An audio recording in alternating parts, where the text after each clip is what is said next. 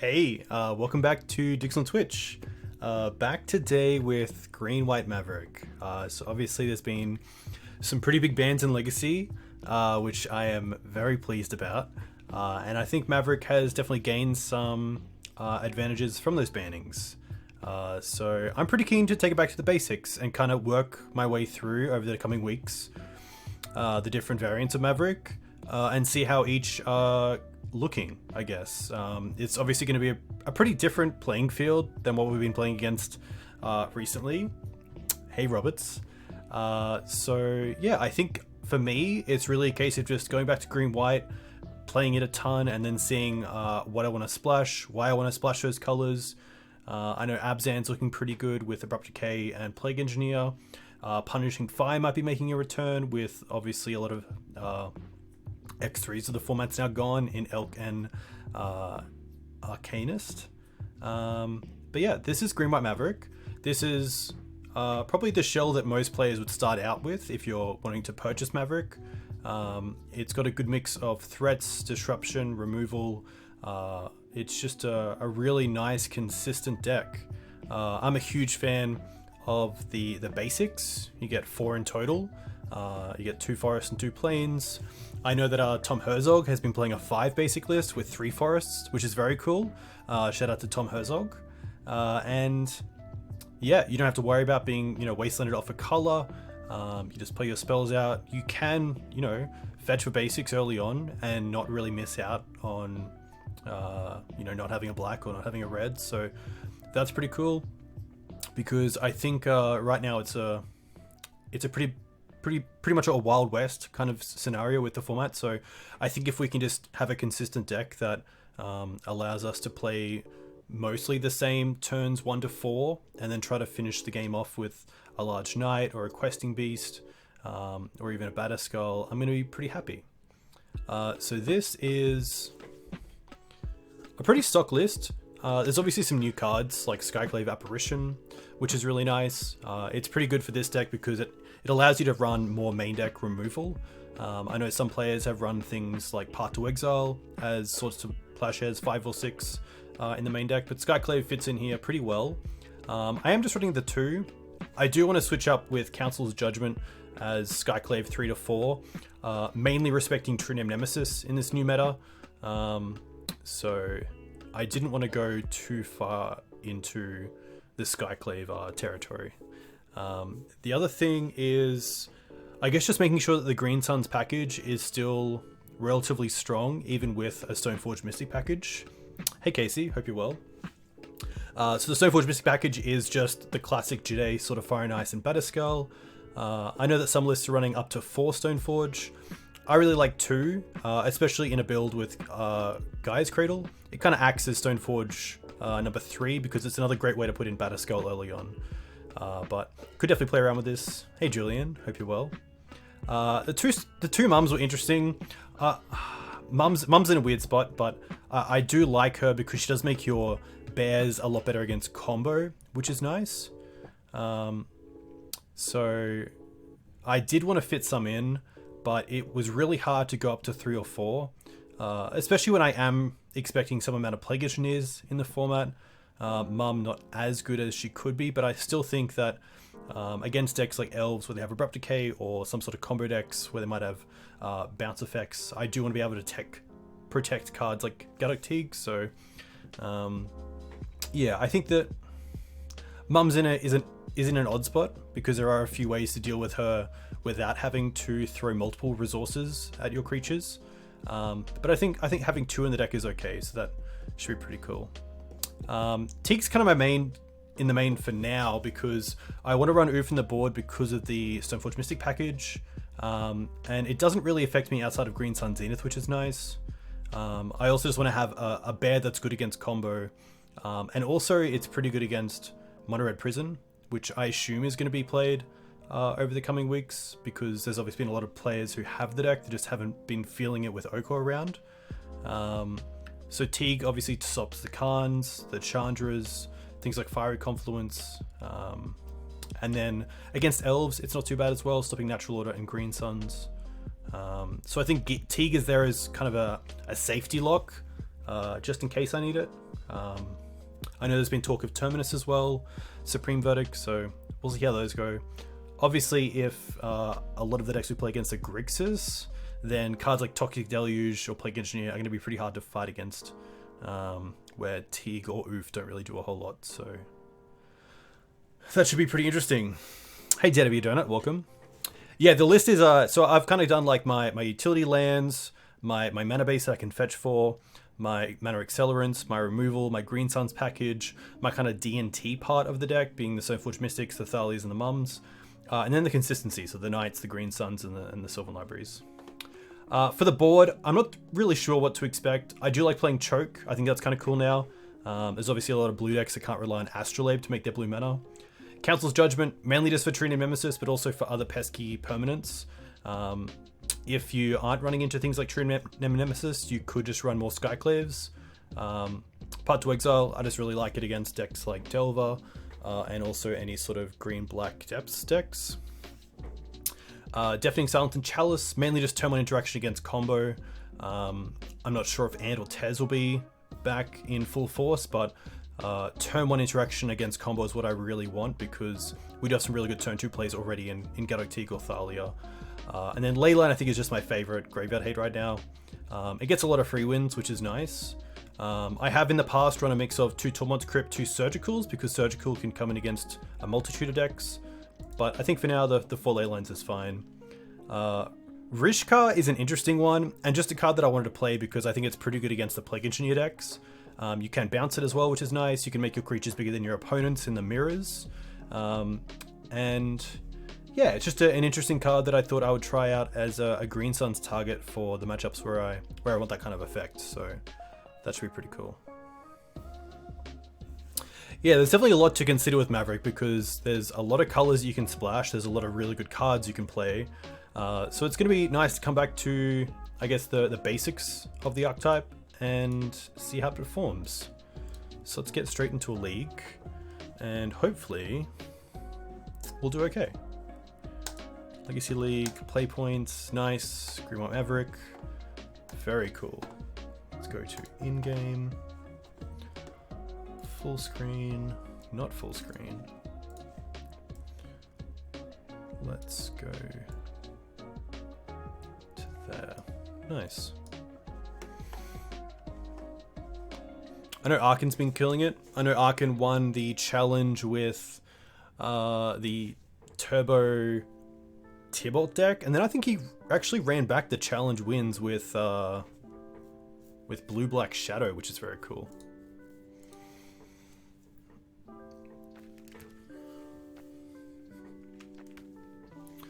Alright, this is a pretty sweet hand. We have Mana Acceleration for Dryad Arbor turn 1, and then have some great cards. We have turn 2 Knight, we have Thalia for combo and control, we have Stoneforge for the fair deck, so happy to keep this. Definitely nice to not have to consider Oko or Dreadhorde Arcanist anymore. Feels pretty good. Hey Echo, welcome. I think here I'm happy just going for a basic. Hopefully we're not playing against a Stifle deck. I could have just gone with the Horizon Canopy, but I'm pretty happy just going with Forest into Dryad Arbor. The only thing about Forest into Dryad Arbor is that if we go and draw Mum next turn, we can't double spell. So that's definitely a thought as to why I should just go for Savannah here and get Dryad.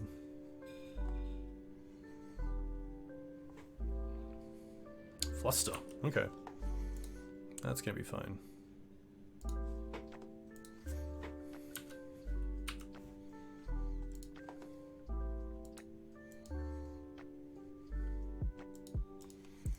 Ramanap.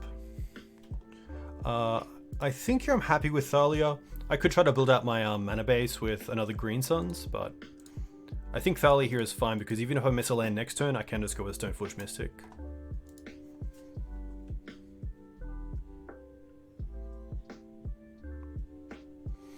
My opponent could be considering that I have Caracas and I'm actually holding it, but I think just to play around Days, I probably would have played the Caracas first.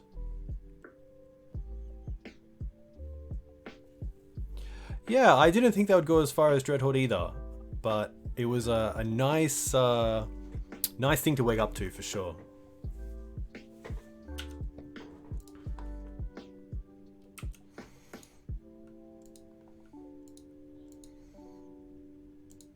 Interesting. Double blue.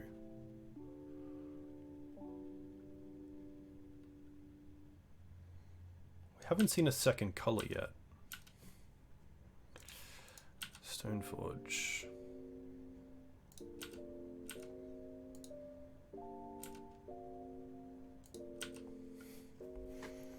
Now this is an interesting one. I can either Green Suns for Dried Arbor, or I can just cast Stoneforge Mystic here. I don't mind Stoneforge Mystic for Batterskull. And just keep the Green Suns around. It allows me to hopefully apply more pressure to the board.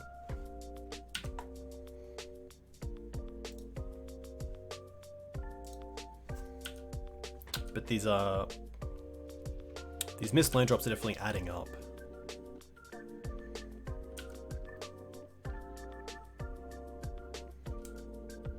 Okay.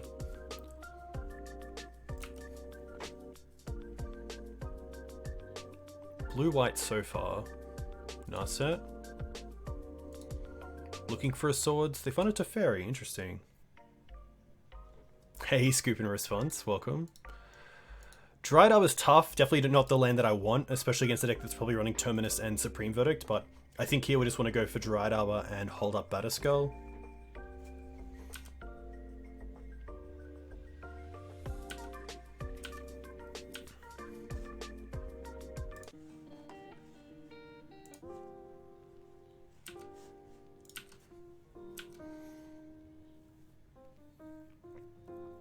Cool choice in basics from my opponent.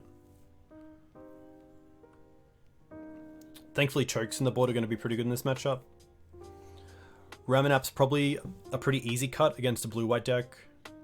You don't really have the luxury of a Wasteland lock against this deck. Oh, is this Mark Cognic? Conning?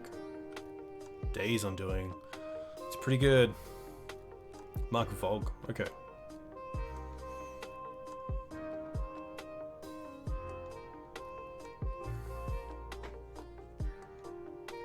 Ponder first.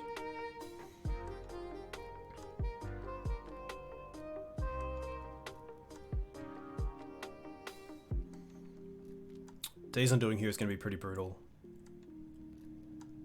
We have the Batterskull, so we have some pressure, but losing our hand is pretty awful. Yeah.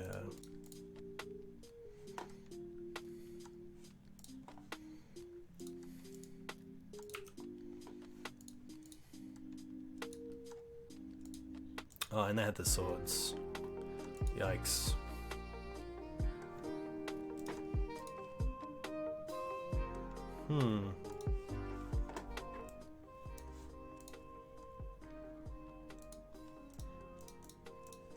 See what I draw.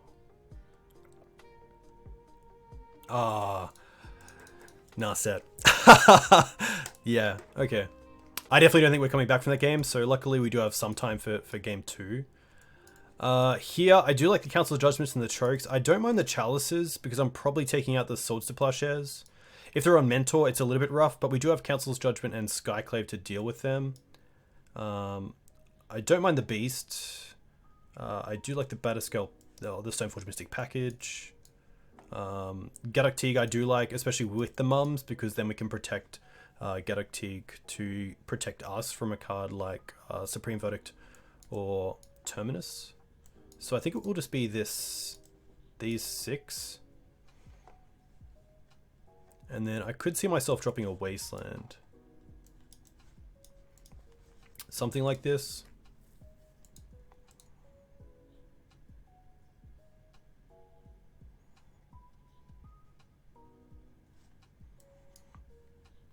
The mana dorks are obviously not as great against the deck playing Terminus and Supreme Verdict, but I think just for my early turns, I really want to have a turn 1 Accelerant. I'm happy to play this. There's some consensus to keep some number of swords in because of cards like Containment Priest, perhaps. Maybe Hull Breacher. I could see myself dropping out a Knight as well, just because it's not going to be doing much against this mana base, and as a threat it's not that great. I'm just going to play the 1 swords. We are bringing in the chalices, but you never know. Yeah, I guess like Cradle is another card that I'd be pretty happy to take out. I don't want to go too low on mana though.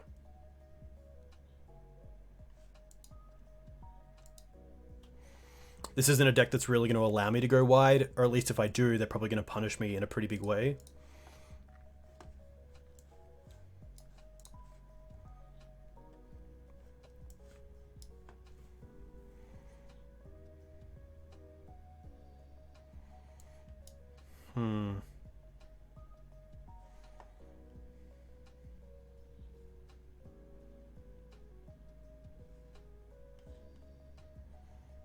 Yeah, I might just bring in 1 extra swords. I think that if a chalice gets on the board, that's great. But if it doesn't, then I do want to have some interaction in case they are playing a mental strategy post-board.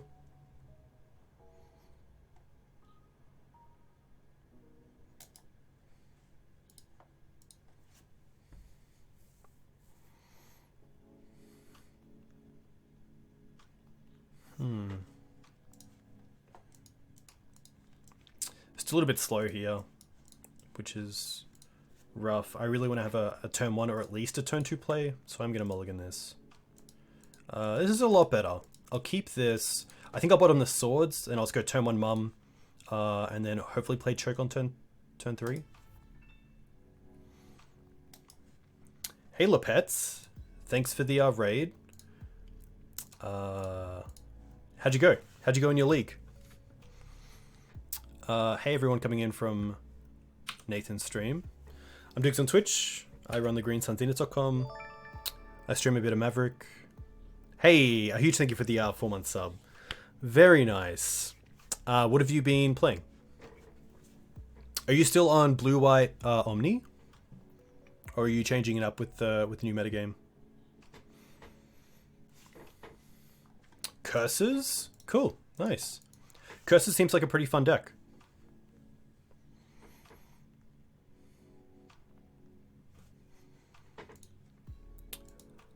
I don't really want a Thalia here because of the choke. I want to be able to cast that next turn. So I think here probably Stoneforge Mystic is just my best draw, because it allows me to play a 2-drop that...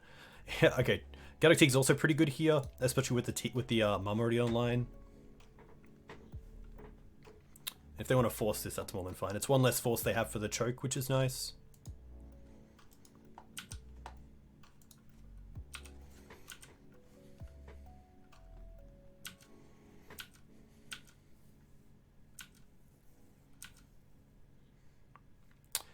Yeah, Curses seems like a deck that can be a little bit rough if you do draw the wrong half of the deck. Green Suns, interesting.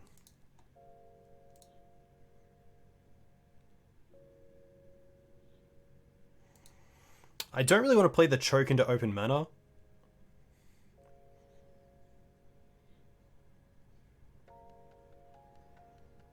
So I think here I'm actually just going to go Green Suns for Hex Drinker to get a beta happening, and then tick it up once.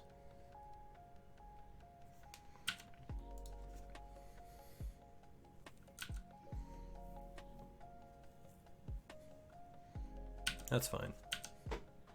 Again, at least it's not the choke that's getting hit here, so can't be too unhappy. Hey SSA, thanks for the follow. Let me know where you're from. If you play Legacy, what do you play in Legacy? Kind of hope it's Narset. Back to basics. It's pretty good. If we draw a land, we have the Skyclave to take care of it, which is nice. Nice. They have 3 cards left. So let's just go for a forest. I could also go for choke here, but I think Skyclave is better. This is actually an interesting one.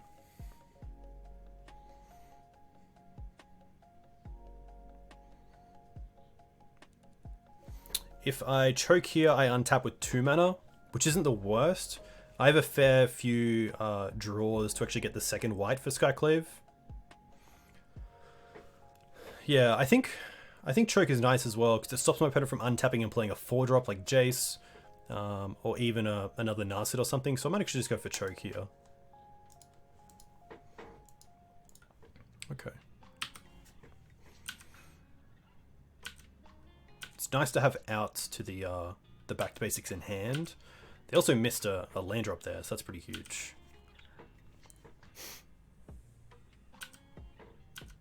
Definitely not attacking.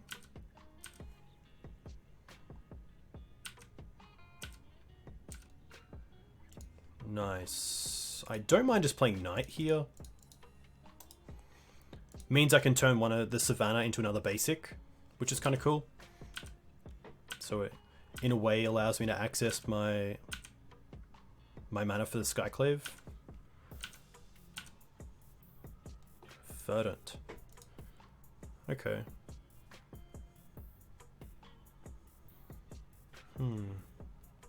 I'll still play this. Sack the Sav. Get the second planes. Play Skyclave. They have 6 cards in hand.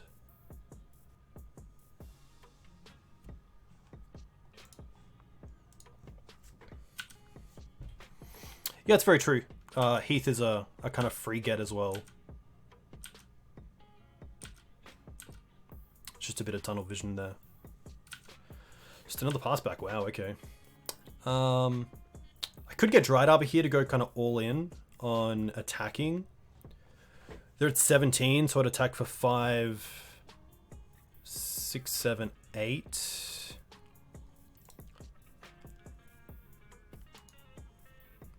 Yeah, I don't mind that.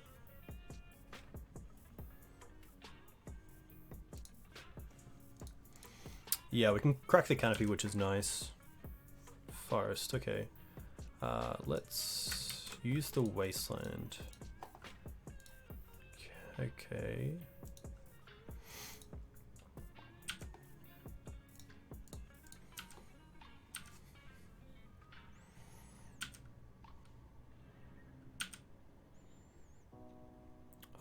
There's no point playing the Hierarch.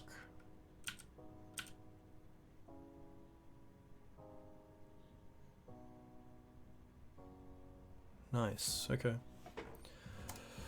Choke really strong there. Didn't really see anything out of our opponent other than the back to basics, which is pretty expected. I don't think I want to change anything. I don't have too much for this matchup other than the chokes as a hold. I think Chalice is just a crossover. Which on the draw, Chalice isn't as great, but seeing they're playing Portin as well, I think I will keep them in because I just don't think that any cards on the board are better.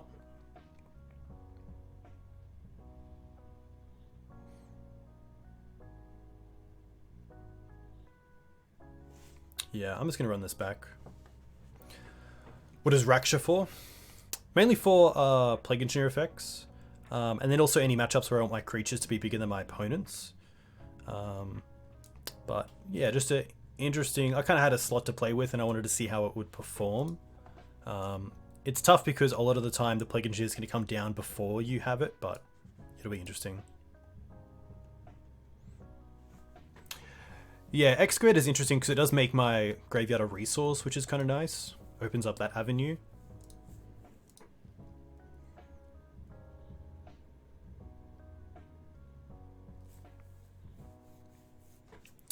Lynch Alice, this is our first match, so I'm not too sure. What are the new lands builds? Generally pretty good. I think if we can take, if they're playing like Valakut Exploration, then cards like Force of Vigor come in handy, but otherwise it's not too bad. The Knights really help, of course.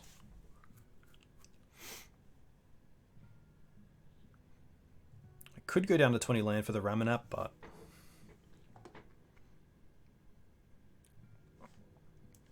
why not? 20 lands. a little bit low, but I do like that Ramen Up does give you some endgame with Canopy, which isn't the greatest in the face of a deck with Narset, but I don't think the Wasteland's going to be doing much in our early turns anyway for building out mana.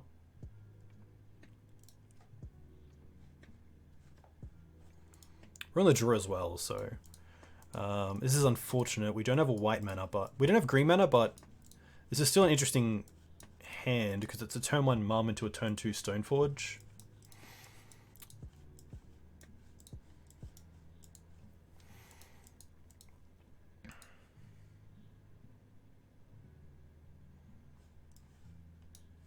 I think because this has a plan up until turn 3, I'm pretty happy to keep this. And we're pretty likely to draw a green source within those turns.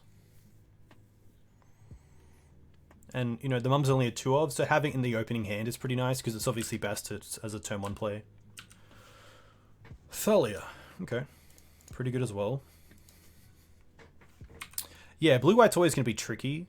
It is nice to be able to splash for Planeswalkers against a deck that does really hate on creatures in board wipes or Swords to Plowshares.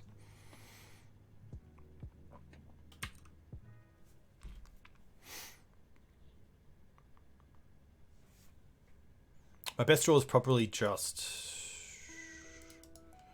a green source. I don't mind Thalia here just because it does tax my opponent. Next turn I'm playing the Stoneforge Mystic at worst. The only reason to keep the Thalia is that if we draw a land, we can cast Thalia and hold up Karakas, which is interesting.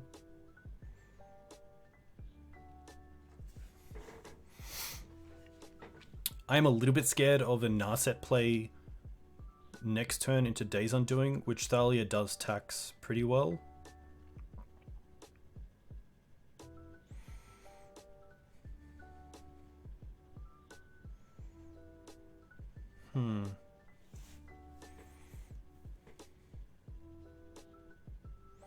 So if I play a Thalia here, my opponent is kind of forced into answering it pretty quickly because if I get to untap, I then have Karakas. So I think if I'm playing the Thalia, it's not living the full turn, which isn't the worst because it's then the Stoneforge Mystic that isn't getting hit. And if I draw a land, I could maybe choke my opponent, who probably has to search for an island here. So I think that Thalia is just too good because it doesn't really tax us at this point. And it does, you know, need an answer from my opponent. They're going to force it. Okay, that's fine.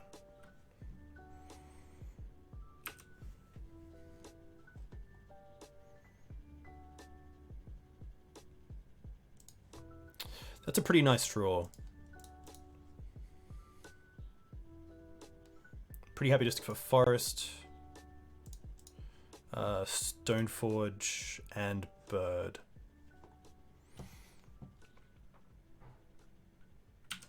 And then if they want to board wipe us, that's more than fine because then hopefully we can choke our opponent the following turn. They only have 3 cards left as well, which is kind of nice.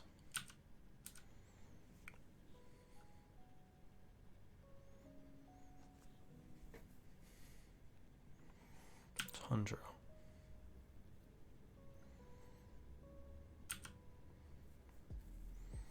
Okay. Please be Supreme Verdict. Jace. Okay. It's kind of tough.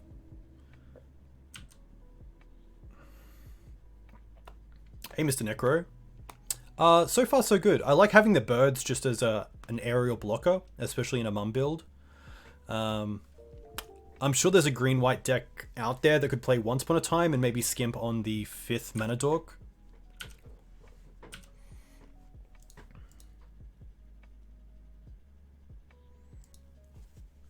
Hey, Mr. Conwell. Thank you for the follow. I hope you're well. So my opponent brainstormed with a Jace. So I assume they have an answer for the choke, but I don't think I have the time to set up a Green Sun Zenith for Teeg and then try to do something. So I'm just going to go for choke. And then if it doesn't resolve, I can play the Noble Hierarch and attack the Jace for 2 thanks to the Stoneforge Mystic.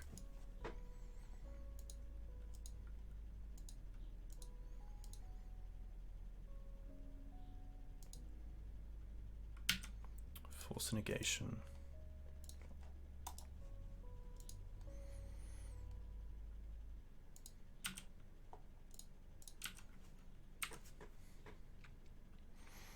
Tough spot. A land would have been kind of cool because then I could hold up the Stoneforge Mystic for Batterskull, but see what happens here.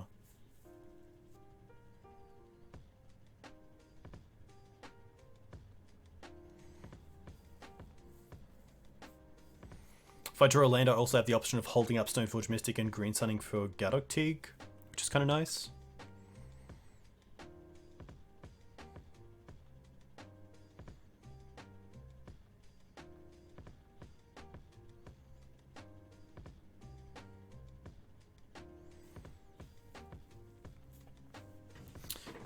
If my opponent's playing Snapcaster Mage, then they have Snap into Swords next turn, which means even a bird with Exalted doesn't kill the Jace. So maybe I want a Green Suns for Ooze in my first main phase, and then hold up Noble Hierarch or the Forest to eat.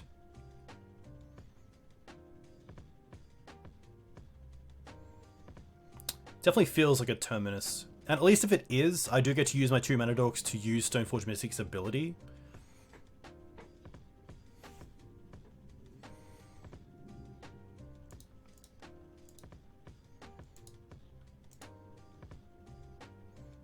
Can't do anything here. They're gonna fetch. Interesting. Mystic Sanctuary. Okay. Put swords on top. Well, that plays around Scoos pretty well. Chide. Okay. So I have 2 cards in hand, one is sword.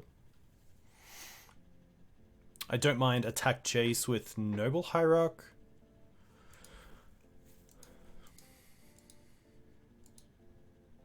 Again, a land would have been super strong because then I could Green Suns for Questing Beast and attack with both Stoneforge Mystic and Questing Beast to kill the Jace. I think I just trade the Noble Hierarch with the Swords to Plowshares.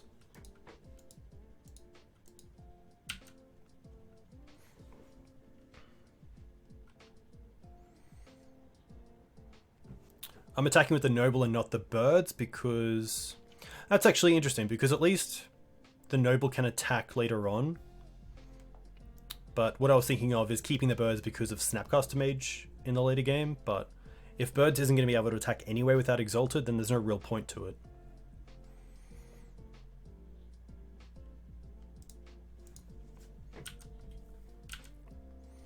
Hey, thanks, Matt. Looking forward to it. There's the swords. Okay.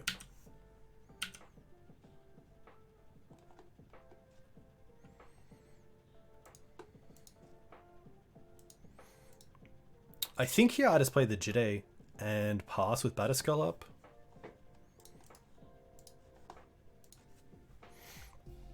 Green Suns isn't doing a whole lot here anyway.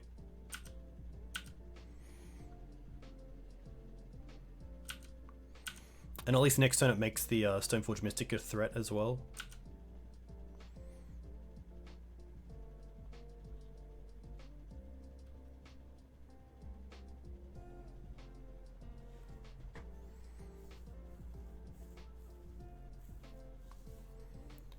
But blue-white is going to be tough.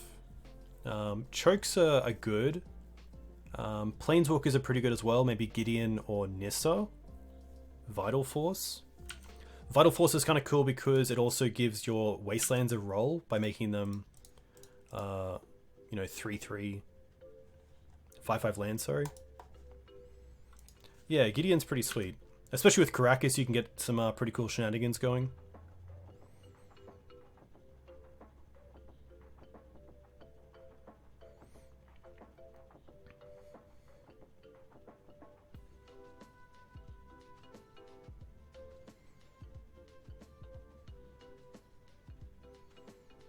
Disenchant. Okay.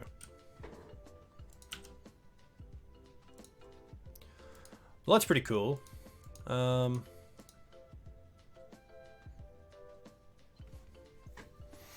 thinking of Snapcaster Mage here, so I think it's just Council's Judgment straight away. Hey Steve, hope you're well. I hope you enjoy your coffee cup when you get it. A huge thank you for the support.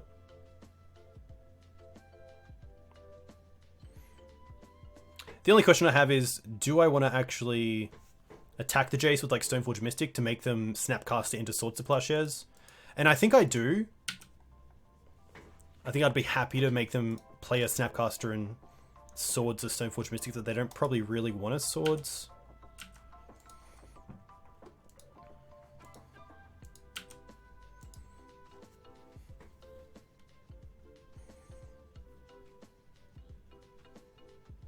Legacy's pretty good.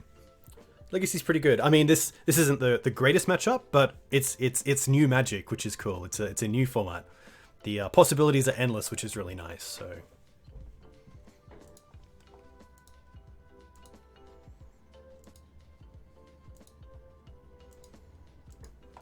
I think if they Snapcaster here and target Swords to Plowshares, then I will Swords the Snapcaster in response, so they can't block, and then maybe Swords the Noble Hierarch.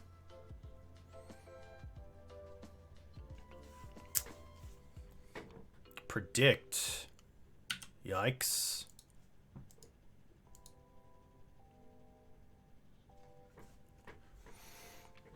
Julian, you played more matches just yesterday than in the last 2 months before? Nice. Back to basics. Oh, is this Jace going to die? Wow, that's huge. Okay, well now I definitely just want to go for Green Suns for Gaddock Teeg. Because that turns off Supreme Verdict, Jace, Terminus, and we have Krakus to protect it, which is kind of nice.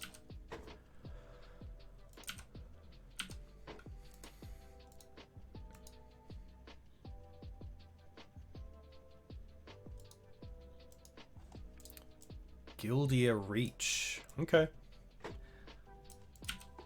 Just a pass. Land's interesting. So I think here it's just attack with the Stoneforge Mystic with Jide.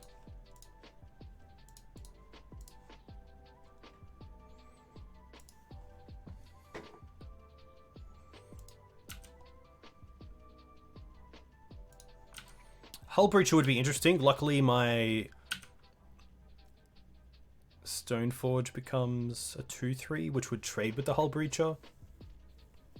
Could also be Snap into Swords to Plowshares on Gaddock Teeg, but pretty happy to save it with Krakus. Just disenchant. Okay.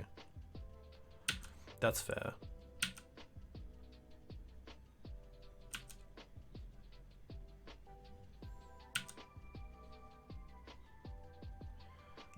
Just gonna pass back. Yeah, so it looks like they're pretty all in on. Just gonna discard Windswept Heath here. I think Judgment and Swords are just too good. But at least to me, that makes my opponent at least look like they're digging for an answer. And thankfully, their mana base is in a tight spot, so back to basics isn't something that I have to really worry about.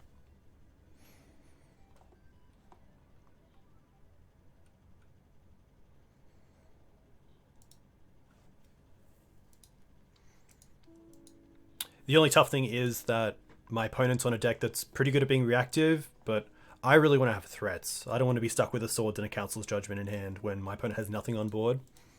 I'd much rather have another creature, or maybe some protection, or a Green Suns. Hey, Mr. Necro.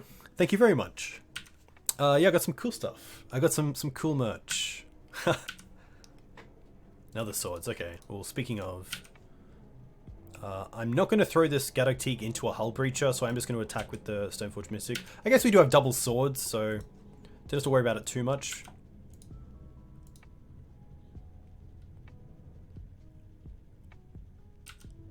Red. Interesting. Oof. This is like Shark Typhoon? Yeah, okay. Well, pretty happy just to Swords that.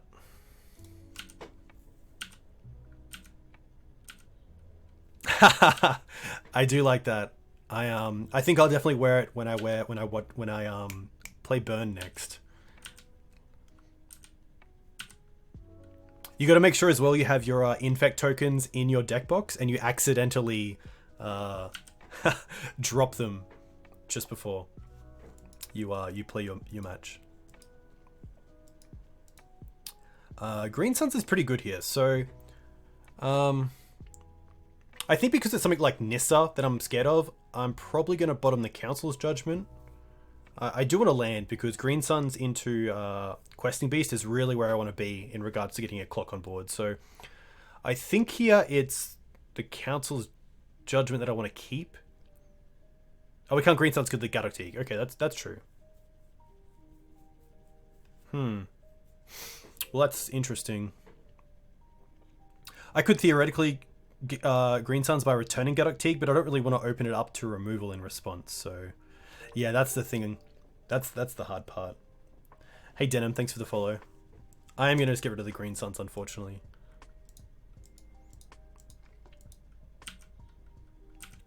I wouldn't mind another Exalted creature. Knight's pretty good as well. So let's attack first. Yeah, I think if I crack as the Teeg, surely they have some sort of Swords to Plowshares or Snapcaster Major in response.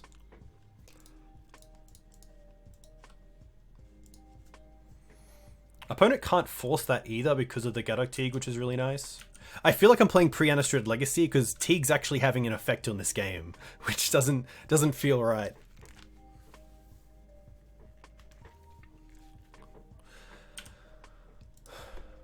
A land would be kind of cool because then I just get to discard it to the Knight. So if I draw like a Wasteland, that's kind of cool because I guess it's got some effect here, but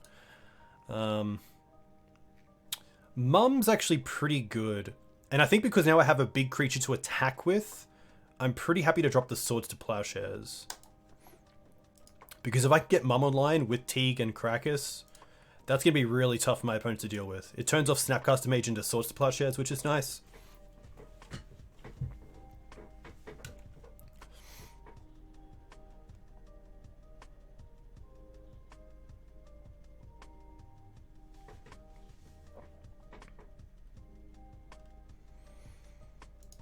Days Undoing.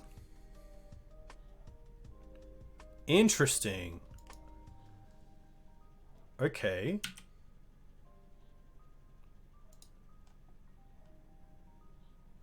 I guess it stops the Knight in a way.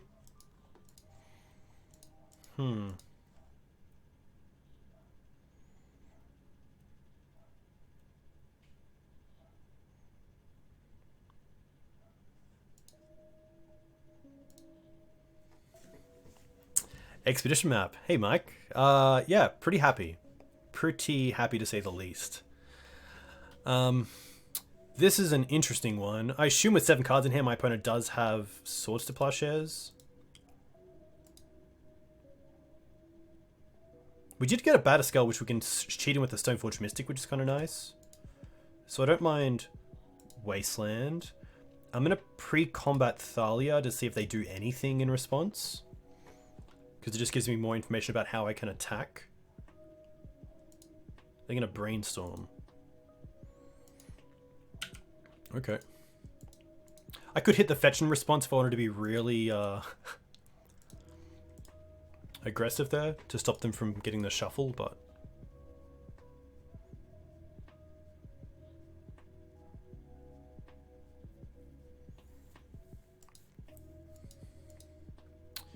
Yeah, I definitely feel something like that coming on. At least we can hold up Dried Arbor to maybe re-equip the Batterskull next turn.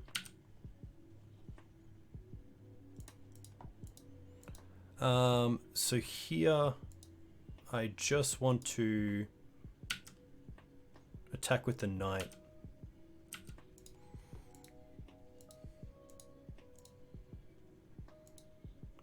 Oh, I can also see... Okay, so what we can do here is attack. They do no blocks. So we can Wasteland the open Tundra to make them have to Swords to Plowshares now by fetching. Oh, okay. I guess they could upkeep. Do it anyway. Okay.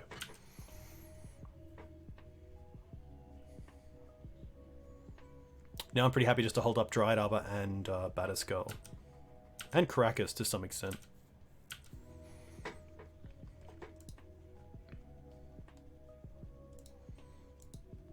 7 cards in hand.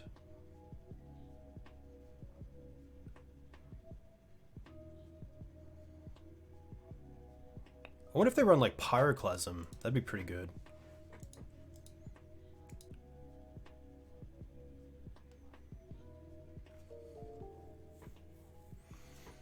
Hey, blind man, thanks for finding the button and following me. Hope you're well. Let me know where you're from. If you play Legacy, what do you play in Legacy? Crush the Weak. Come on, that's an aggressive card. 2 damage to each creature, and then it exiles. Okay. Well, I think we definitely want to fetch. Probably just for Savannah. Put in Batterskull. And then return the Teeg.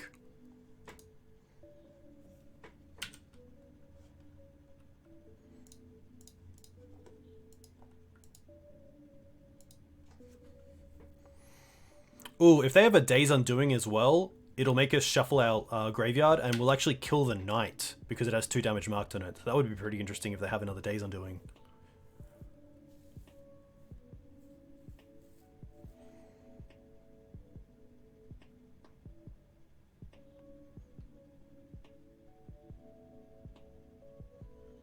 They have 6 cards.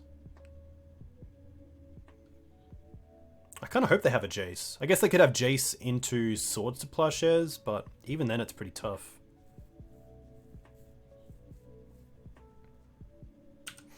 Just a pass back, interesting. Hey Beloyd, welcome. Choke? Choke, please, one time. One time. One time choke. One time choke. Oh, is this an upkeep? Ah, they're gonna reach, perhaps? Brainstorm. So this is interesting because if they have a Terminus on top, we could try to Wasteland the Misty here to make them shuffle.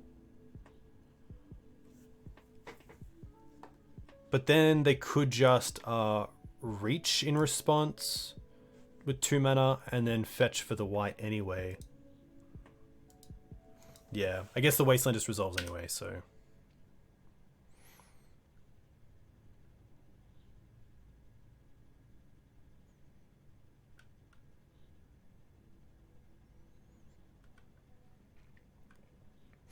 I don't think there's anything I actually want to do here. I could take my opponent off the Volk by using Wasteland, but I kind of just want to make sure I can cast 2 spells in a turn and hold up Caracas. Hey Jack, this is Legacy. Alright.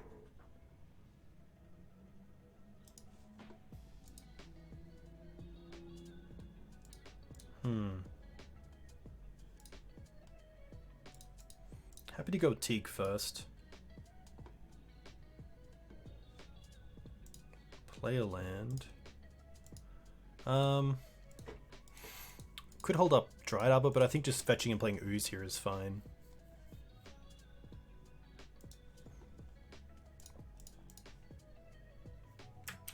Qasali is also interesting. It might be Qasali because I don't want to play the Ooze with no mana up. Seems like a waste of the Ooze.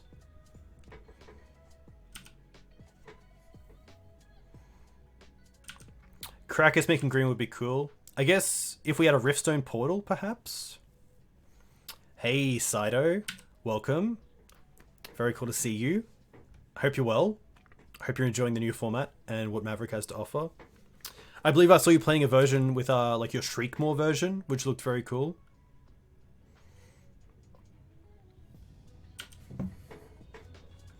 Just gonna drop a land here.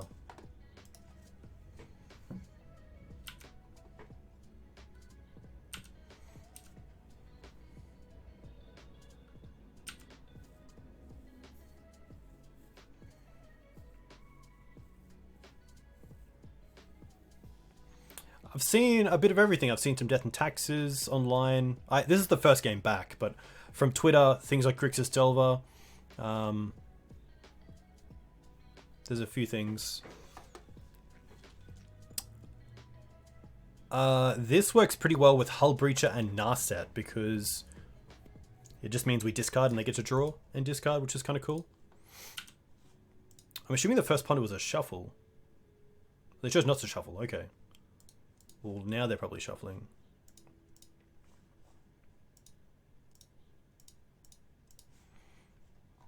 Chose to shuffle.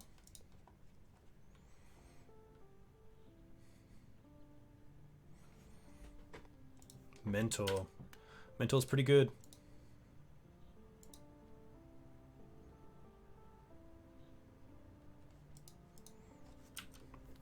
Definitely where I liked keeping in the two Swords to Plowshares, because Mentor can get out of hand pretty quickly.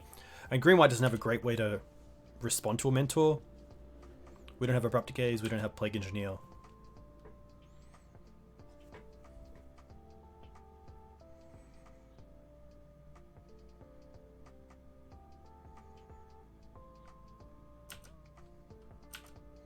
So I could attack with the Batterskull here equipped, but I think just going for multiple creatures is probably better.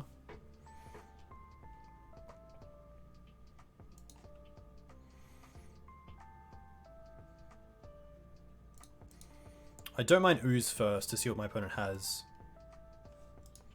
If they have like a Snapcaster Swords.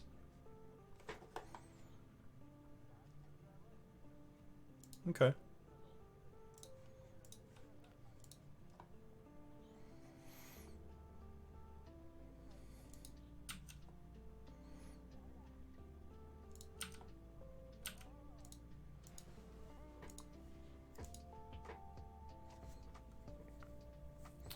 Lead the Stampede. Hey Dark Cloud, welcome. I don't know what that card is. I feel like it's got rhinos on it, and I feel like it's a 3 or 4. It's kind of like Collective Company, I think.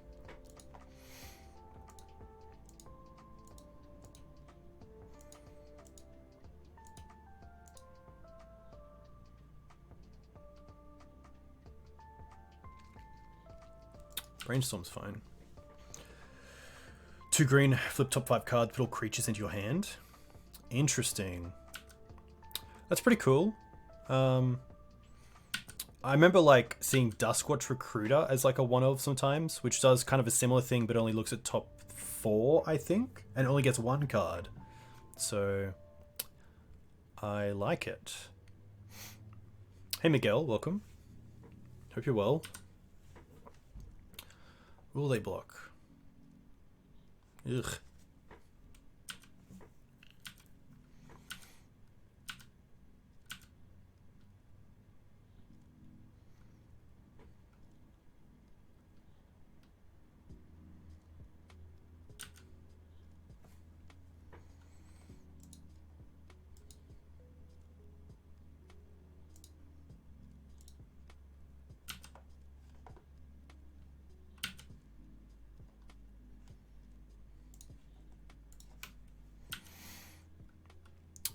I'm pretty happy just holding up mana here for Ooze.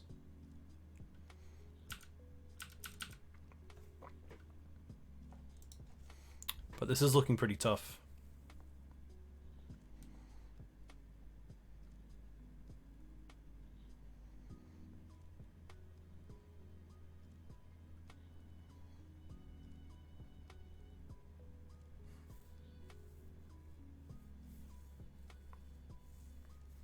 Pauper Elves plays 4. Lead the Stampede. Very cool. Okay. Interesting. No attacks from my opponent. Wow, okay. Well, let's use Ooze once. There's no creatures other than Pride Mage.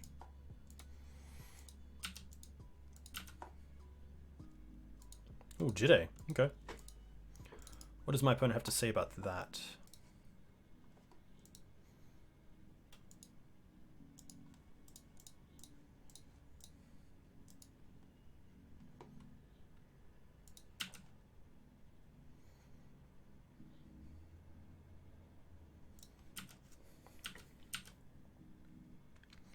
Yeah, Ramen Up's also pretty interesting because it allows me to start getting Wasteland back.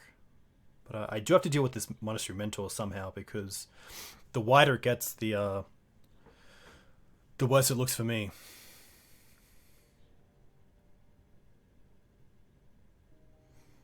I can only assume with 7 cards in hand there's a Swords to Plowshares in the waiting. My opponent's going to draw first. Interesting. Ooh. I'm going to put back the Chalice because... No, maybe I will keep the Chalice. It's annoying because it still triggers the Mentor. They still get tokens, but it stops them from actually getting to play them. So I'm gonna keep the Chalice.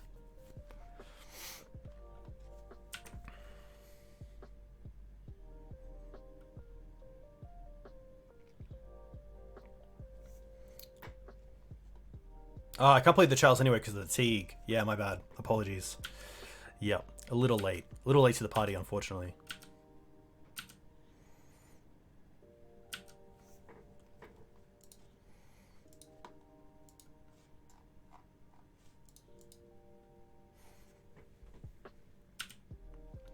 There's always one thing.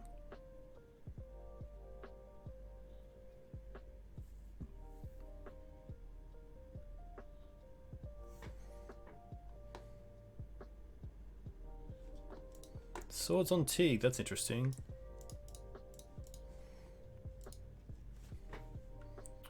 Try to get back. Okay.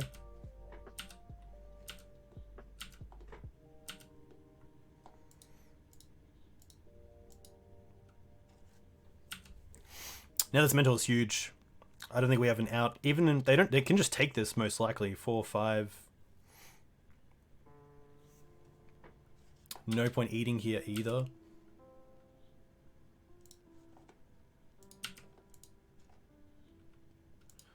I'm just going to go for Chalice. Which is tough because my out is... I guess Skyclave Apparition is another out, but either way it's pretty tough. I think my opponent's is going to swing for lethal next turn with 5 cards in hand.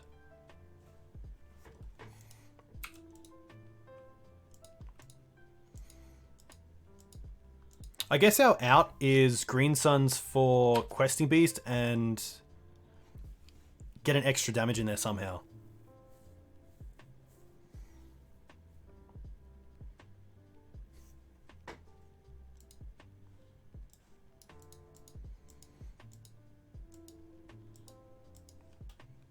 Drop the Chalice.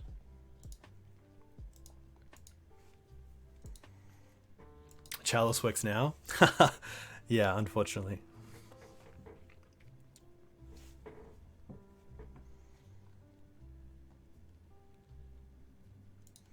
Alright. Knight is not going to do it. Play the Teeg first. Because if they have force, they have to force this.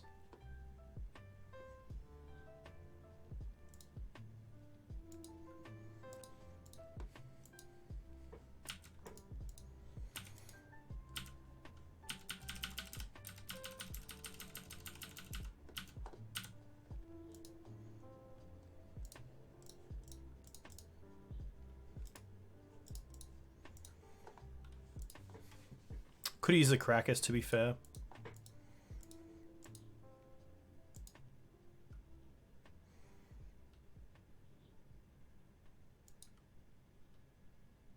Yikes.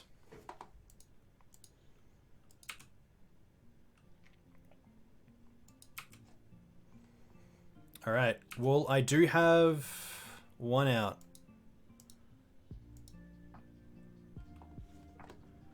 Come on, Green Suns.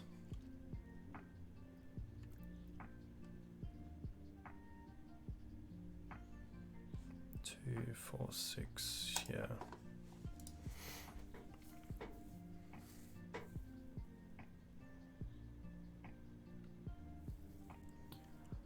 One, 2, 3, 4, 5, 6.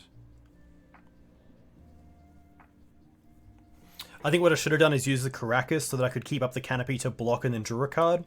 Because then hopefully I can draw into Green Suns and Noble Hierarch as my 2 draws. I'd still need a land, so it is cutting it fine. My only way to win this is by not blocking here and hoping they don't have something to pump, but I'm assuming they do. Yep.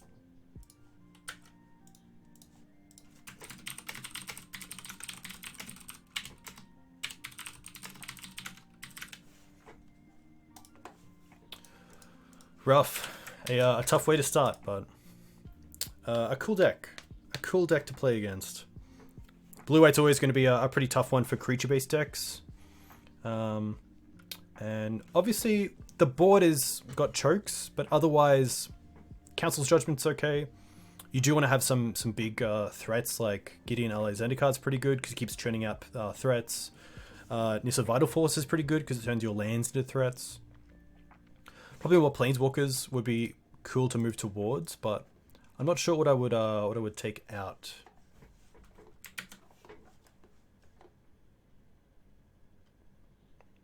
Hey, thanks ESG. A huge thank you. I hope you're well. Hope you have a nice sleep. Hope you sleep. Hope you dream of Noble Hierarchs and Gaddock Teegs out on the fields, not being OHKO'd. That joke was like a 2 out of 10.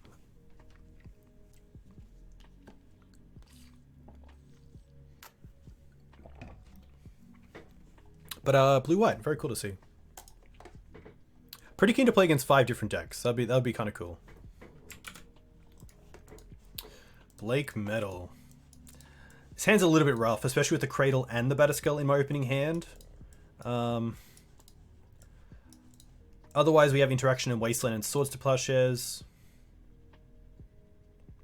I think there's a better 6, especially for a consistent start. I think there's a hand of like a 2 lands, Noble Hierarch, and Thalia. Yeah.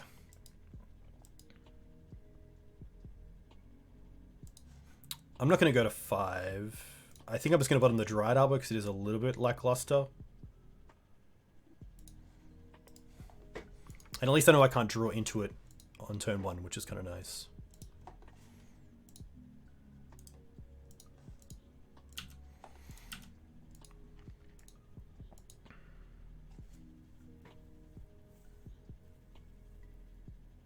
Wooded Foothills. Okay. Savannah. Haha. Okay. Mum's pretty good, but I do have to go for a Savannah here as well, which is pretty unfortunate. Especially if my opponent reads that I am not in a great position with my mana. So we'll see how this fares. Birds. Oh no. Oh no, it's happening. Alright.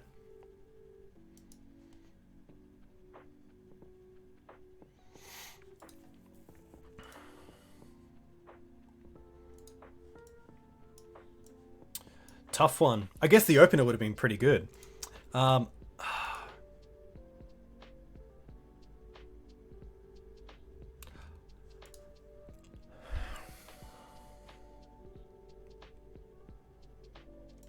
Wasteland is a resource to me because of Thalia and Stoneforge Mystic.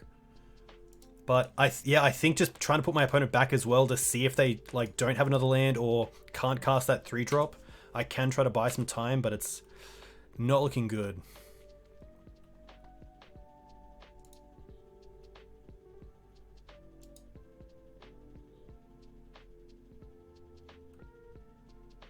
All right.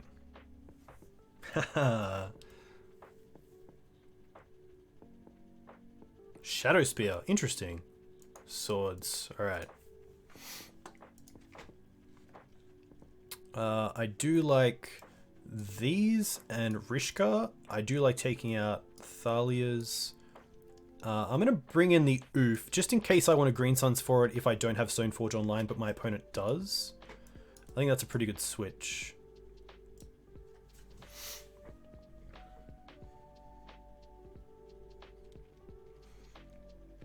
Yeah, Doomsday is going to be an interesting one. Doomsday, I think, is, or has been for a long time, has been the best combo deck in the format.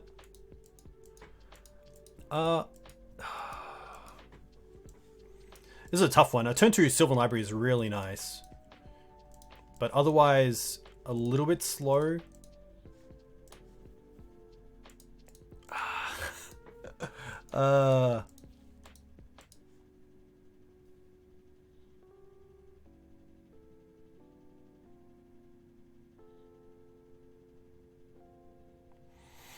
So I could keep this and try to just Green Suns for something like a Hex Drinker and try to go from there.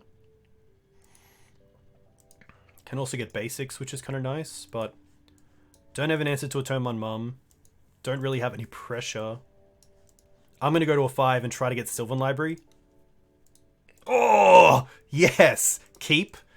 And I think that this hand is just best if I drop the Jide and the Knight, and I go turn 1 Noble into turn 2 Sylvan Library and Mum. Off basics as well. Opponent kept 7.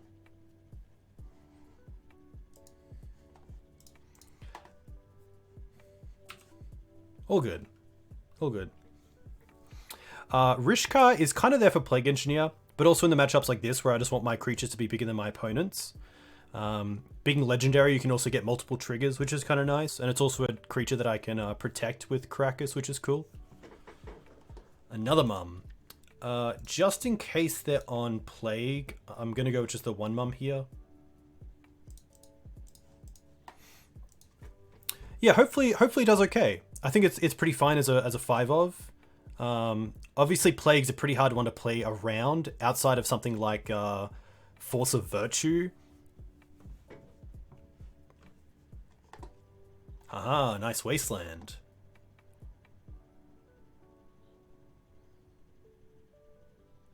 Ooze, okay.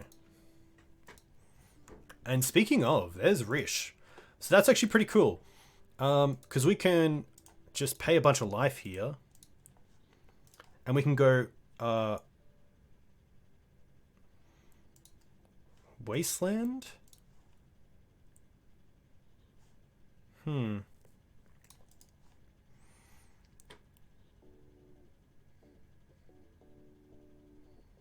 I like Wasteling my opponent here, I think. Haha, I do like the Oko-less Legacy, let's be honest. I do really like it.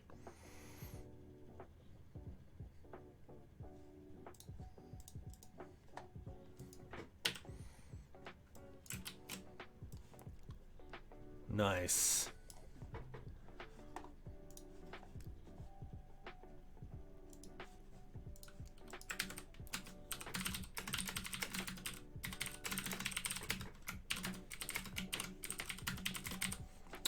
And I will take out their Savannah here. It's a green source for the Ooze as well, which is pretty huge.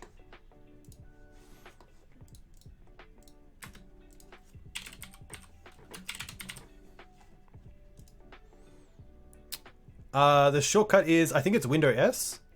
I think. Now I'm questioning it myself.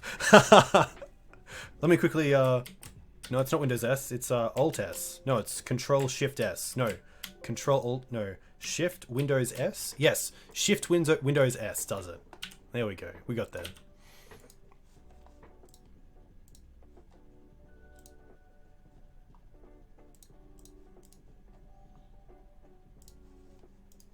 Oh, their own library. Okay.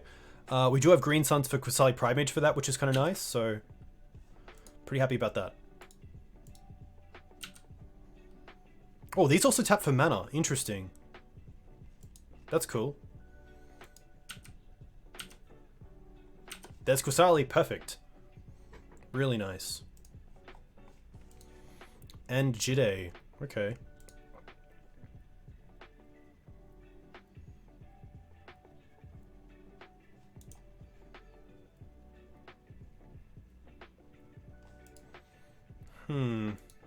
This is a tough one, because I kind of just want to go Ramanap, get back land, and play Mum. I think that's better. Even though I kind of want to deal with the Sylvan Library. It's tough, though, because they're currently on double Wasteland. Which makes me want to take out the Sylvan Library, just to make sure they can't dig for land here. So I'm going to go put on top. Put on top. Play Pride Mage.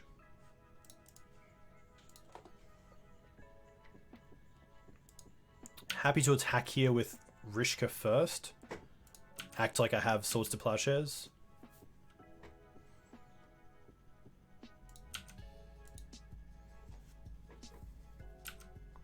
Hey, Pemin.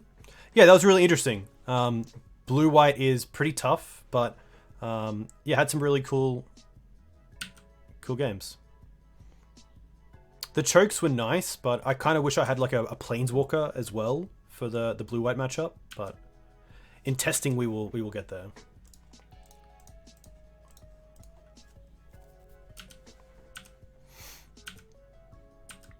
Yeah, Mentor's really nice. So we took out 2 swords but kept 2 swords in, mainly for Mentor and a little bit for something like Containment Priest. But yeah, Mentor's really tough. Yeah, Chalice is interesting. It's mainly for the play, but it's mainly because we just don't have better cards to bring in, unfortunately.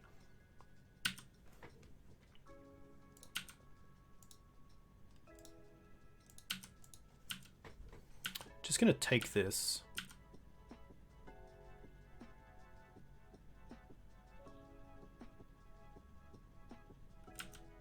Okay. That's interesting because now I can... Oh, can I not block? How do I...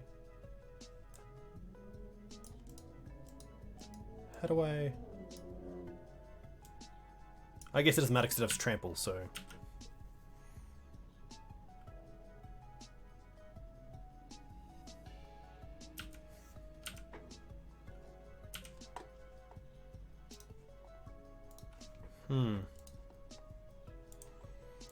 Put on top, but pay for this? I then died a Punishing Fire, which is interesting.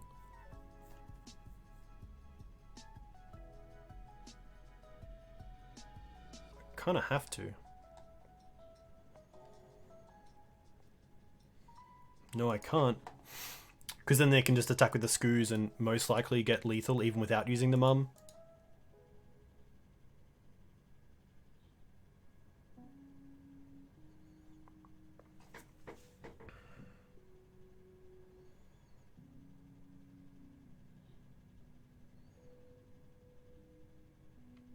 We don't know, but I would assume so.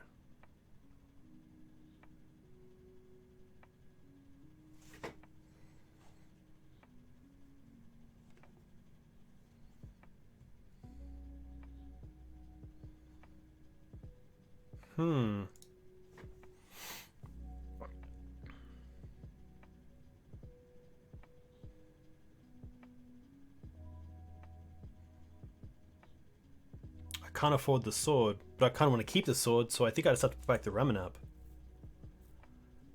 Yikes.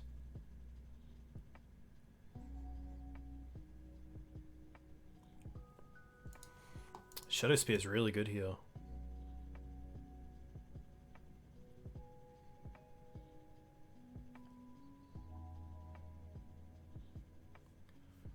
Yeah, really nice against Young Pyromancer as well. There's definitely some consensus that it's better than Batterskull in some matchups. Doesn't get stuck in your hand as much, and it turns a lot of things into it. I didn't block because it still has Trample, but I definitely could. For some reason I couldn't. I went to combat and I couldn't, or at least I went to blocks and I just couldn't choose to block. I don't think Shadow Spear stops anything. No.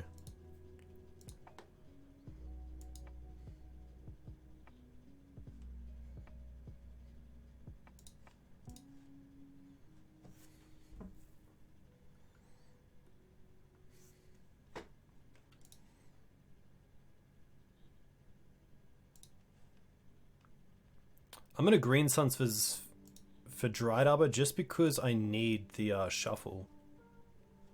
I went past the Clay Blockers? Okay, that's why. There we go. We don't have Night of Autumn. I'm kind of relying on Skyclave Apparition, Quasali Primage, and Council's Judgment out of the board.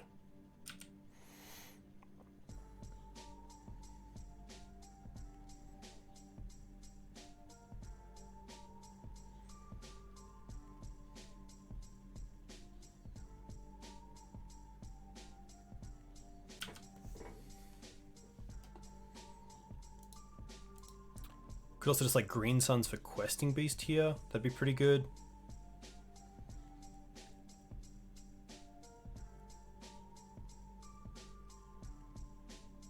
Oh, okay, just have it. Yikes.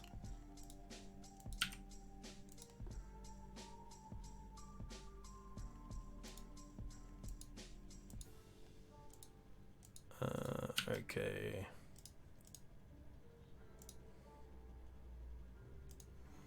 There's no creatures they can eat currently, so declare blocks. Protection doesn't do anything because of the questing beast. So they don't even have to use the mum here. They're going to, which is interesting.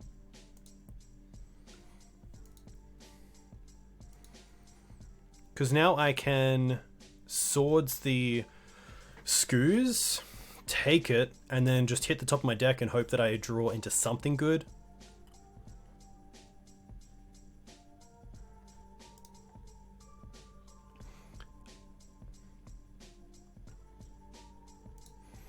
I think I do have to hit the ooze though. We do have more outs to the questing beast because Karakas, I guess they have Wasteland though, so I think it's just going after the ooze here, taking the 4 and seeing what happens.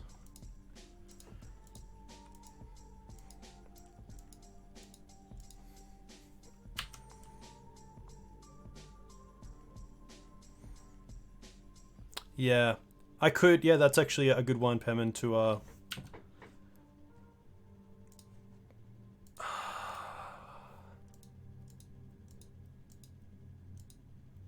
nothing. Even our own Skoos does nothing.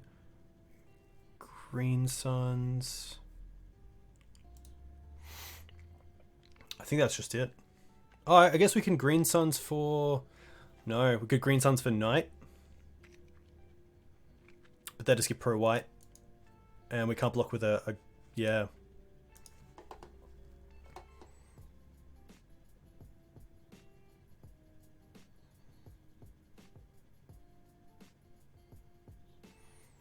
I don't believe there's anything here we can do. 1, 2, 3, 4, 5 mana.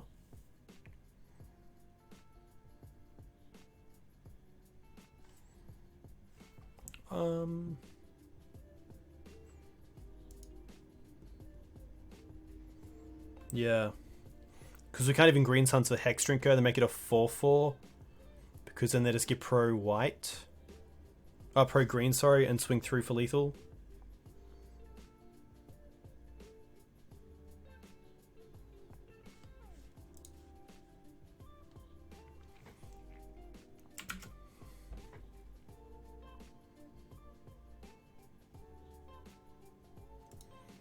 I don't believe I have access to swinging with Jide, because I have 2 mana to cast it and then 1 mana left over.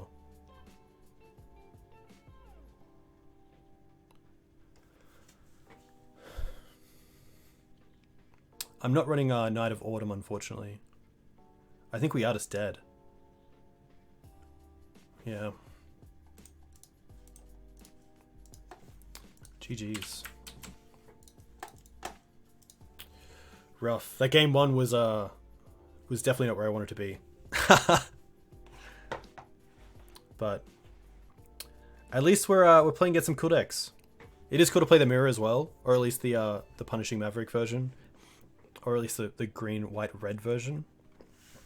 I'm not sure what the red could be on. But yeah, if I deal with the questing beast there, I do take 2 from the Skoos and go down to 3, but I get Mum back online. But the protection doesn't stop the trample that comes after it.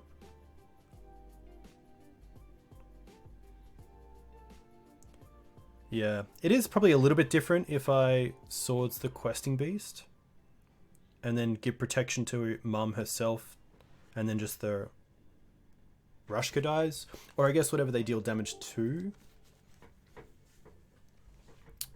Tough one.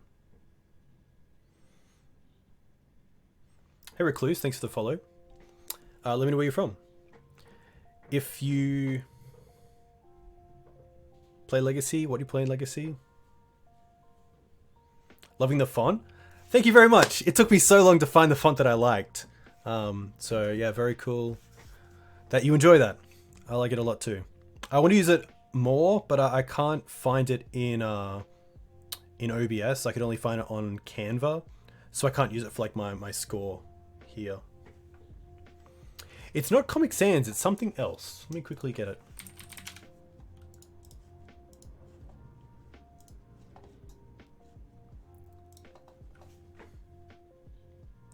Yeah, I use Canva mainly just for my my YouTube overlays, which, heads up, I'm pretty close to 1,000 followers on YouTube, which would monetize the channel. So if you do like this content, you can find my YouTube channel in the comments. You can subscribe. I usually upload my 2 leagues a week, and then I have also started doing YouTube exclusive content. So if you do like that, definitely check out YouTube. It only takes a second. And yeah, I'd very much appreciate the support, because getting to 1,000 would be awesome. Getting the channel monetized would be very awesome. I am getting by with the free version, which is nice. So this is the, yeah, Gagolin. Gagolin is the name of the font. And then, yeah, the free version's pretty good. So for all my different like YouTube videos, I just have different overlays that I use, and then I just change things up and make sure I got the right one and use that for my YouTube, which is pretty good. Yeah, Canva's really nice. I do have the option for the paid one thanks to my partner's work account. I'll keep this. Turn 1 mana acceleration to turn 2 knight's pretty nice. Just in a 1-hour presentation about Kenil with it last night. Very cool. Delver, okay. This looks like good old Bug Delver, which is kind of cool. Swords. Happy to lead on the bird here, just getting a basic forest.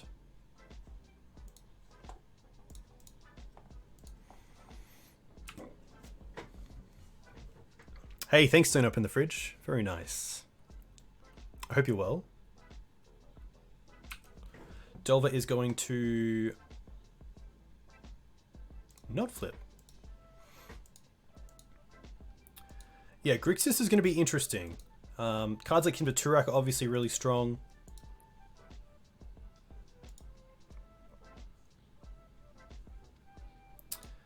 Yep.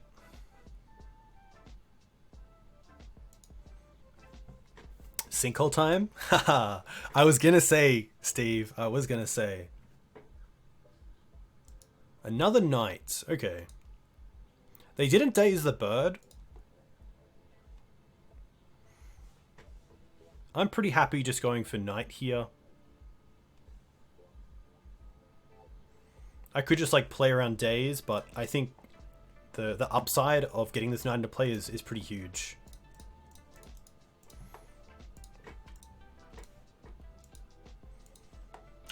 Okay. I'm not too sure what the bug decks would play. I'm not sure if they're playing like Tombstalker, like really old school. I assume it's 4 Delver, 4 Goyf. You could be running anything from like Hexdrinker is a pretty solid threat. Tombstalker would be pretty cool to see. Verdant Force? Nice. Haha.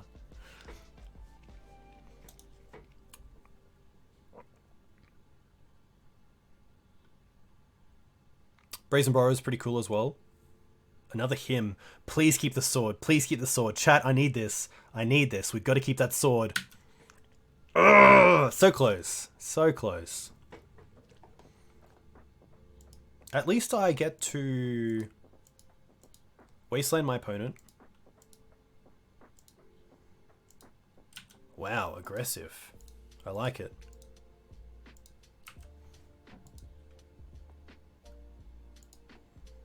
Do we draw a wasteland? That'd be pretty cool. Noble, okay.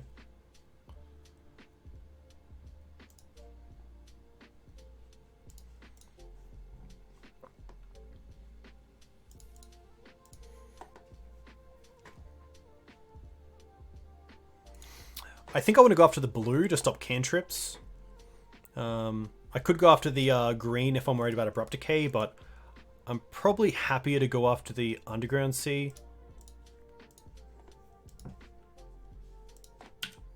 Can even attack, which is kind of nice.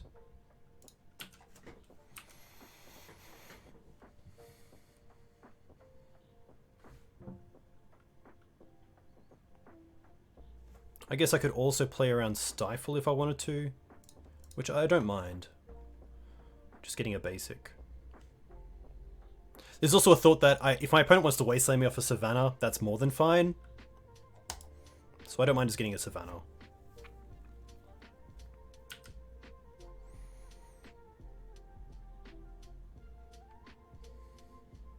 This is where I'd be happy to see the Delver flip to like a Daze or a Force, because my main threat's in play, which is kind of nice.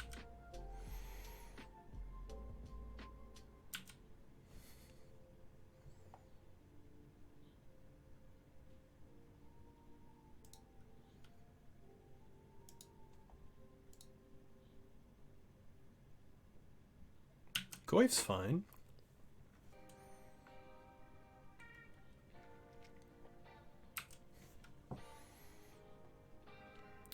I think you attack with a Delver here. It is a free hit. It's not like you're blocking it.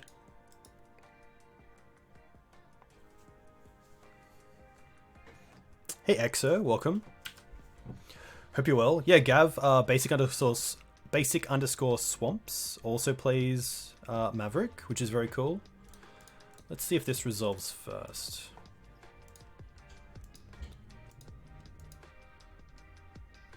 Force, okay. Well now. I don't mind attacking because it means that I have lethal on the throwback. I think that's better than taking my opponent off a land. But it's definitely interesting. Because I can take my opponent off a cantrip by taking out the Trop. I can also take them off Abrupt Decay.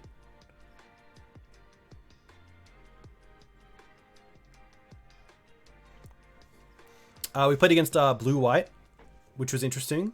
And then we played against Punishing Mav.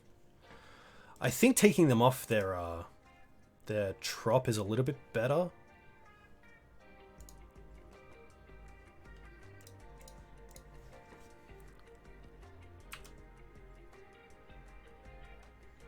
And then we do have 2 chump blockers in Noble and Bird, which is kind of nice.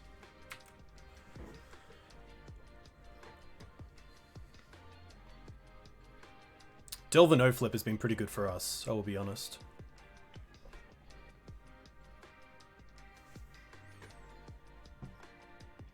Just to be like a Gomag Angler, that'd be pretty bad beats.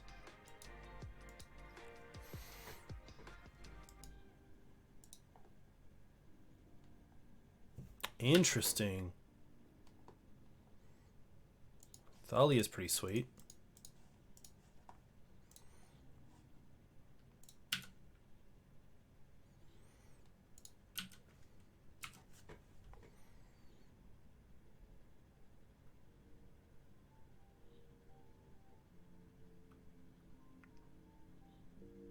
Gotta love the Mav. Hey, never give up.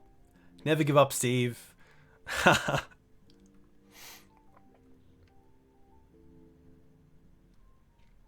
It's gonna be tough for my opponent to get back from. They need like fetch into Fatal Push for a start. That's probably their one way to deal with the Knight without having to lose the Goyf. Oh, they're attacking with the Goyf. Wow. Okay, I'll take that. Wasteland. Yes. Yes. Haha. Haha. Nice. Okay. I do like the chokes, the judgments, and the path. I think we can take out the Gaddock Teeg, the Qasali Pride Mage.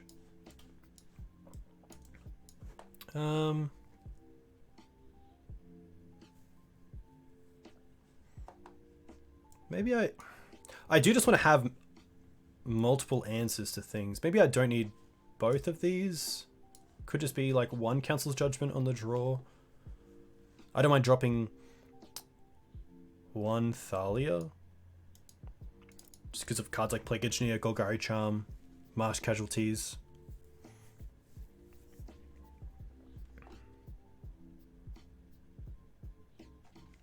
Yeah, Rishka's pretty cool. Maybe Rishka is actually where I want to be in this match as well.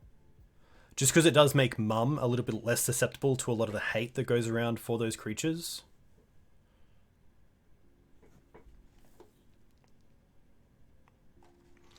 Yeah, the choice of Rishka is mainly just a Green Sun's target that allows me to beef up my other creatures. Especially against decks that might be playing Plague Engineer or Golgari Charm. And then just making my creatures bigger is kind of nice as well. The issue is that Plague's probably coming down before Rishka comes down. And the other thing is that Rishka kind of relies on you having other cards already in play to really be good. But it's been pretty cool so far. Got to make a Mama 2-2 and a little one. Yeah, Last Hope's actually a good reason to bring in the extra Judgment. Beast I'm actually going to drop. Beast can be interesting, but they're going to be pretty heavy on taking my mana out, so I'm not sure if I'll get to a stage where that's actually going to be good. Could just be second Library, but I think Library is a nice way to kind of fight back from a him.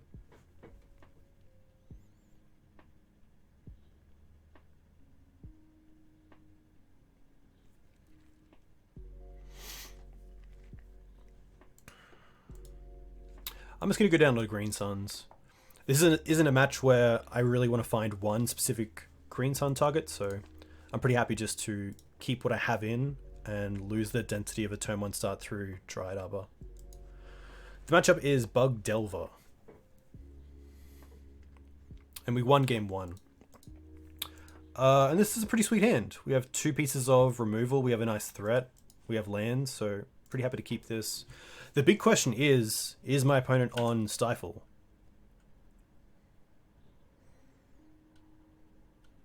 Thoughtseize. Okay. Probably just taking the Path, because it's an early piece of interaction with their creatures.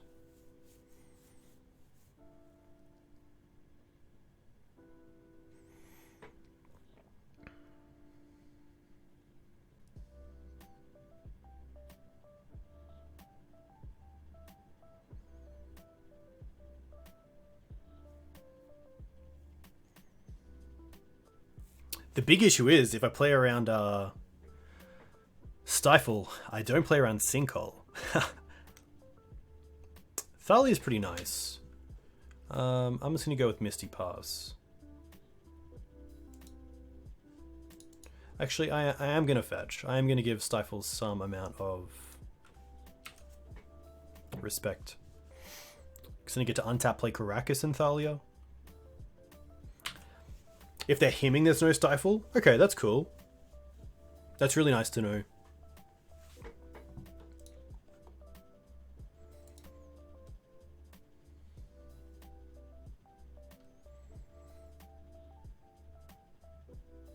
Goif. Okay. Goif I'm actually pretty happy just to try to path now. It is only going to get bigger. There's probably some thought to do it in their turn in case of Force Negation. They're probably not running Spell Pierce or anything, so I think I'm better off just doing this in upkeep. That's a pretty poor play.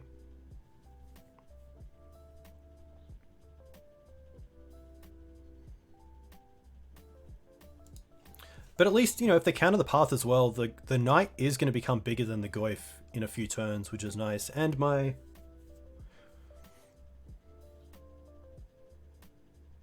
life total is pretty high, so don't have to worry about it too much. Yeah, they probably took out Force, to be fair. But maybe on the play they'll consider it because of cards like Choke.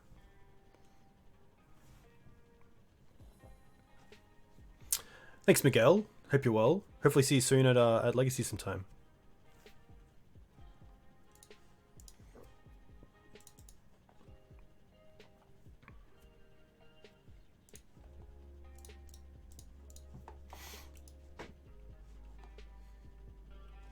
Yeah, don't open the fridge. That's very true.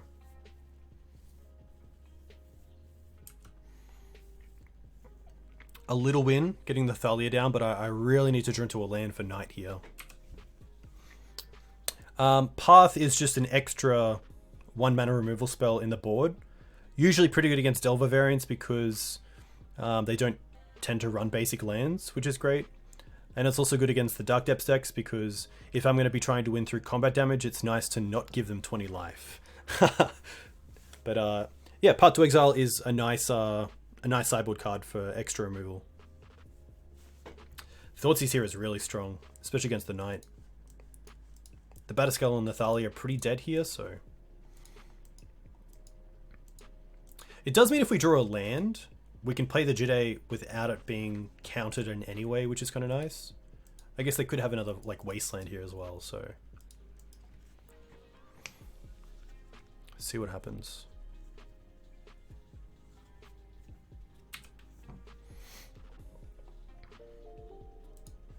That's not nothing. Hey Radkin, thanks for the follow. Let me know where you're from. If you play Legacy, what do you play in Legacy?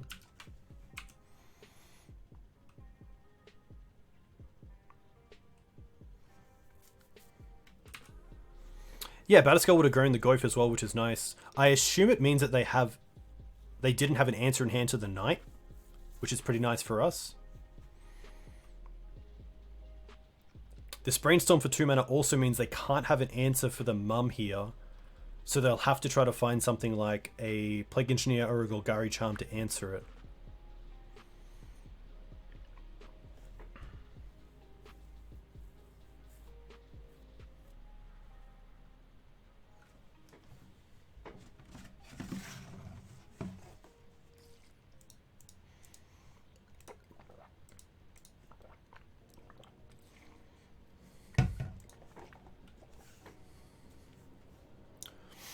Alright, no blocks. Ooh, Swords is pretty strong.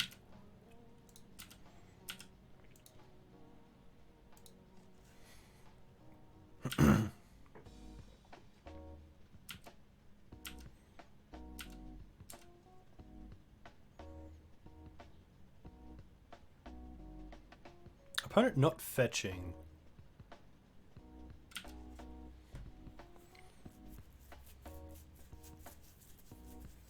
Currently attacking with a 6/5 Aven Mind Sensor. Nice.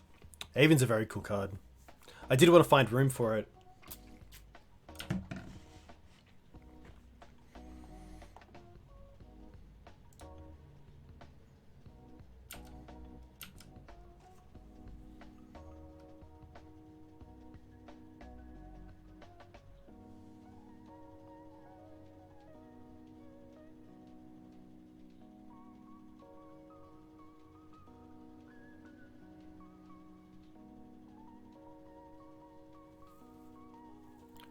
Opponent thinking, probably attacking first to see if I do block and give pro, because then it opens up Mum to all sorts of removal.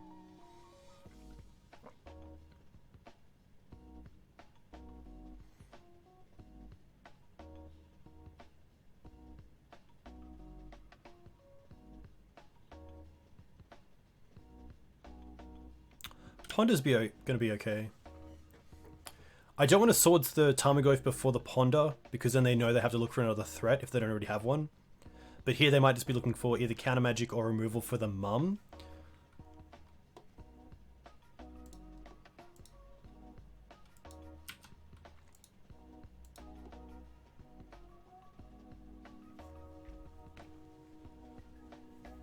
No attacks. That is very interesting. I'm pretty happy still just to Swords it here. Just to get it off the table.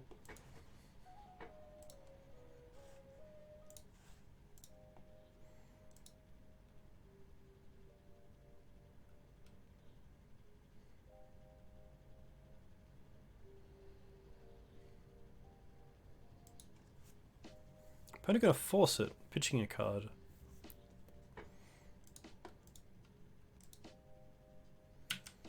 Interesting. Nice. It's pretty good.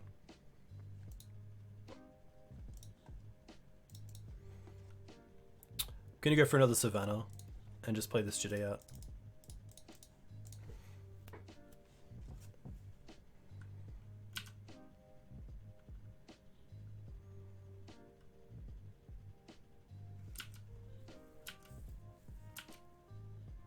played against Omnath Uro Kodal deck last night. That sounds fun, right? That sounds like a lot of fun for that player. That's a lot of value.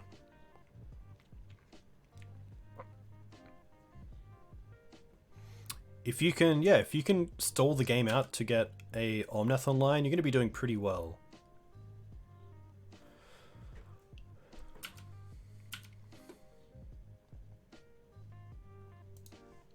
Planes.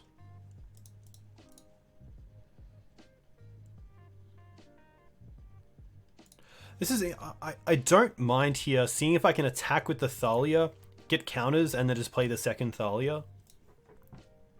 I don't really want to use the mum here, but I do want to start getting aggressive.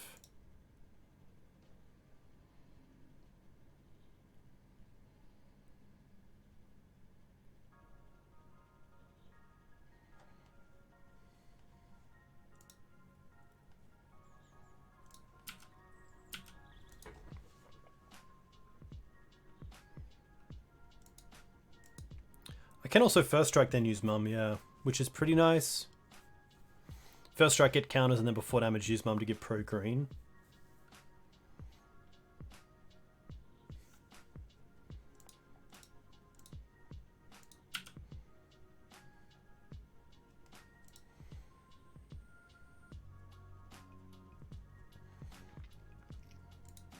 Looks like they have Abrupt Decay for Jide here. Okay.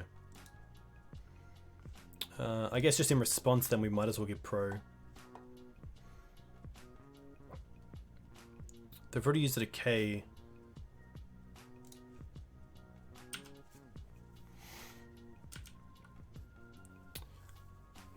It's not, yeah, it's not really doing much, to be fair.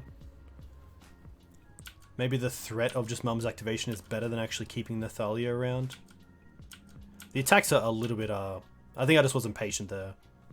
And I should have just given myself a bit more time to maybe draw into another creature or an answer for the Tarmogoyf.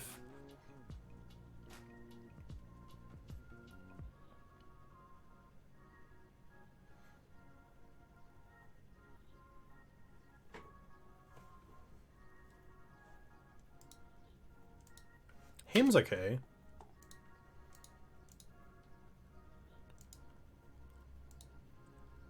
Goyf gets in, we go to 4. Hierarch. We don't know if my opponent has Uro.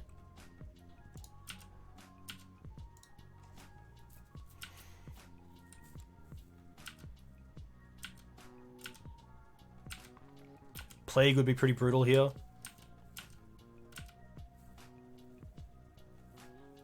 Land. 1 card in hand.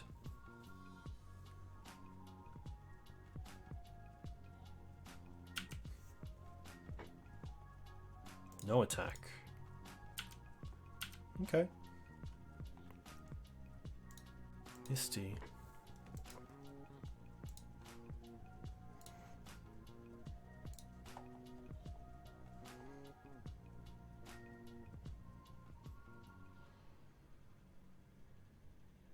Yeah, this does resemble Dry Double, which is nice, but it looks like my opponent has something here. Brainstorm, okay.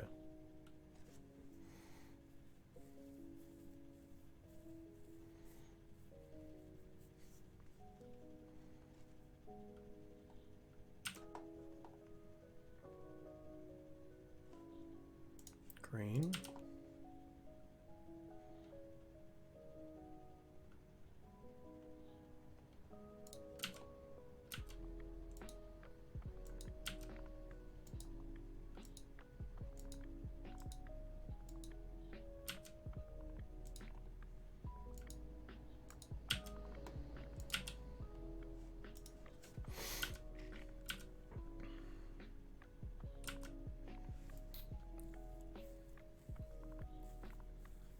They're gonna fetch away from their Brainstorm, so they get 1 fresh card.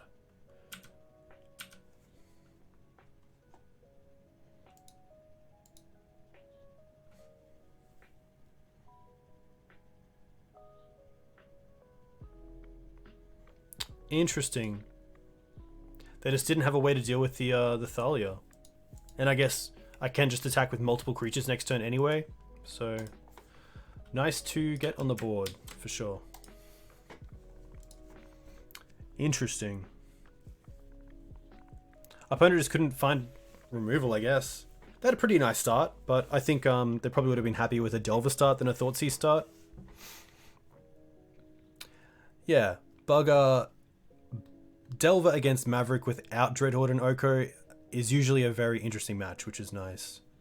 I think Bugs are a little bit better suited because of cards like Fatal Push and Abrupt Decay just being a little bit more versatile than like a Bolt. We went down to Blue-White Miracles, or I guess Blue-White or Jeskai Miracles. And then went down to Green, White, Red Maverick.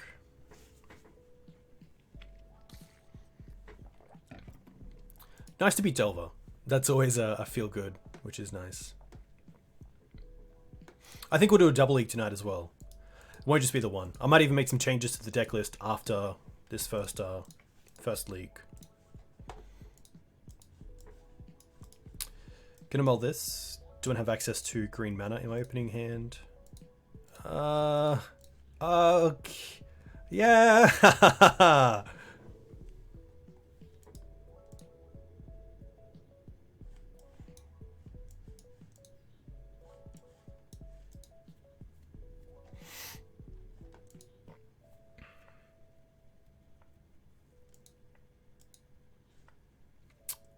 I think we just keep in bottom the sword. The second Thalia could also just be dead, so maybe just keeping the sword to actually make one of our threats a threat is good enough. But now it's a case of what do I want to actually lead on. I think I'm more happy opening myself up to Stifle. Not happy about it, but I think just Windswept Heath Pass is better than Wasteland Pass.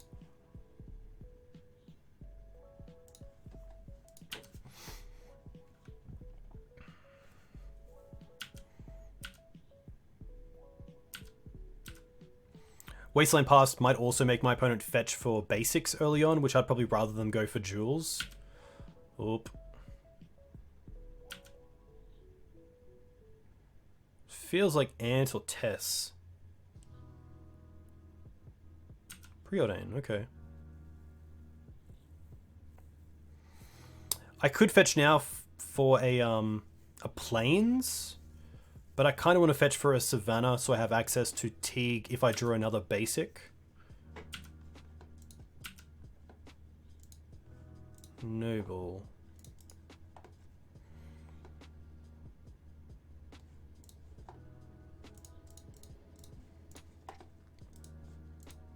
Could be Sneak and Show as well.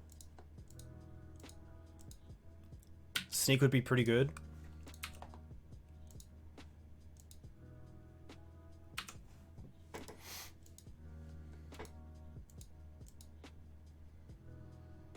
Brainstorm. Interesting.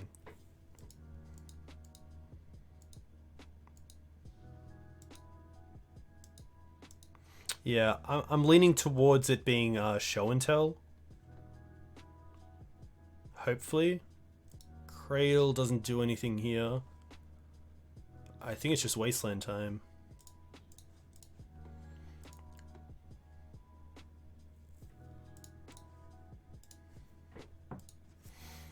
And then maybe we can put Gaddock Teeg in play off a Show and Tell, but obviously by then the damage is done, unfortunately. Oh, they're going to allow us to untap.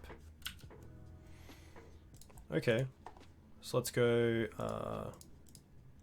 Teeg first.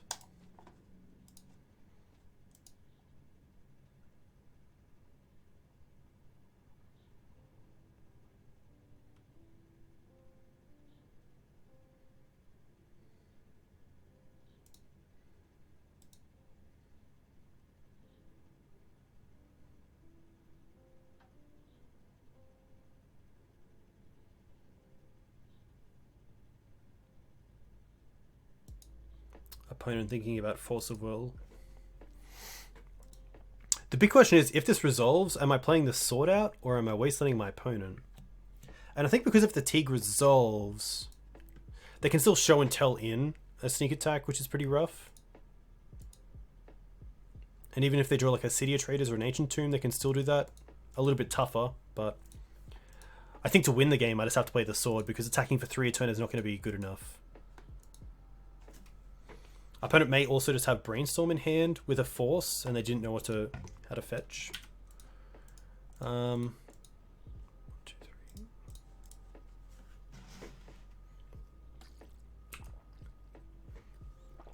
Hey Ryan, a huge thank you for the raid. What did you just play?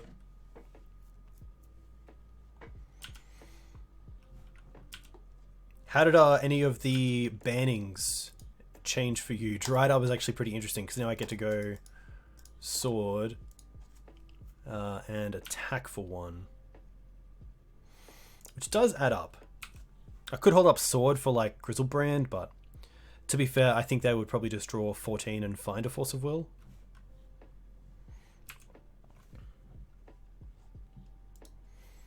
There's Tomb.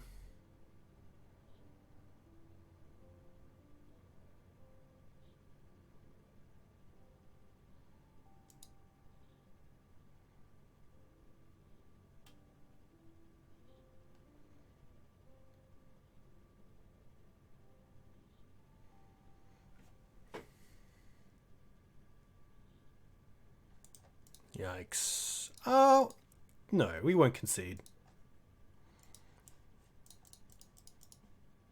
There are ways out of this.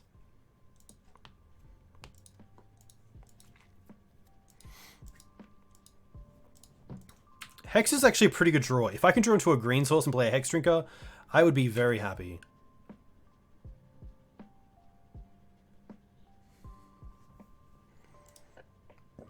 Okay.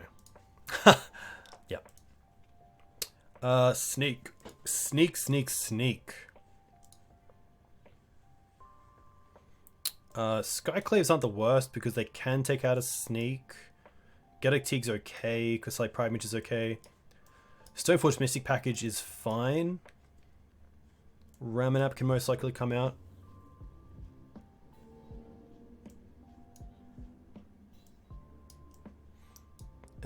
They're probably playing Pyroblast, Pyroclasm, but if they're playing Kozilek's Return, then the mums aren't doing a whole lot. Thanks, Nathan. They're probably playing the Omni build, so I probably want the Deafening Silences, the Chokes, and the Chalices.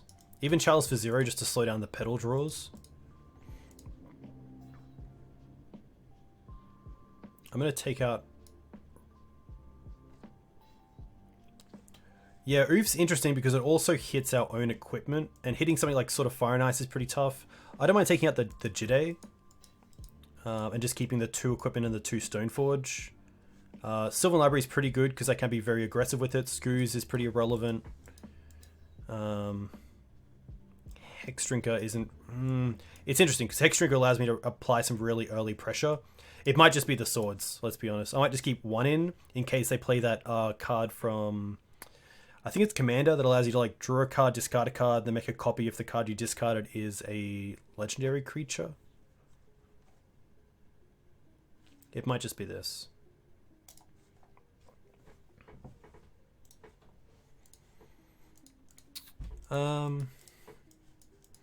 Pretty lackluster hand. It is aggressive, which is nice, but kind of want a Thalia or a Chalice. This is a choke. This is quite a soft hand though, but doesn't get much better. They could also play Blood Moon, so I might just lead on the Verdant Catacombs. Arcane Artisan, thank you, Michael Mapson.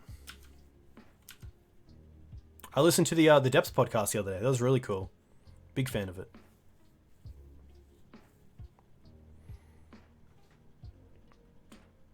Brainstorm straight up. Okay.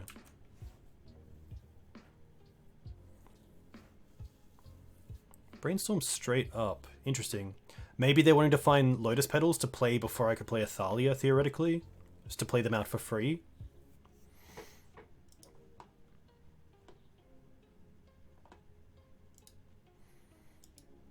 Forest. Okay.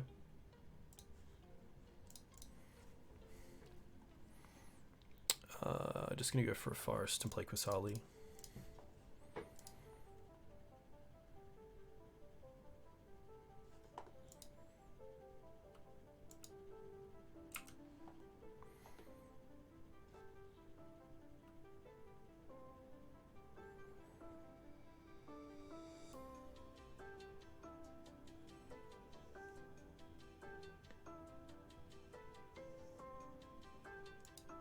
Paying costs. Surgical and Verdant. Okay. Well, that's pretty aggressive. Maybe they want to see what I have in hand before they show and tell? Or know, like, how to counter what I have?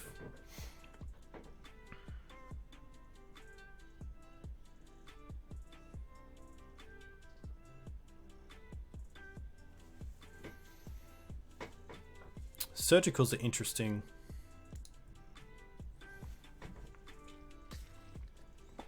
Not sure what the target in mind is against Maverick.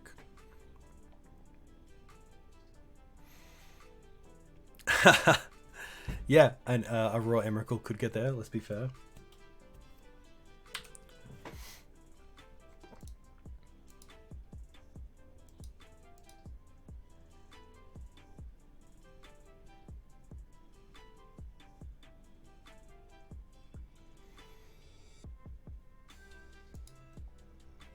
Interesting.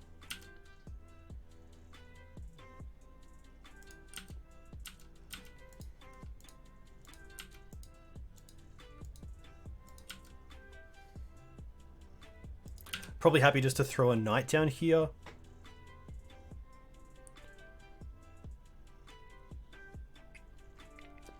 Choke's interesting though. I'd probably rather lose the choke than a knight, because at least knight's really going to pressure my opponent. It's also an access to Caracas.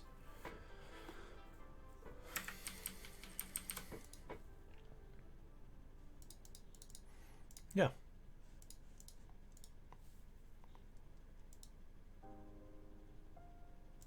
Daze is fine.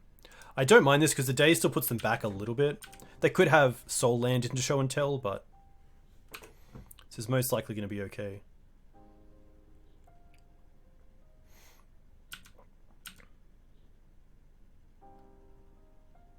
Oh, they didn't exile the Verdant Catacomb. Yeah, that is interesting. Because it does matter. It does mean that a neither Reliquary can be hit by a Pyroclasm.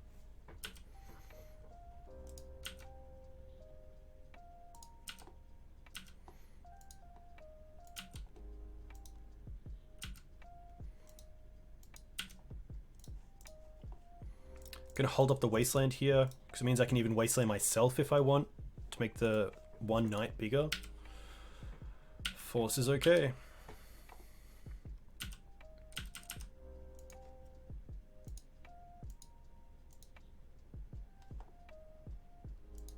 I hope they just have a creature here. Nice. It's pretty good for us, especially to have the second knight.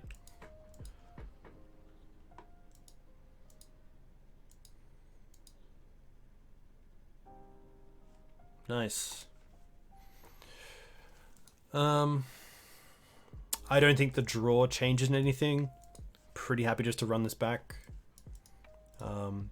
Show and tell isn't the greatest matchup for Maverick. We are just a little bit too fair, but we do have some speed bumps that if we can put them together, then we do have a chance, which is nice. And what I mean by that is that obviously Thalia is okay against a blue-red combo deck, but by itself, it's, you know, in isolation, it's not doing too much. But if I can have a Mum and a Thalia and maybe a Gaddock Teeg, then, you know, all these moving parts add up, which is nice. Caracas is pretty good, but it is quite easy to play around it, especially with Sneak Attack. If you have access to double red, you can make me have to do it, which is tough. Caracas is nice if I have it when they just put in a creature in past turn, but when they have the time to set up a sneak with double red, it's pretty tough, because if they put an Emrakul, they go to attacks, we then return it to their hand, they can then put it back in and attack with it. If we let it hit, then it's obviously pretty tough. Same with Grizzle. I guess Grizzle's a little bit better because you can Caracas it when it's tapped and attacking, so they can't put it back in and attack with it, but yeah, not a matchup that I will sideboard for, but I will have cards for it that do crossover, which is kind of nice. This is okay. Very D&T hand. Turn 1 Mum into turn 2 Thalia. Stoneforge to try to make them a little bit beefier, and then Skyclave is okay to put in off a Show and Tell because it can hit Sneak Attack if I'm lucky. Krakus is the second best legendary land in your deck. Nice. I know that Michael Mapson, who was in chat, did pretty well recently with green-white depths, which is very cool. Very cool to see that deck back.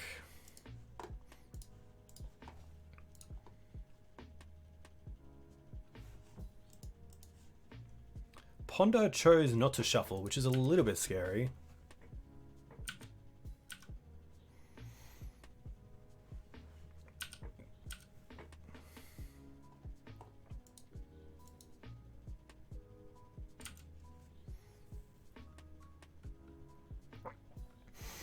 Yeah, the challenge this weekend will be really interesting. Especially see the Joe Dwyer catalog of results and what decks have been played. It's gonna be really cool. I reckon it'll be the biggest challenge of the year. And I know it's 2021, it's only 2 months in. I'm gonna say it's gonna be the biggest challenge since the start of 2020.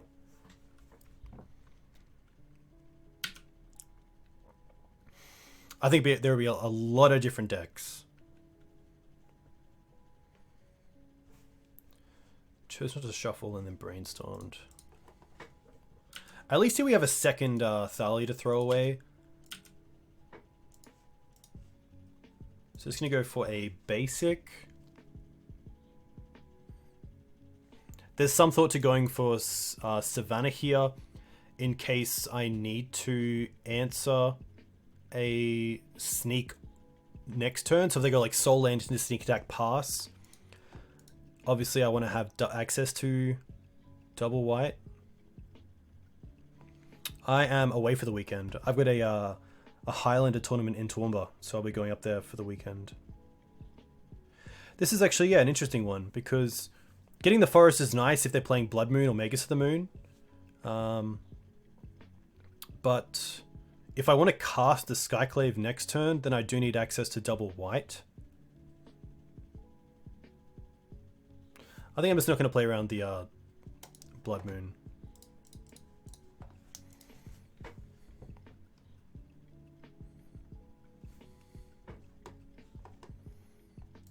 I'm going to force this.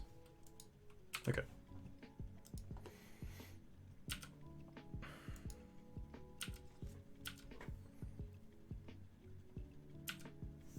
Just a ponder.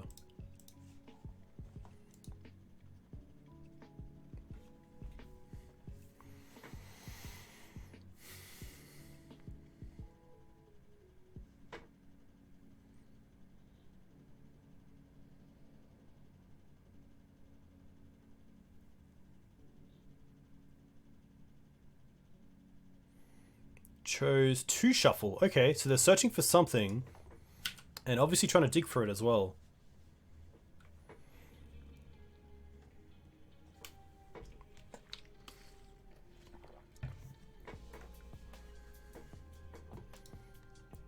There's a pedal.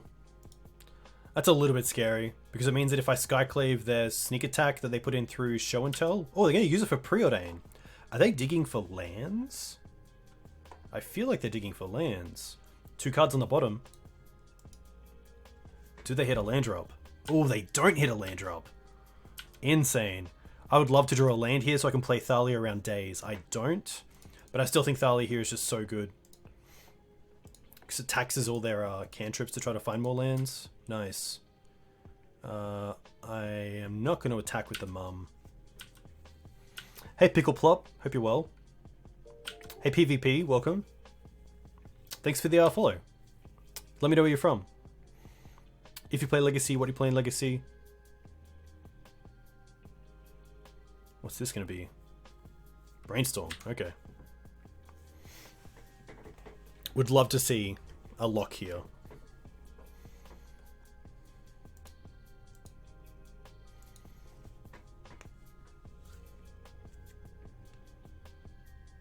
Oh, what are they doing? Trying to pay costs? But Thalia's out. What do you got? Oh, they don't hit a land. Interesting. It looks like they have Surgical. They're probably wanting to Surgical one of their own things to get a shuffle effect in their upkeep. That's interesting.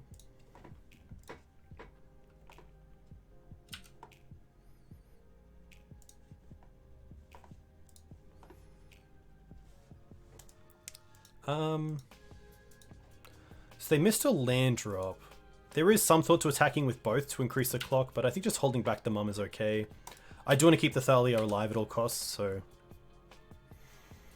If my opponent wants to upkeep Surgical to shuffle, that's more than fine. No.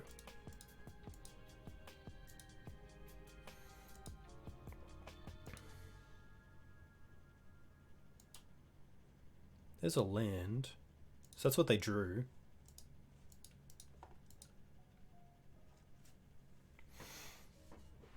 Experimenting with 4-color Maverick. Very cool. Yeah, Mav's got a lot of interesting. They're going to Surgical Thalia. That is fine.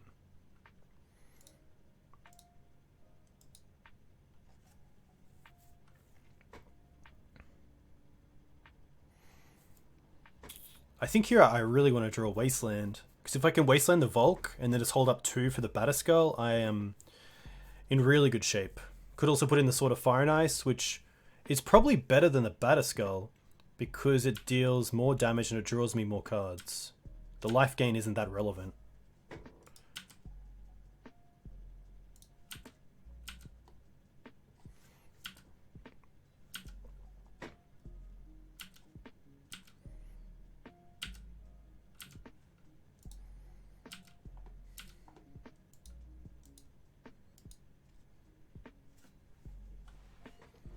You're from America. Reanimator is my only completed Legacy deck, but I've been enjoying Maverick a lot. Been playing it and proxied for months. Very cool. That's very cool to hear. Maverick is a sweet deck with a really cool community and some pretty awesome streamers. in Gav, Basic Swamps. In Achilles 27. In I don't think Cyto Sand streams, but should definitely get onto it. Dreadhorde 33. It's Julian. Boom. If you want good Green White Maverick content, or any good content in general, check out It's Julian. Especially with the Everyday Eternal, close, Everyday Eternal podcast. Which recently dropped a very new episode only a few days ago. Alright, let's get this bad boy on.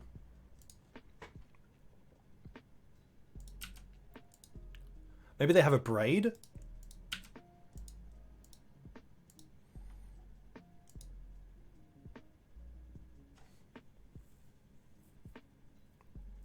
I have heard of the Dukes guy, but he's a little bit meh. Okay, that's fine.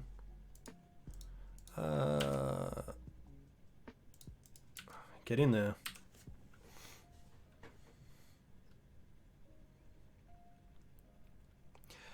Yeah, Steve, I feel you. I really wish I picked up my Survival for Highlander ages ago, and it's just been creeping up and creeping up, which is pretty tough, so...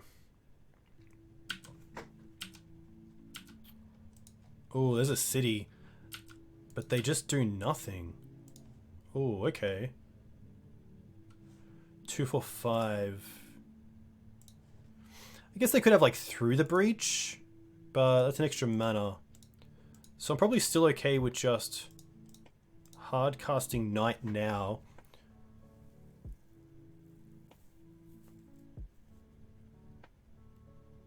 What do I want to do? What do I want to do? We can attack for 2, put them to 7, and then we kind of have lethal with the Batterskull on Crackback.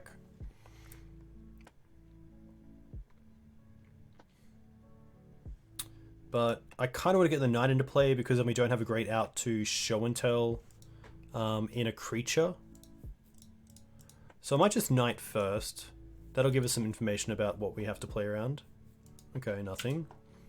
So now let's attack with 2 of these. We have the Skyclave to put in, which is only good against... I guess it's not even that great against sneak attack when they have so much open red mana. But we can hope that they don't have like intuition. Oh, okay.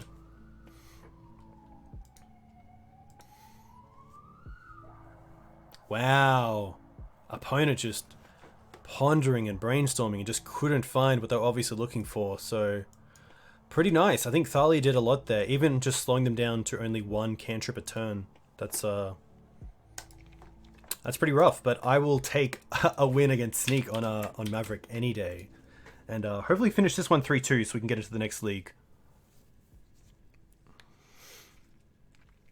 Yeah, I think the Maverick show and tell matchup definitely comes down to a little bit of luck. And in that case, there was just a little bit of luck.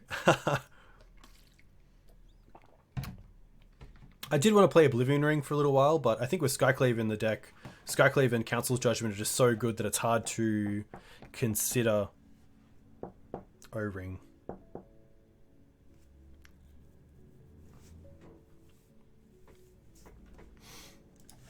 Yeah, got to take it when you got to take it with what you get. Oof.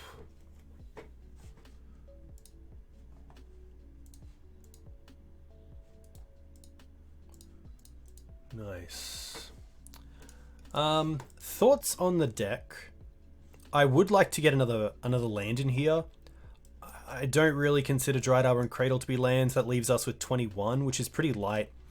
I think I'd like to get in probably either an extra Canopy or another Forest. You only play 22? Yeah. It's tough. I feel like this league has been a little bit tight on mana. 2 Forest, 1 Plains. FGC. Tom Herzog has been doing really well with the green-white deck that's very old school, the build. But he was running 3 Forest, 2 Plains, which is really interesting. I don't think I've seen 5 basics in a long time. And if anyone's going to bring it back, it's Thomas Herzog. But yeah, he had some really interesting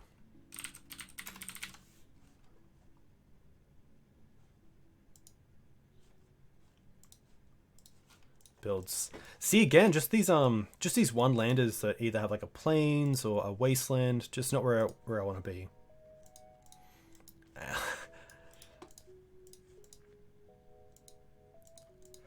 All right, bottom.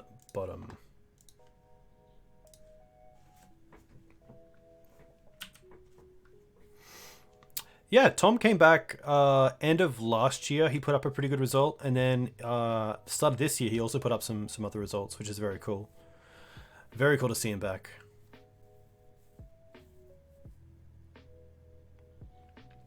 Yeah, Once Upon a Time is interesting. I'm not too sure where I could fit it. I feel like the Stoneforge Mystic setup takes away from Green Suns. Sorry, from the Once Upon a Times. Mystic Sanctuary tapped. That's an interesting start.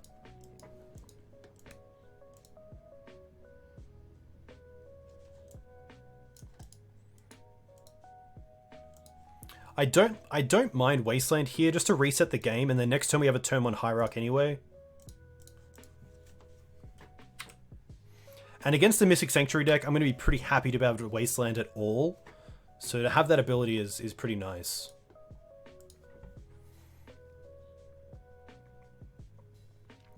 Yeah, I could see a build with just 2 Jidays if the fair decks are around, and a way to kind of deal with some of the go wide strategies, because if Young Pyromancer does become a hit, then I do want a way for green white to deal with Young Pyromancer and tokens, and I think Jide is a nice way to try to attack that strategy. We don't have Plague Engineer, we don't have like, you know, Punishing Fire or Fiery Justice. Okay. I'm going to keep the Windswept. I'm not going to go for a basic because it's really good with Sylvan Library. So let's just go Savannah into Noble Hierarch.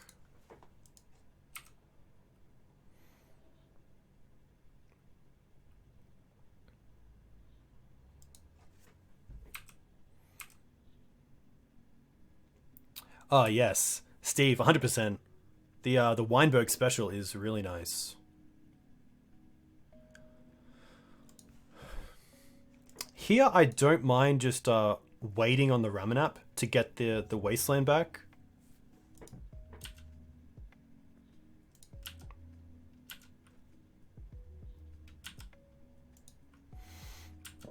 Dark Depths is definitely also a consideration.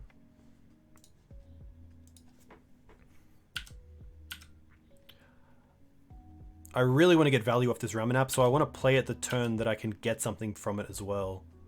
I don't just want to trade it 1 for 1.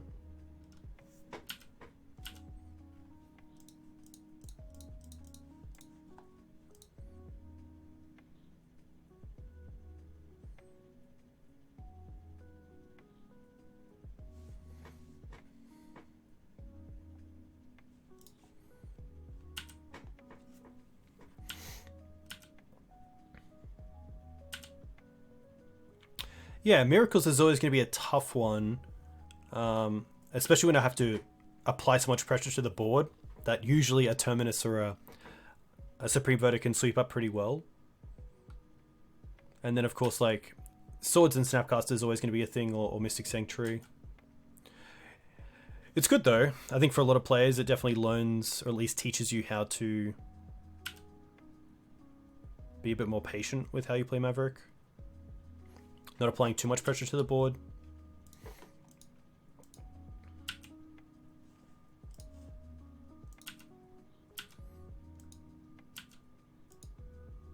Could probably just see a counterbalance happening here. Poor 10, okay.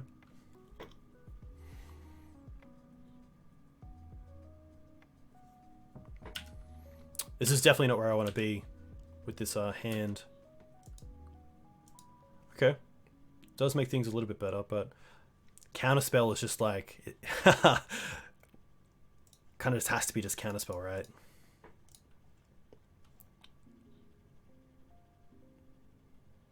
Okay. Well, now this is interesting because I kind of want to get Sword of Fire and Ice because it turns all my threats into creatures. My opponent hasn't used the Swords of Plowshares yet. Jace Bounce is obviously a thing. I think just Sword of Fire and Ice is best here because I also have access to Dryad Arbor, which is kind of cool.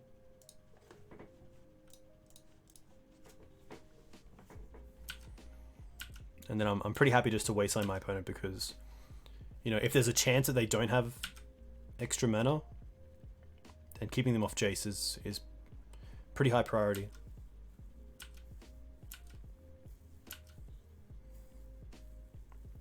Yeah, Double Teeg is nice. It makes me want to go up on Mother of Runes as well.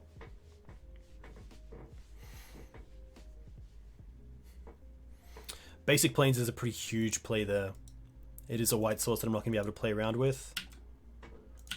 But at least here I get to play Sword at least and a fetch land. I think that's better than anything else.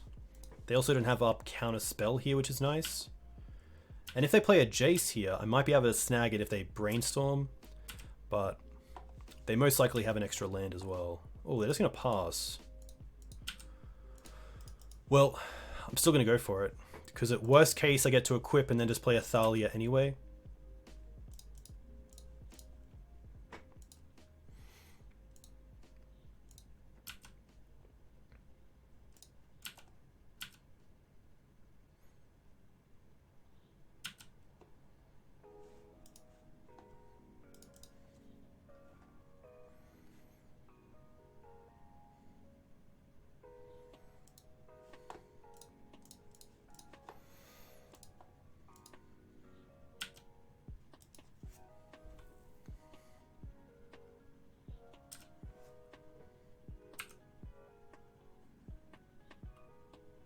Yikes.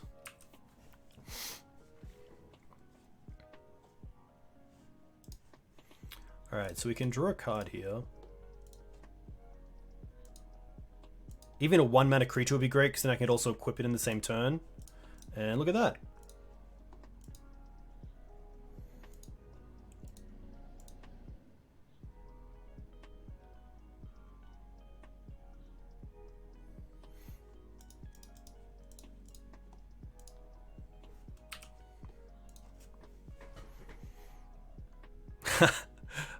Predict is fine.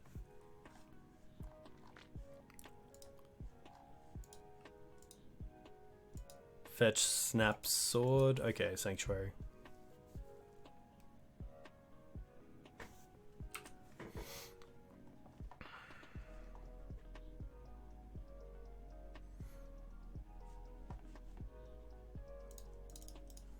Ramanap's actually pretty nice because I can wasteland my opponent, or I could draw a card. And I guess it probably won't resolve, let's be honest. Cryptic Command? Yikes.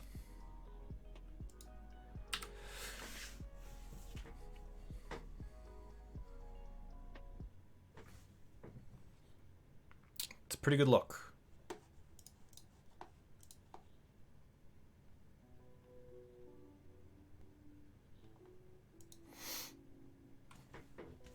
We actually have a player locally who plays Cryptic Command, which is kind of cool, so props to them.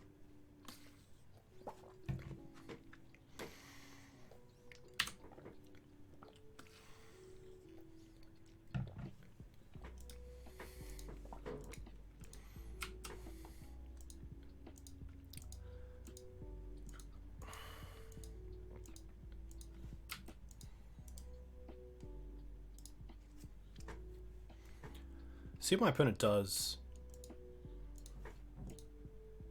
Sure.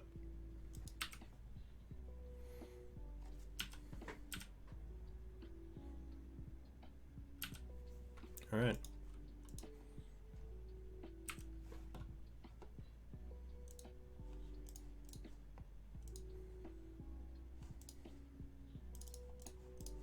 Haha! Saw that coming.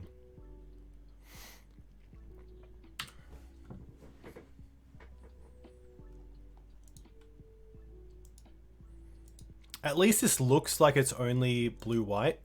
It could definitely have something like a Vulcan in the sideboard, but if I can spot that, then I'll be pretty happy.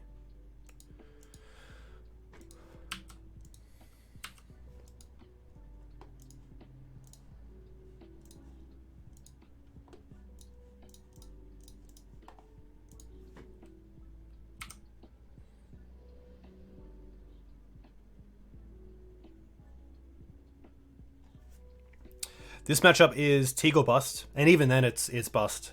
It is really tough.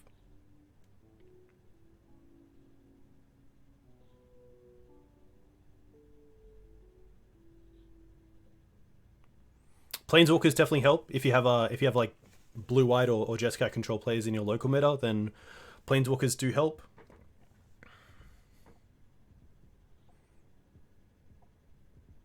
Yeah, the issue with Teeg Karakas is that you can still just throw away a Swords to Plowshares to make me Karakas it on my turn, and then you just have a free turn on your side, and then you probably have the counter spell to counter it on the way back down.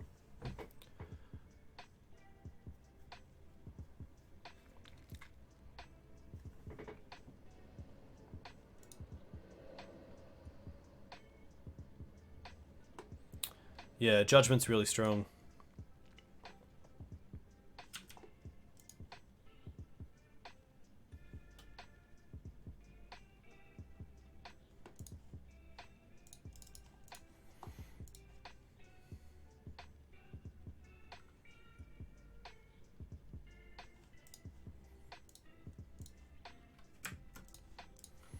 I'm just going to take out that snap because I don't want them like bouncing it and getting extra value. Yeah, prelates do help. Prelate for 1 or 3 is pretty good, especially if you have a Teeg out.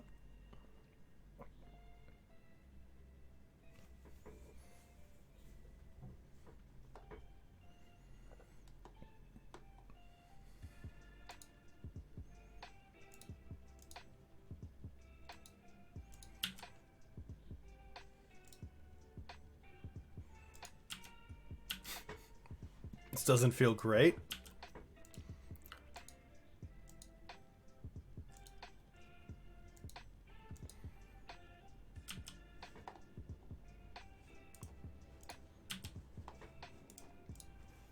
I think it's a pretty easy concession.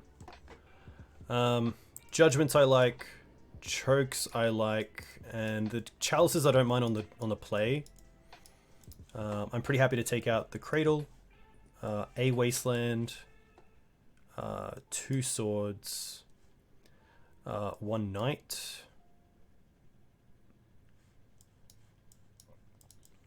And then it's pretty open. I don't mind going down on a noble just because of Terminus and Supreme Verdict. So I think it's just going to be that.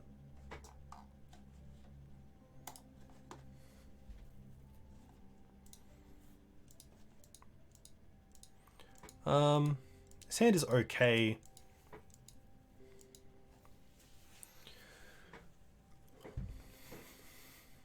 Rishka is mainly for Plague Engineer. Or any sort of neg 1 effects like Golgari Charm.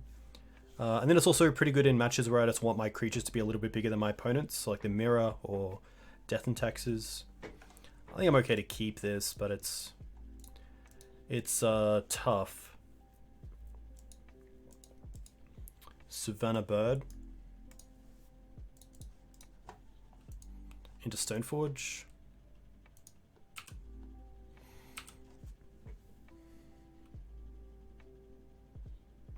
Yeah, it is pretty sweet. Batterskull.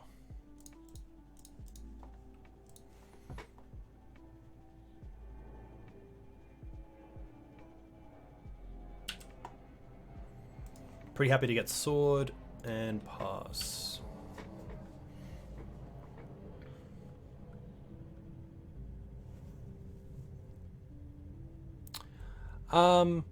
No, I guess that's a great point, Rascal. I think in this matchup, if I am going to drop a Dork, I might as well drop the Bird because it can't attack. I guess the only thing is that it can attack in the air, which might be okay against something like a Mentor board, or like if a Snapcaster wants to block, that's the only thing. But yeah, it is sometimes nice to have a blocker, an attacker in the air, sorry.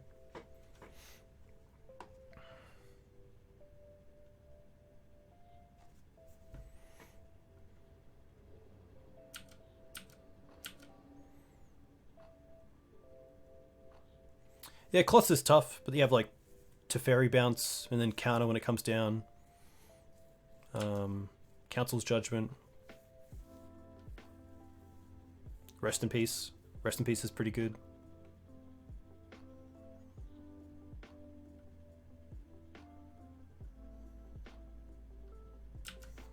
Interesting. I think it's just Caracas and pass. Hold up Batterskull.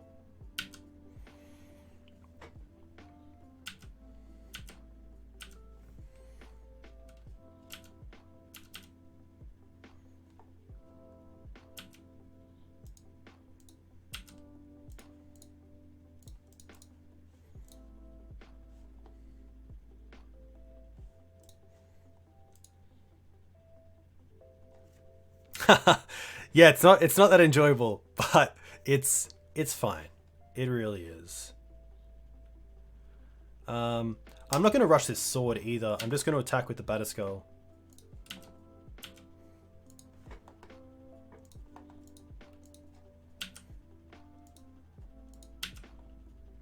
And then, to be fair, I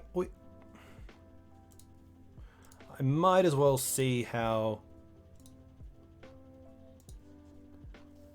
a Green Suns would do here for Teeg.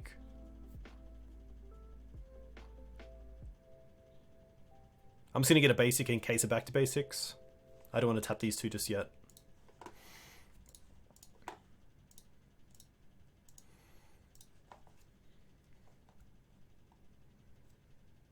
Oh.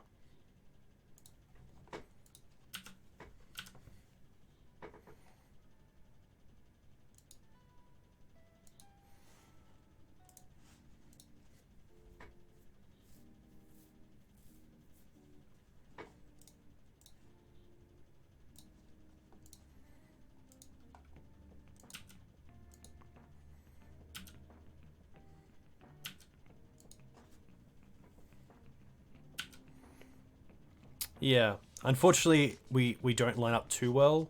Oh, where? Yeah, that's pretty good.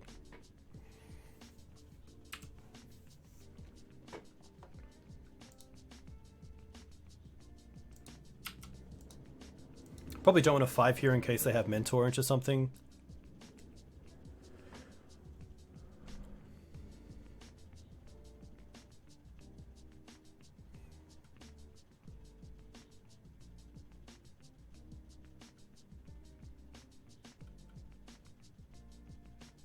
The Krakus was a little bit rough because even if the Gaddock Teeg survived and was in play, I don't think I would use it.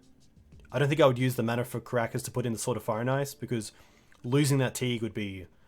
I mean, it's already an uphill battle. I don't want to add a backpack to the ride because without Gaddock Teeg, it's a pretty hard match to beat. But at least they're on 5 cards. We're on 4 cards. We have some things in play. The Knight is pretty cool.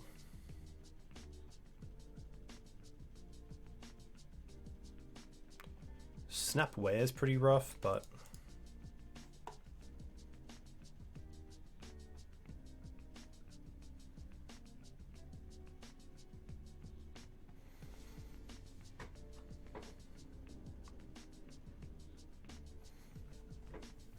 pretty happy to see if Sword can get on Bird here and we can get in. If I could draw a Wasteland, I'd be really happy. Being able to Wasteland my opponent while they're on 4 mana would be pretty good.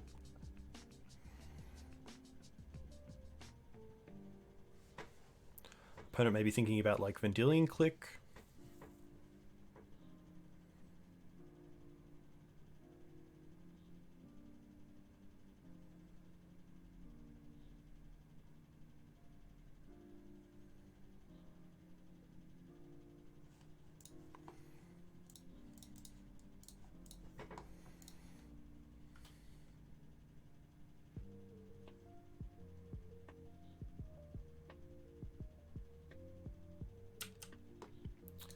Staticost is pretty good.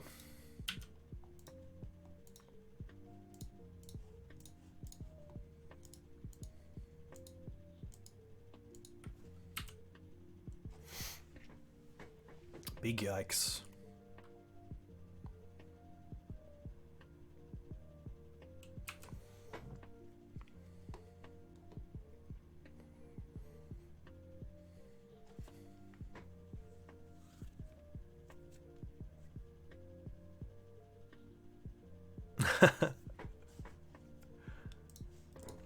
At least JC we can answer with the Council's Judgment, hopefully. Skyclave is also interesting.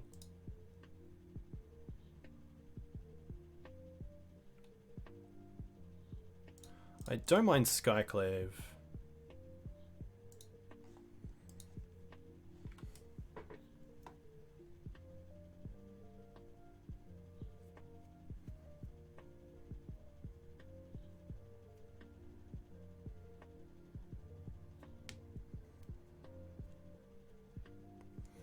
Just to get a body into play to hopefully get this sword going.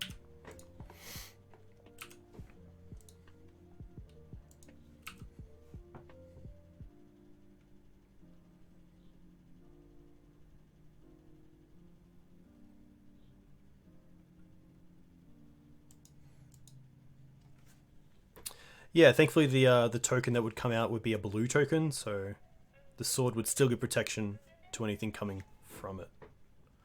Oh, choke. Interesting.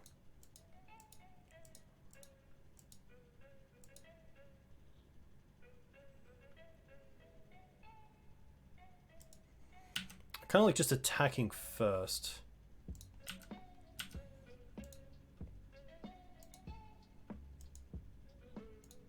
Yes. Please. Destroy target enchantment? Do they know?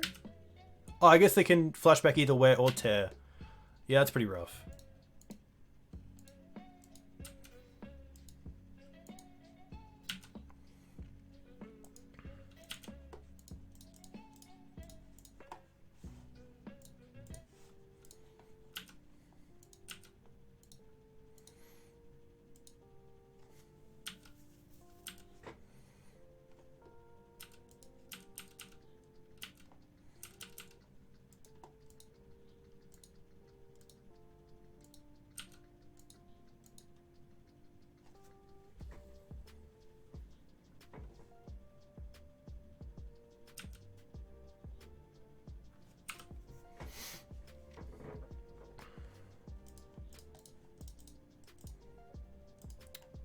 start with choke.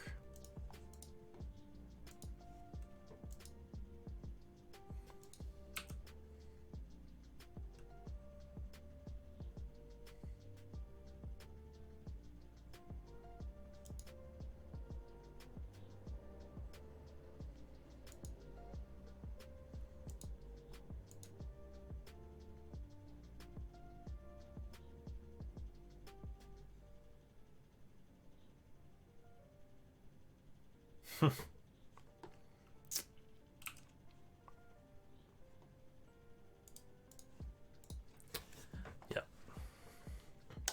Rough. All right. Let's run this back. How do we want to change things? That is a good one.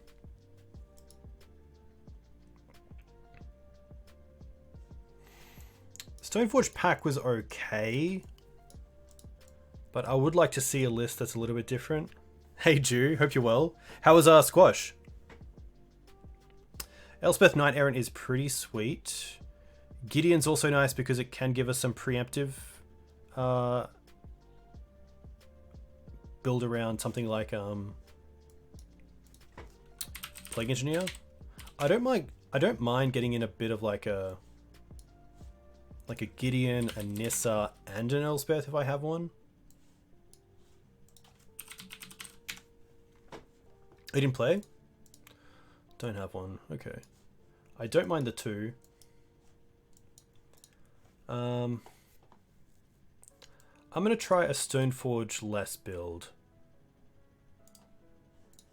I might just go with a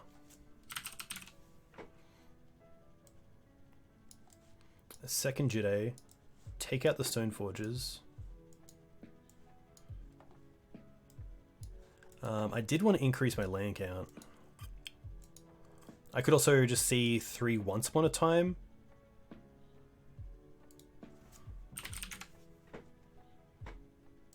Oof, I don't play once.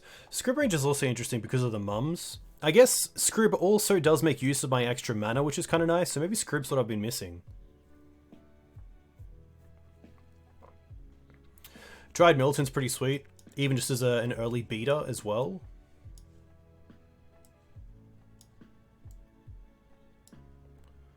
What do I want?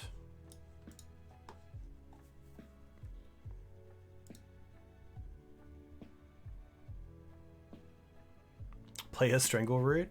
Nice. Let's quickly go back to Decktech. No, let's go to in-game. Oh. Ah, that's why. There we go.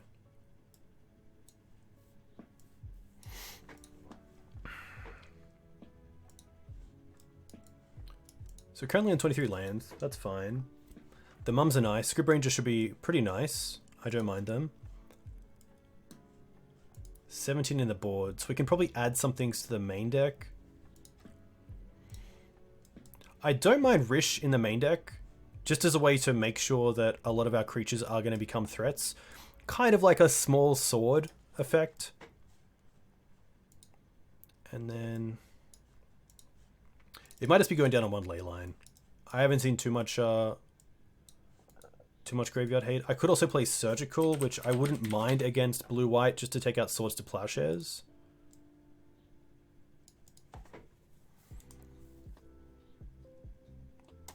Hex Drinker is thankfully already in the list, which is kind of cool. Yeah. So now we have double Surgical.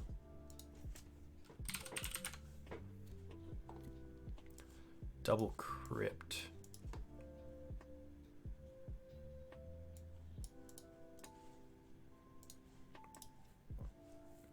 So that's still 16. So we have one. We're one over. I don't mind main decking a Gideon, seeing how fair the meta is.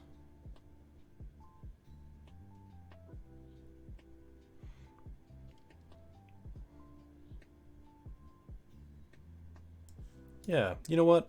It is just going to be Gideon. Yeah, track is really interesting as well. The only reason that I don't like Tracker is because of Bolt and Fatal Push, but Tracker is pretty sweet. I'm going to see how this performs. I have played with main deck Planeswalkers in the past, and Gideon's a pretty good one.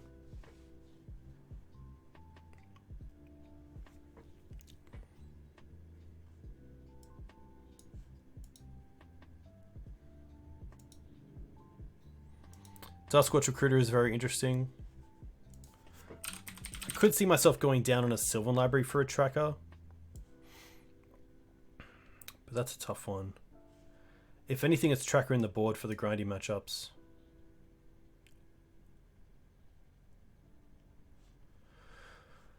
Could also just be a case of Knight going down to a 3 of, because for a long time Knight's obviously done a lot of work for Maverick against decks like Eldrazi or lands.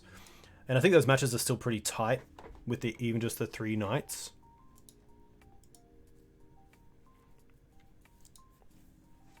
Let's see how this goes. Let's see how this goes. Track is pretty good. It's a little bit tough against the Hull Breach and Narset decks, but otherwise it's okay. Knight's still really good against Delver.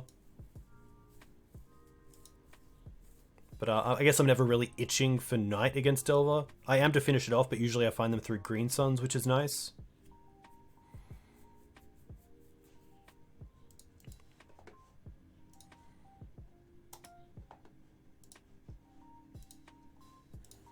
Alright.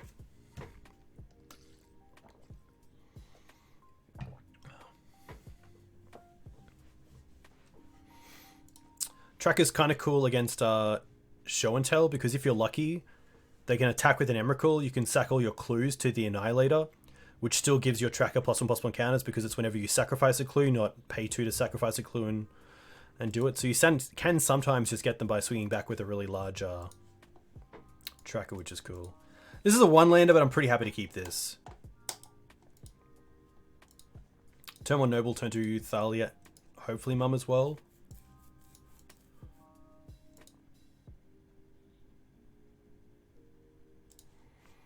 Yeah, Beast is pretty nice. I have tried out a fair few 5-drops as the kind of the end game for Green Suns, but it can be a little bit too much. And there's not too many good 5-drops right now. Titania is okay, but it dies to Bolt, which is pretty rough for a 5 CMC threat. Sigurd is interesting.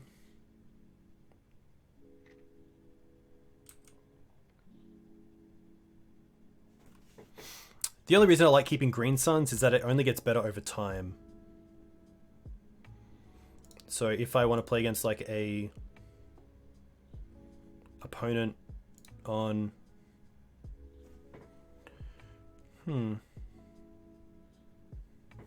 Definitely feels like Thought Knot coming.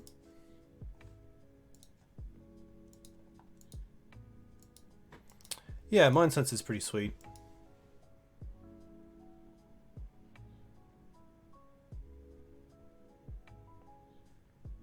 I don't mind Green Suns for Quasali here, so I have an answer to the Chalice.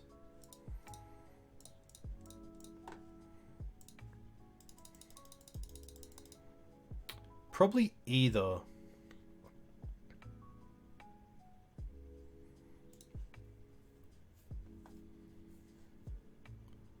I could also get Scrib Ranger, which is interesting because it turns on Questing Beast the following turn. But I think just getting rid of the Chalice is priority number 1.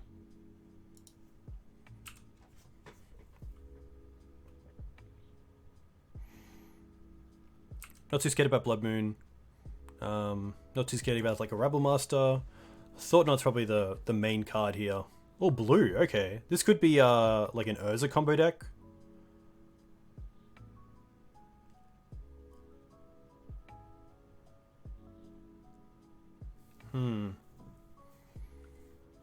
Oh, it's going to be Merfolk. Interesting.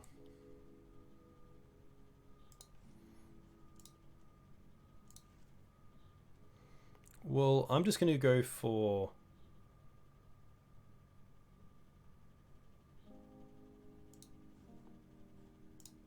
Questing Beast here. Merfolk with Ancient Tomb is really interesting, but maybe that's just because of Chalice.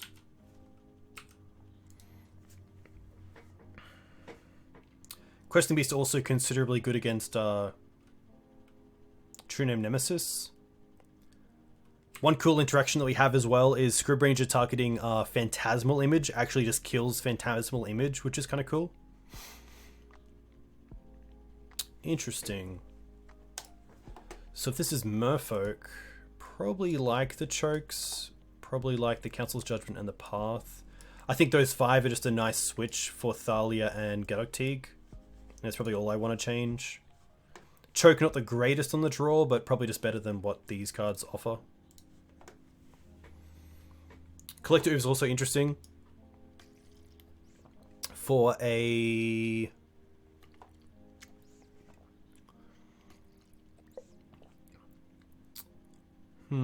maybe it is just 1 choke, and then I'll bring in 2 if there's a third game. Choke on the draw seems a lot better, and drawing 2 chokes against Merfolk is probably not where I want to be. Yeah, Phantasmal is very funny with Scrib Ranger. Yeah, if they're playing Vile, then Collector Oof is nice. Also, if they're playing any sort of equipment. Obviously, it's a no-go with our own Judays, but hopefully they don't come up at the same time.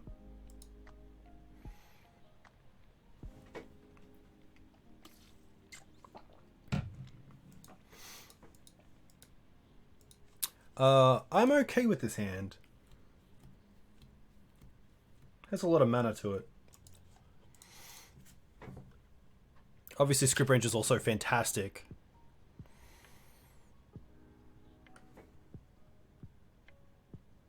Cool.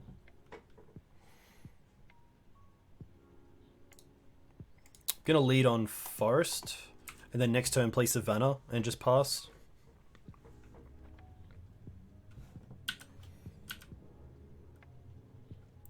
Yeah, they could play combo Merfolk if they're playing the version with there's a card that for 2 mana exiles your library and graveyard, I believe, and you play Thassa's Oracle.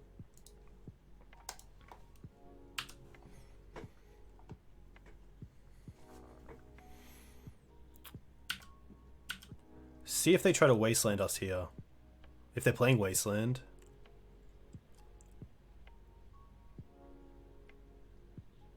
Manipulate Fate. Cool card. Another Ancient Tomb.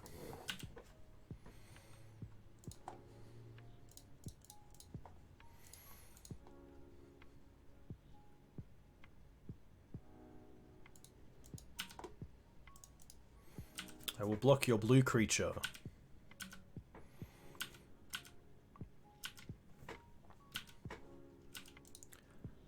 Interesting. Just a pass back.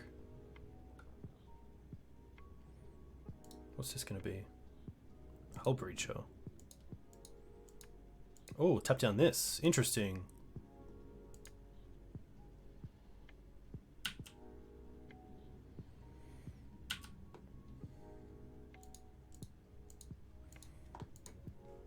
One, two.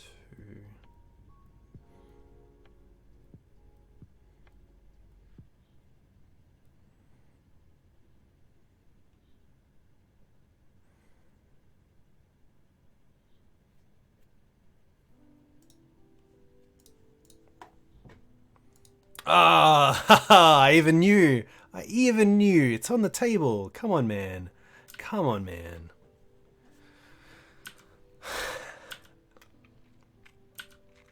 Days Undoing would be pretty broken here. Especially to lose the 2 Council's Judgments. I would not be in a great position.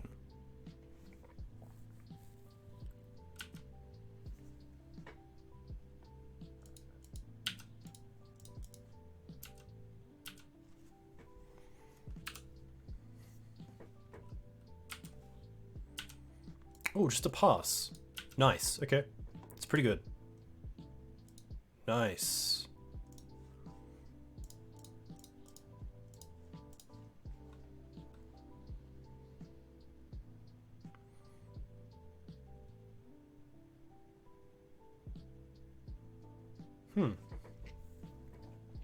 They didn't do anything with it, which is interesting. I don't mind just going after the Chalice here, because it does turn on the Swords to Plowshares.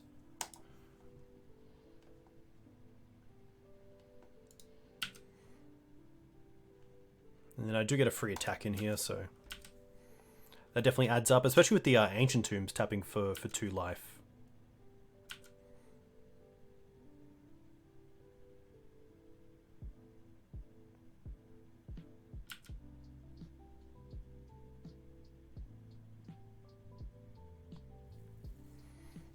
Does my opponent do anything here? They're going to play a Harbinger. I think here I'm happy just with 2 cards in hand. I'm just going to take out this Hullbreacher. It's a little bit scary, to say the least.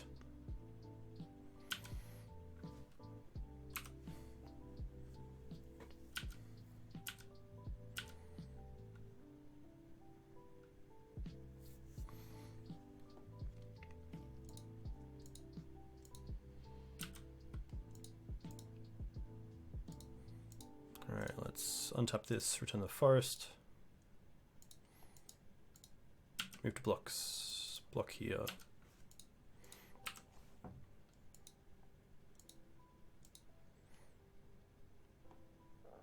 Quasali. Merfolk Trickster. Okay. That's going to be fine.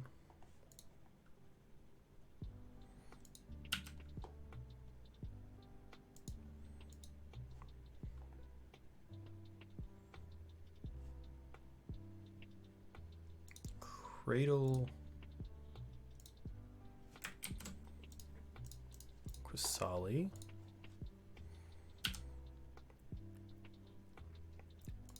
Attack for 2. Hey, HC Fox, welcome. Hope you're well.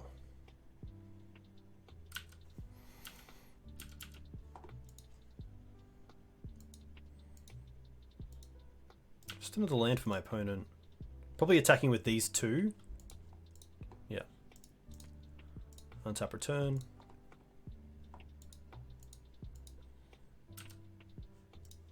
Block 1.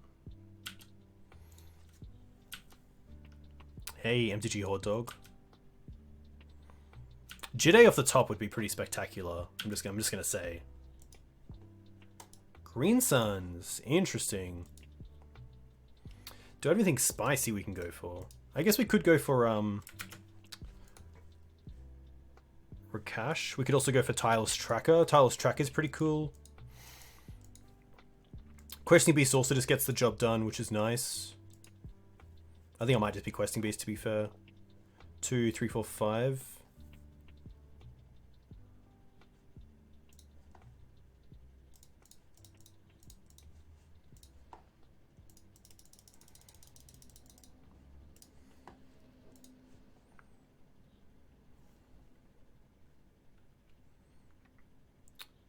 Mystic Reflection.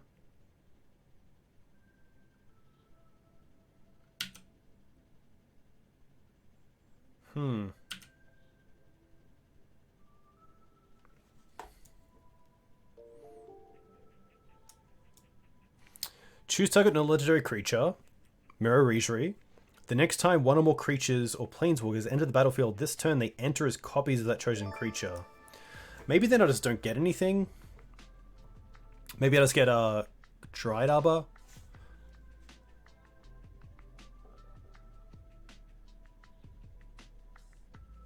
Hey Gav, a huge thank you for the 4-month Prime sub.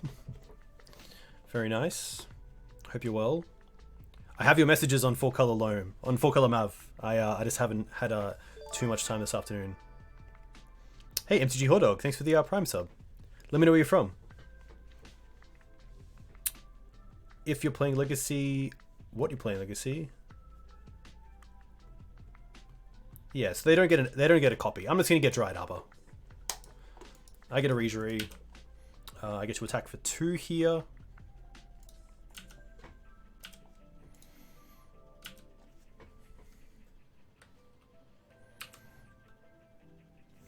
I assume this plays out with like Master Waves, which is pretty sweet. You're from Brazil and play Sultai? Very cool. Here I'm pretty happy to untap. And then double block.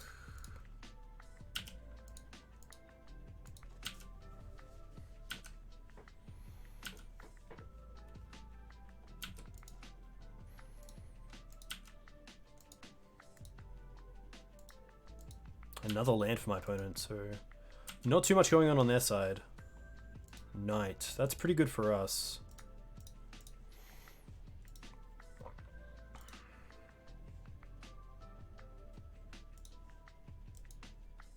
I should have played the fetch land, because it means the knight can block a 3/3 as a 4/4. New Legacy is good. We went 2-3 in the first league, going down to Blue-White Miracles twice, or Jeskai Miracles twice. Went down to Green-White-Red Maverick. Got up against Bug Delver. And there's one other deck that I can't remember. Oathbreakers, you can find the deck on the screen. You should be able to see over that way. There should be a cardboard live functionality with like the back of the card showing on screen.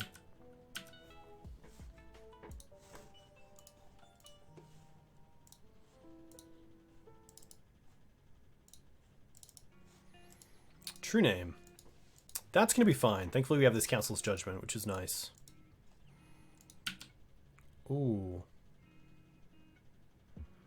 This is okay.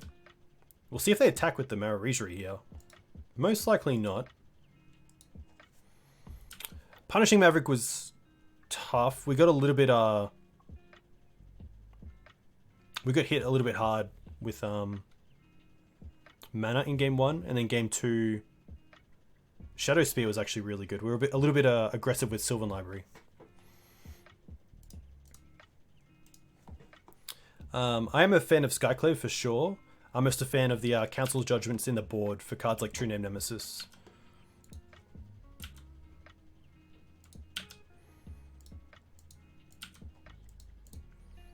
Thankfully, I don't think my opponent will have an answer for this Council's Judgment.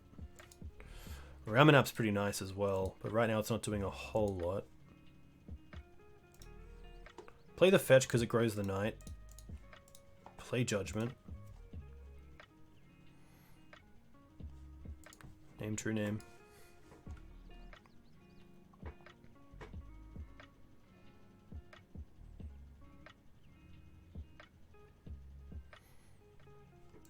Now I might as well take this time to play Ramanap with my mana. And attack with the knight. Yeah. Yeah, pretty tough for them. Nice. Alright. I'm going to go to the bathroom real quick. I'll be back in a second.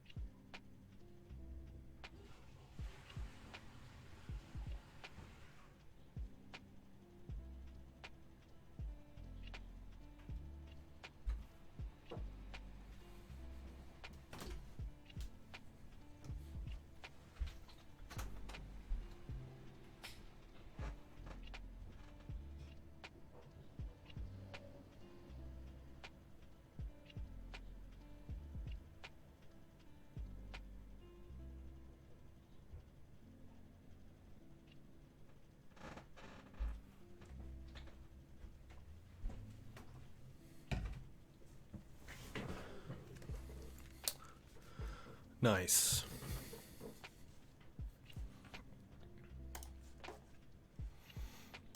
Yeah, sorry, Oath. You will have to find the list on the screen here.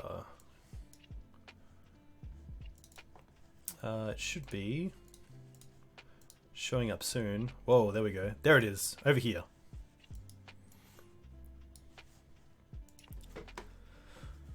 Whew.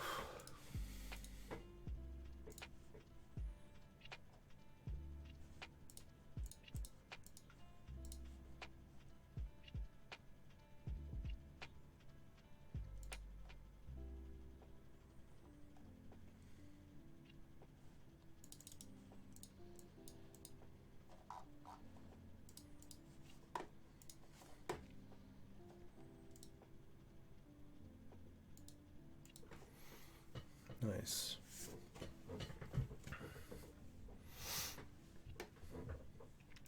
But the funny thing is that we did make a few changes between these games, so hopefully it'll work out. Another one-lander, but I'm gonna keep it. Am I? If we lose the Hierarch, it's pretty tough because then we have to rely on the Green Sun Zenith.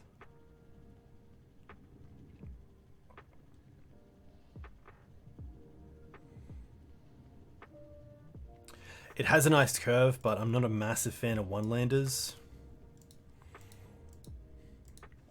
Green Sun Zenith first is rough because then if I don't draw a land, I can't cast Thalia turn 2. At least Noble gives me mana. And if I draw lands going forward, then I'm pretty happy to keep the Green Suns because Green Suns only gets better as time goes on. I'm gonna mull this. Okay, I'll keep this. This is actually a lot better. Keep you, coward. Hey, Jay. Thank you very much, Pokey. Hope you're well. I know that you had to do some reshaping with your deck due to the bans. I hope they're I hope you're in a good place. Haha, Rishka getting all the love. Rishka is mainly for neg1 effects. And any matchups where I want my creatures to be bigger than my opponents. Oh, basic swamp. Oh, ritual? Okay. Oh, okay. 5 mana. Confidant? That's fine. Urgoros. Interesting. Okay. This isn't too bad. We get to swords the Bob. And then this thing is interesting.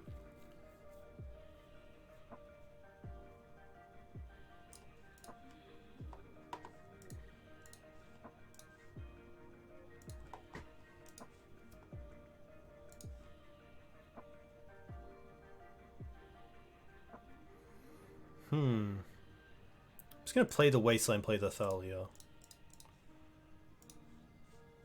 We do have Caracas as an out for this as well, which is kind of nice.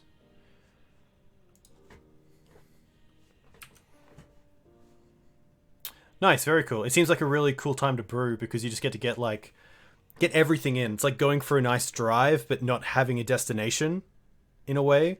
You just get to take in the scenery, which is really cool. Come on, Caracas. Plains. Okay.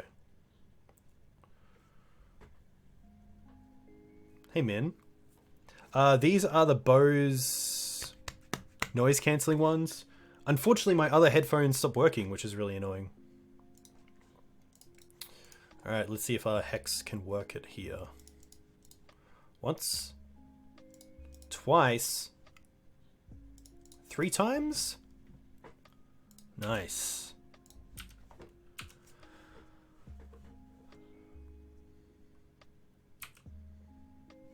Oh, of course, they had to sacrifice it because there are no cards in the graveyard. Pretty tough for them. Oh, interesting. Yeah, these ones.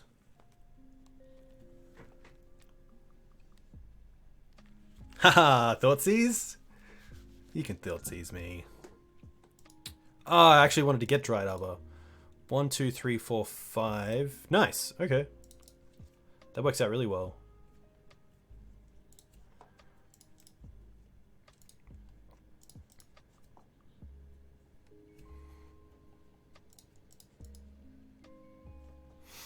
Min, what have you been playing recently?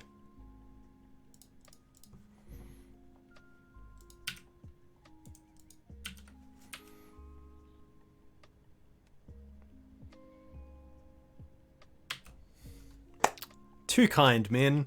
Too kind. I'm screenshotting that comment for sure, because that's going to make me feel good later on. Paint. Yeah, I still use Paint, alright? I'm going to save this Min's nice comment.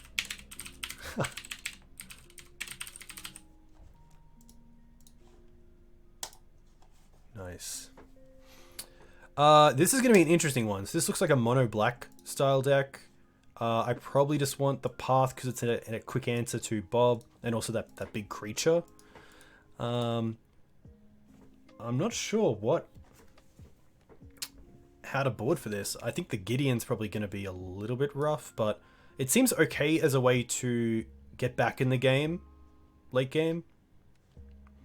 I do like Rishka. Let's be honest, Rishka is going to be mental in this matchup. I can probably drop the Jiddes. Teeg is interesting. I'm not sure if this is like a leyline mono black kind of deck. Nissa for the 5/5s. HE Fox, you know where it's at. Mums are fine. Skoos is interesting. Skoos can kill that 6/6 by eating their graveyard, which is kind of nice. Print screen software. This is actually 60, so let's see how this unfolds. I think this is fine. Deafening Silence is probably better on the play if I'm really scared of their starts with Dark Ritual.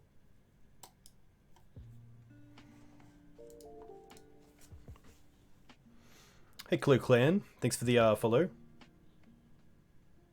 Let me know where you're from. If you play Legacy, what do you play in Legacy? Mulligan this. This is actually pretty good. And the really nice subtle thing about this hand is that it has Sylvan Library, which Mono Black will have a pretty hard time dealing with outside of hand disruption. And it allows us to recoup from our mulligan. So I'm going to keep this in bottom, the Questing Beast. I kind of like the Double Knight situation. Kind of the Pam situation. From Alabama in the US, play Blue-Black Death Shadow. Very nice. Hey El Dorte, welcome. Hope you're well. Hope you're enjoying New Legacy. Blue-Black Death Shadow is really cool. I played against it in paper yesterday and lost. That's my story. That's it. I really hope they don't have Dark Ritual into Opposition Agent. Yes. That's what we want.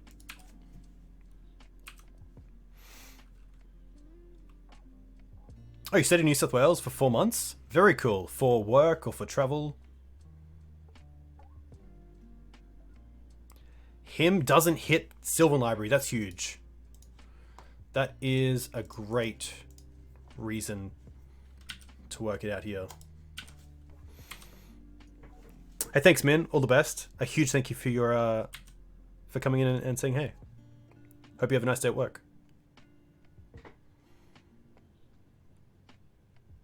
What you got? Liliana's fine. Got this Skyclave. If we find land, that's the big if. Can't be Cradlebutt. Oh, I think here we just pay. Let's be fair. And pass back. There's no reason to Green Suns because there's nothing we can get that survives the Liliana. I can't even like Green Sun for Dried Arbor and path it.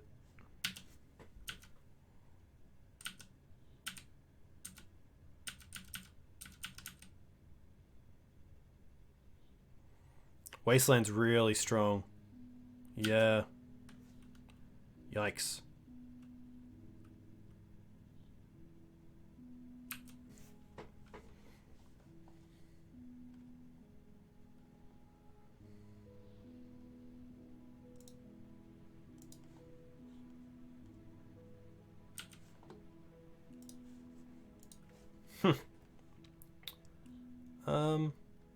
Okay.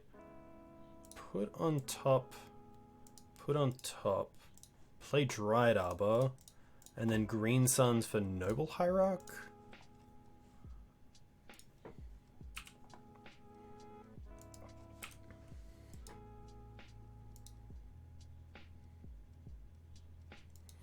Looks like some sort of Pox deck, yeah. Which is very cool to see.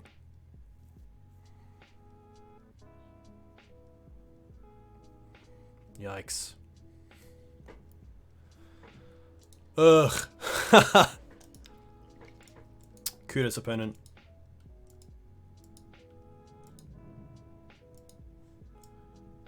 Seven. Alright, we need lands.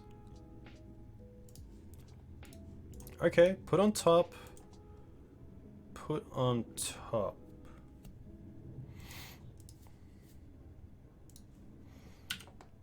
We got an out.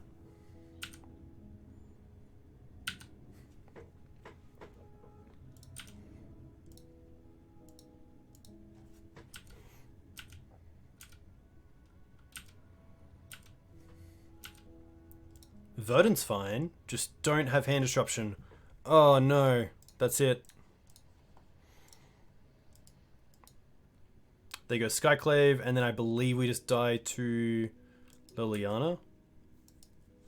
The god is a 6/6 legendary creature with Death Touch. At the beginning of your upkeep, exile 2 cards from your graveyard. If you can't, sacrifice it and draw a card. They left the Skyclave? Surely they have an answer for Skyclave.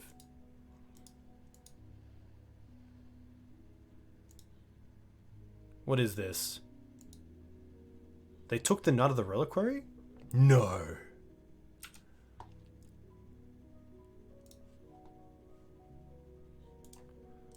Put on top, put on top. They must have an answer for the Skyclave?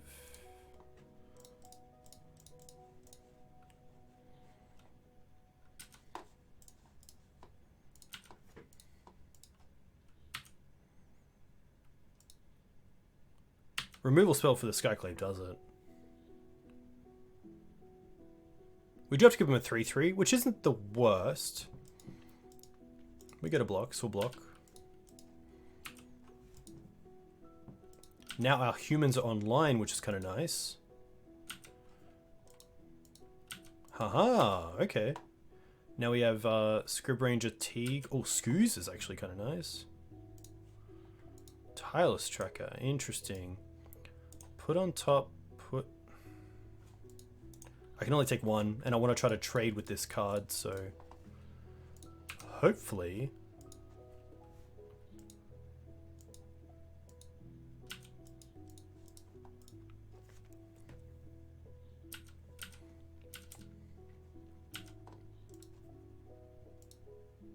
Wasteland's fine. That's okay. This is intense. Plague's fine. Iffy. Oh, they get to name human and make it a 2/3. Rough. Or a 2/1, yeah. Alright.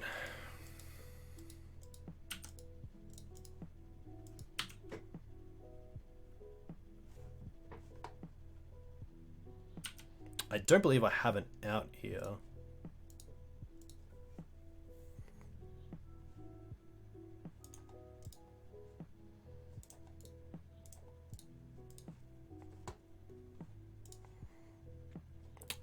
I am going to bring in my walkers.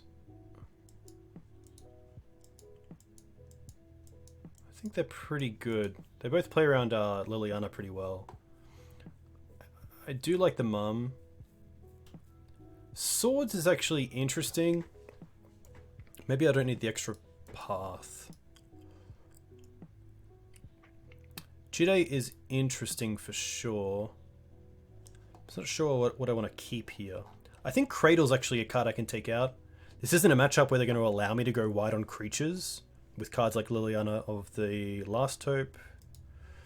Yeah, it could be a Thalia trim. Thalia is pretty strong, but it might actually be Teeg. Seeing that they're not playing like a Curses style deck, I could see like Teeg and Thalia taken out and then like 2 Jide brought in. That seems kind of cool.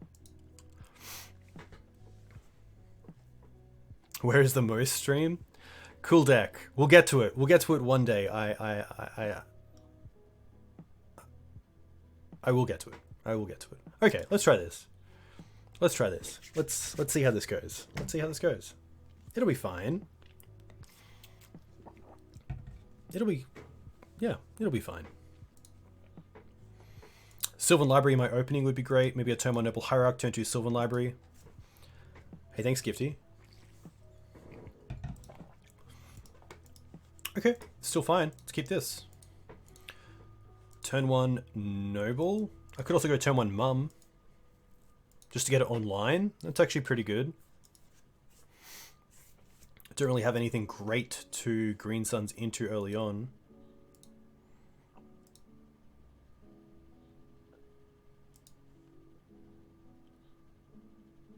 It is tough though. I mean, Noble just turns on so many good 3-drops.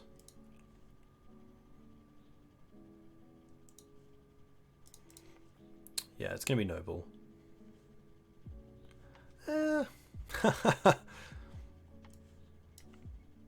So we know my opponent is playing Plague Engineer, Liliana Last Hope.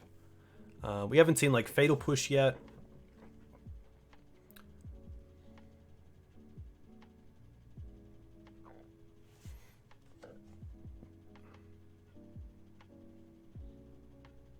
I'm gonna stick to my guns.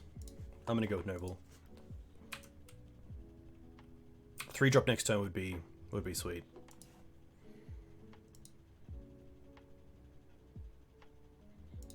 Needle, interesting.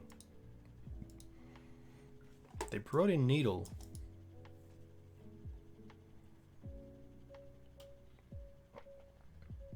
Another Oko. Okay, that's fair. Swords, that's pretty good.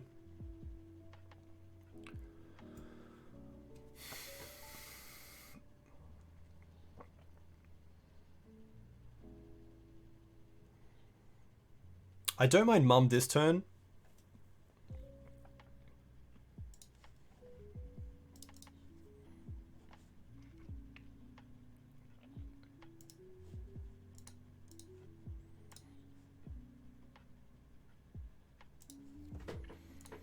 And then next turn we can go for Raxa. I'm actually going to hold up the swords here, just because of Dark Confidant. It works out that I want to use all my mana next turn. So if they want to play a creature here, that's fine. Sinkhole. Okay. Leon's Triumph. Okay. Gonna get rid of the Mum here.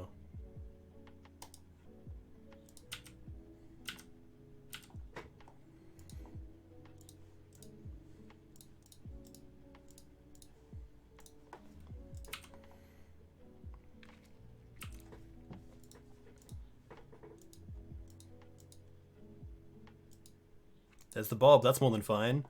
Nice. Okay. So now we have some interesting plays. I definitely want to Swords the Bob. That's number 1. So let's get back Windswept Heath.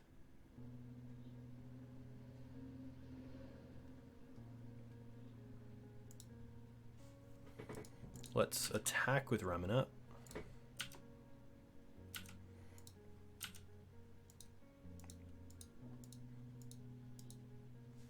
This also means I can sacrifice Dried Arbor if they have some sort of edict effect, which is kind of nice.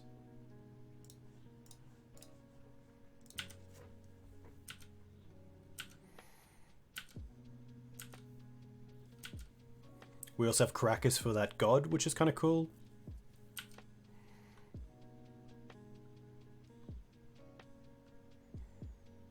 Last Hope is okay.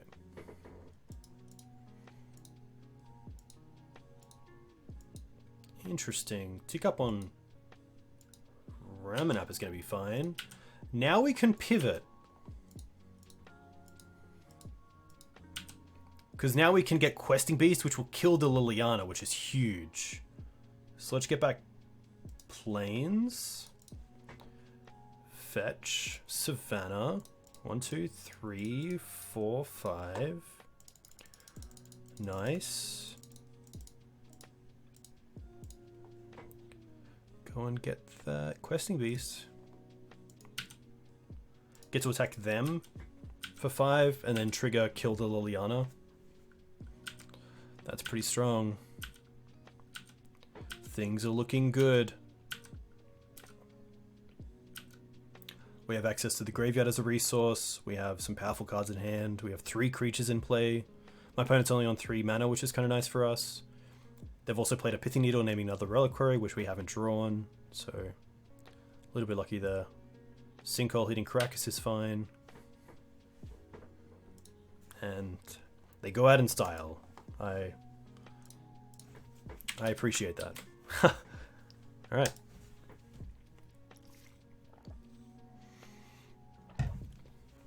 Quick shout out to my YouTube channel, which I am on the last ditch to 1,000 subs, which is monetization. So every fan that likes some legacy content, I do appreciate the subs on YouTube. It only takes a second as well to click through that link and click on subs. So I usually upload 2 leagues a week, and then also a YouTube dedicated stream every week, which I will be doing over the weekend. So, oh, you came here from YouTube? Very cool. That's nice. We did get there. We did get there, which is nice. We had turn 1 Noble Hierarch. My opponent had a turn 1 nothing. Thanks, Mr. Riggins. Yeah, Questing Beast got there, which is nice. Advertising confirmed busted. Thank you very much, Pokemogi. This is an interesting one. The mana is way off. The Cradle's not doing a whole lot. I'm pretty happy to mulligan this. I think we can find a better 6 with a plan, and then we get to draw a card anyway, so... yeah. Yeah. I think because of the library, if this Noble can stick, I'd be very happy. There's actually also a second play here.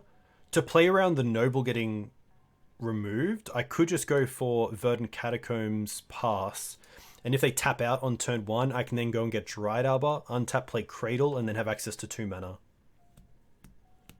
Because if I fetch for a Forest, and then, or if I fetch for a Savannah, and play Noble Hierarch, and they remove the Noble Hierarch, I really rely on the top of my deck. We're definitely keeping... I do want the Ramanap to get lands back. I think it might just be the Skyclave here, but...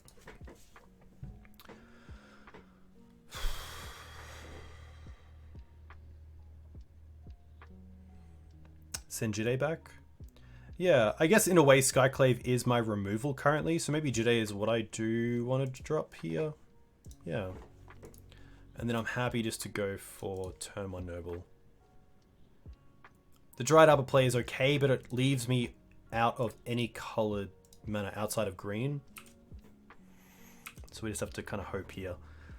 Island, yes! 8th of Isle, yes! Ah, now we even get a free mum, which is sweet. Because we can go...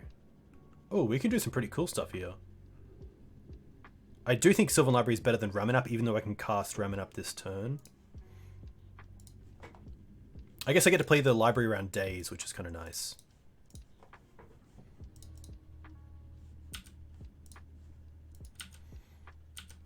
But if I can next turn take out this Vial with Skyclave, I'm going to be very, very happy.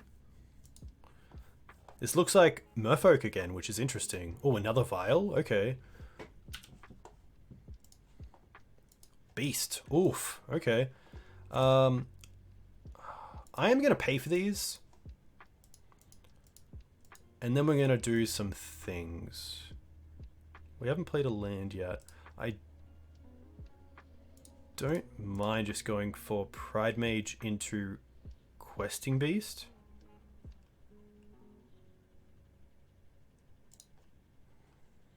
They're 6ing, which is kind of cool.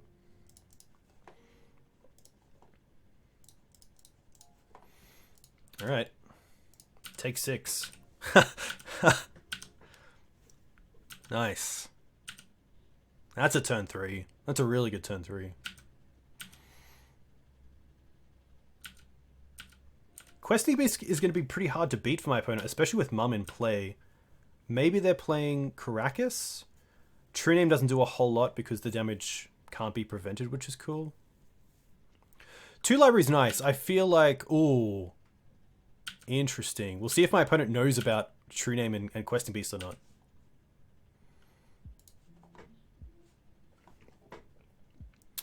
Noble's actually kind of nice here because it makes the clock a little bit better.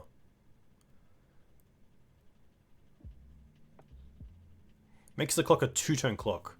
4, 5, 6, 7.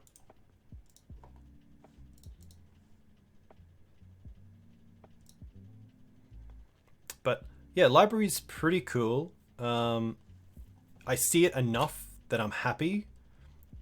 But I usually have answers for draw hate if I do hit it.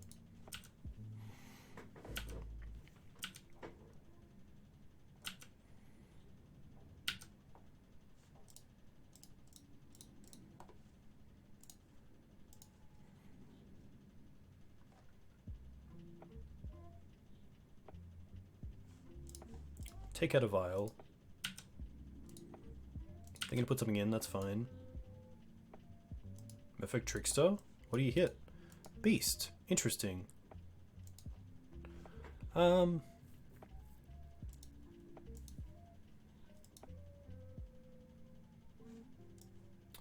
Big question is, how do I lose this game?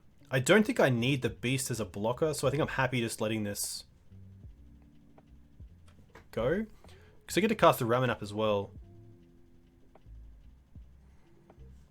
Merfolk Trickster says when it ETBs, tap target creature an opponent controls, it loses all abilities until end of turn.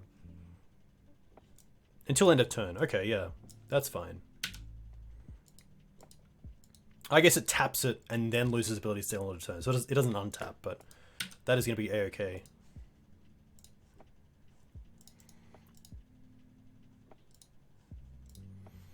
And I think here I want to use the Qasali Pride Mage on the Vial.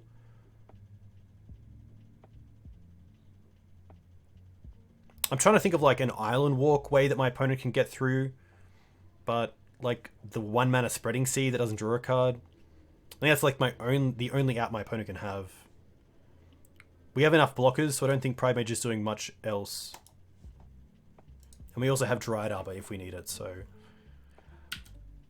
we can also go wide, thankfully, with our attack, so the extra Exalted isn't too big.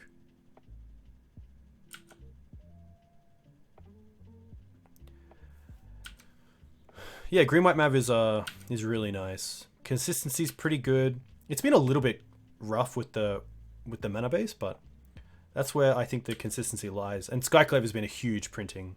To have more main deck removal, it's pretty awesome. Oh, they have the Caracas! But we have the Wasteland. Put on top, put on top. Waste this. Return the beast.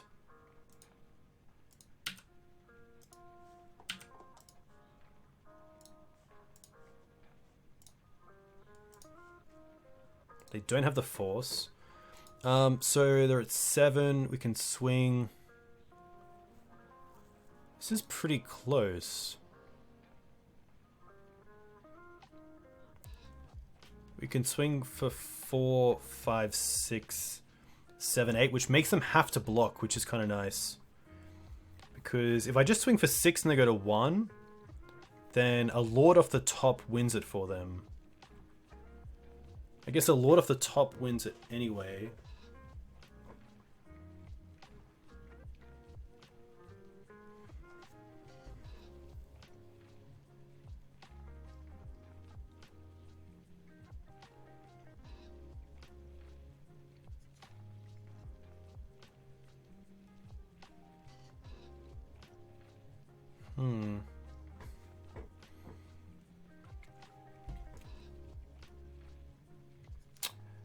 Yeah, the Pride Mage was a big consideration.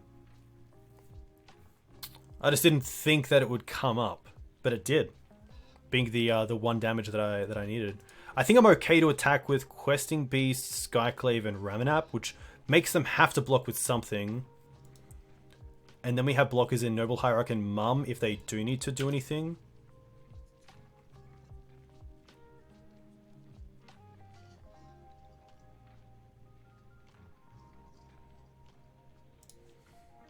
So the big question is that we obviously lose to a Lord. So any way to pump the true names makes it most likely 8. So attacking for 6 puts them down to 1. And attacking with these creatures, the only reason I would attack with these two creatures as well is if my opponent doesn't know how True Name works with Questing Beast and blocking other creatures. I feel like if I attack with the Mum as well, then they block with the Merfolk Trickster on the Mum. Yeah, that's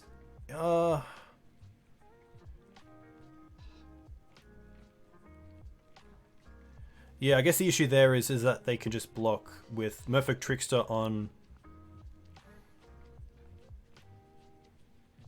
2/2. That's interesting. So they're at 7. If we attack for 1, 5, 6, 7, 8, 9, they need to block more than just Mum.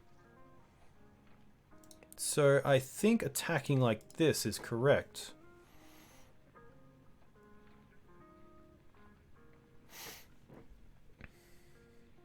They lose the True Name, it's fine. And if they swing back with True Name, Merfolk, and Mutavault, we have the Noble Hierarchs to block these creatures. This is how I want to attack.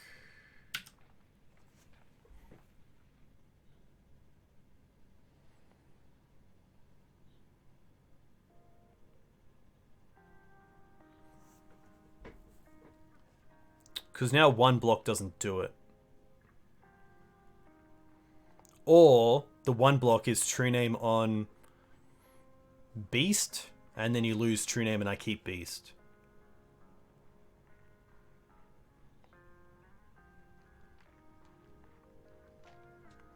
Yeah, Beast is really nice here.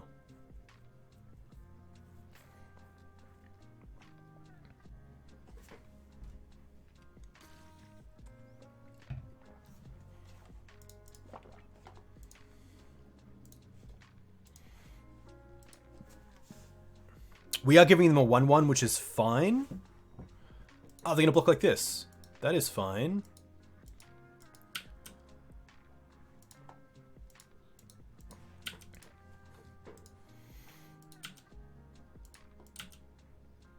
We still have Dried Arbor, which is good.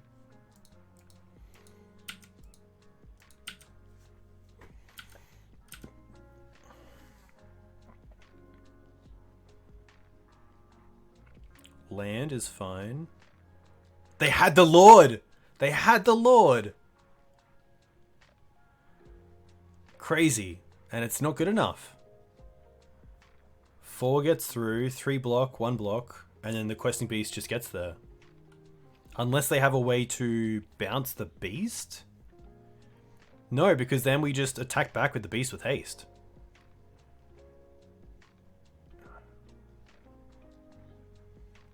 Lord in the Spreading... If they have Lord in the Spreading Sea, they have Lord in the Spreading Sea.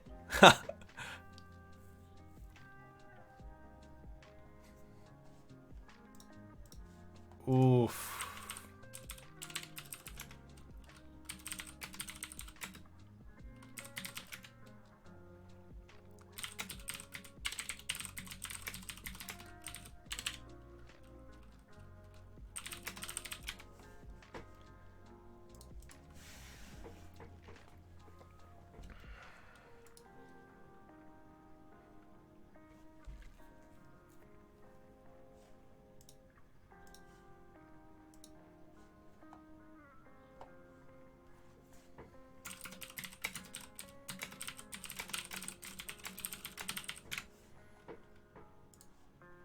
Alright. Same as last time. Let's bring in the parts and the chokes. I don't mind Collector Oof. I'm going to bring in the extra choke on the play, if we do have another one. Let's drop the Thalias, the Gaddock Teeg. That's pretty good.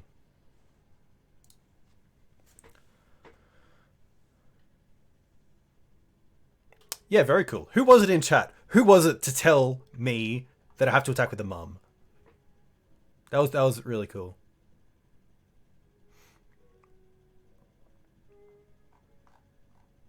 Whoever you are, thank you. There we go.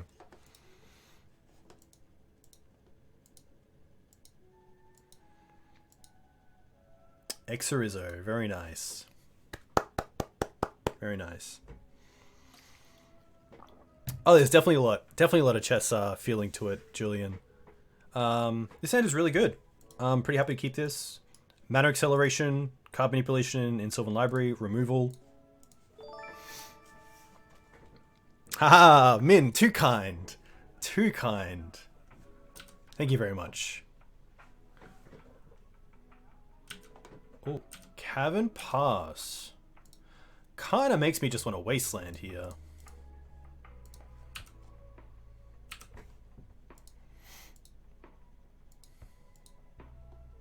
Vial, okay. Let's go...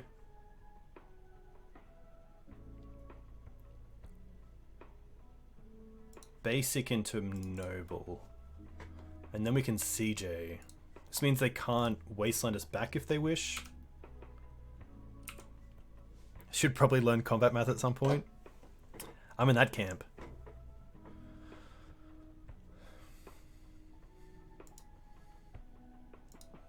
This could be like Lavinia or something like that. Silvergill, showing Lord of Atlantis. Okay. I think here I just like getting rid of the Vial.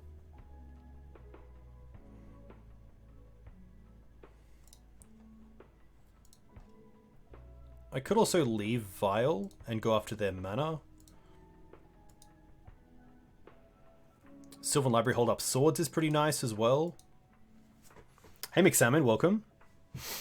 It's actually an interesting one because obviously Vial is pretty scary to play against, but my opponent only has 3 cards in hand. We know about Lord of Atlantis, which we have Swords to Plowshares for. I don't mind just building out my mana and going like birds into Sylvan Library and the next turn Gideon. So let's do that. Sylvan Library first. Birds next. I probably also want to keep the Council's Judgment for a True Name Nemesis, so I think if we can find Collector Oof for the Vial, I'd be pretty happy.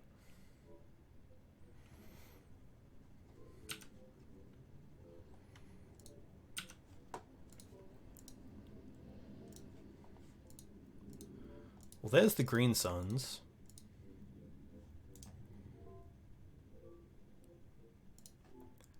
Put on top. Put on top.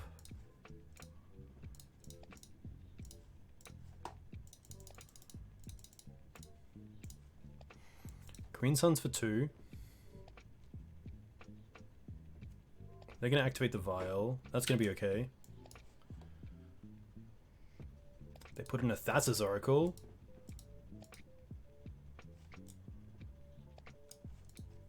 Interesting. I've actually never read the text, so I'm just going to read the text. When Thassa's Oracle enters the battlefield, look at the top X cards of your library, where X is the devotion to blue, which is currently 5. Put up to 1 of them on top of your library and the rest at the bottom of the library in random order. If X is greater than or equal to the number of cards in your library, you win. Okay. You can have this.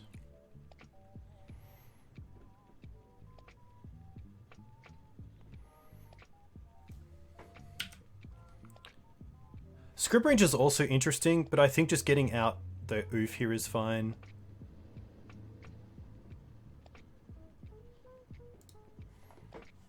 Playing Wasteland. I do want to Swords the Law just now. And then keep my opponent off 2 mana. And then, you know, we're taking 3 this turn. Maybe 5 if they have a Lord.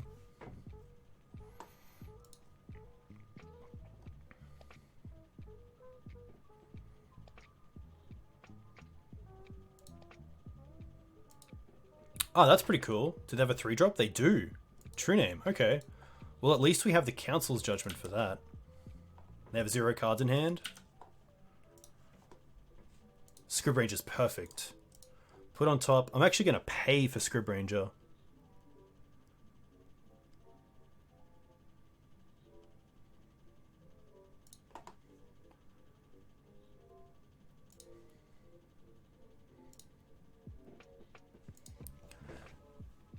One, two, three, 4 mana, 5, 6 for Gideon.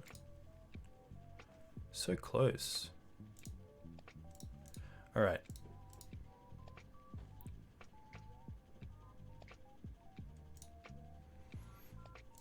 Council's true name.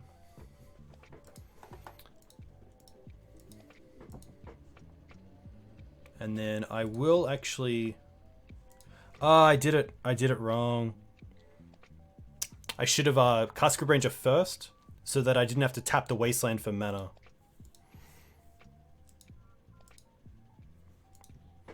That's hopefully okay. I'm going to try to get them with this Scrib Ranger.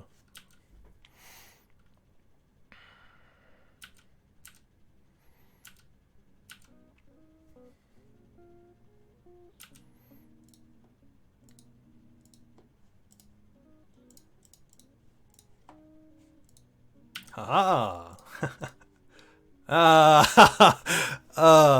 Doesn't feel great. That's fair. Scrib Ranger takes out the Silver Girl Adept. Yeah, it's a tough one. Green white doing green white things.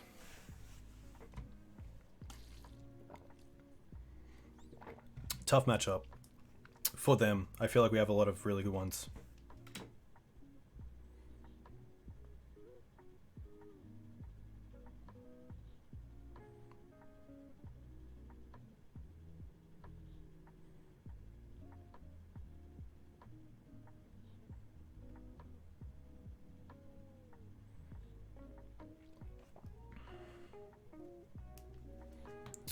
Scrib is a real beast. Scrib is really good. Scrib has some really nice interactions. Hey, Deadfish. Thank you. Hey, Shade of Hades. All the best. Have a nice sleep. It's 11:13 p.m. here, so I am hopefully going to finish this on a high and then have a really nice sleep as well. Finishing off the newest Everyday Eternal podcast. What do I think of Abzan Maverick right now? I think it's pretty strong. I think that the decision to splash a color, especially black, is really good. Abrupt Decay is really nice right now. Plague Engineer is really good against some of the go wide strategies. The 4th Hemsworth. Yeah, Abzan Mav is pretty cool. You get to play Opposition Agent if you want to be a little bit spicy. I did have a list that had it in the sideboard, but yeah, Plague Engineer is probably the biggest reason to, and then probably Abrupt Decay with a pretty close gap as to the why. Yeah, Scrib's tough. I do find Scrib is a lot better when you have Mum in the deck as well. But yeah, Scrib does a lot of things. Scrib is kind of like a mini Planeswalker in a lot of ways. Up against Sekizawa. This is a pretty sweet hand. I'm gonna keep this. You see it? You see it? This is the tech. No, Rishkanah has been pretty strong. I've been a fan of it. It allows me to play around preemptively around like Plague Engineer. Makes my creatures bigger than my opponent's creatures in some cases. Ooh. Portent. Oh god, it's happening.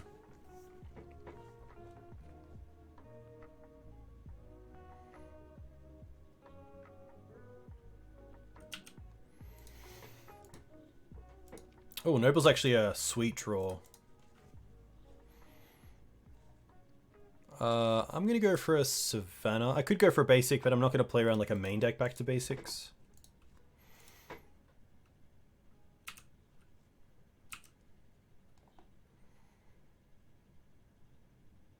Mystic Sanctuary. Okay. Plains.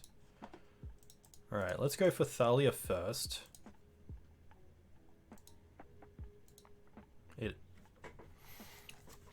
Now the question is, do I want to play the Hex Drinker? Or do I want to not go too wide here? Because I don't want to throw all my resources into a Terminus. We do have Green Suns next turn for Gaddock Teeg, which is kind of nice. And my opponent doesn't currently have any white mana.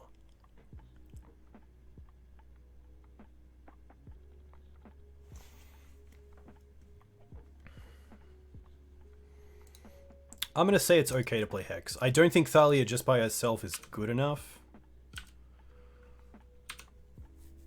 But it's tough.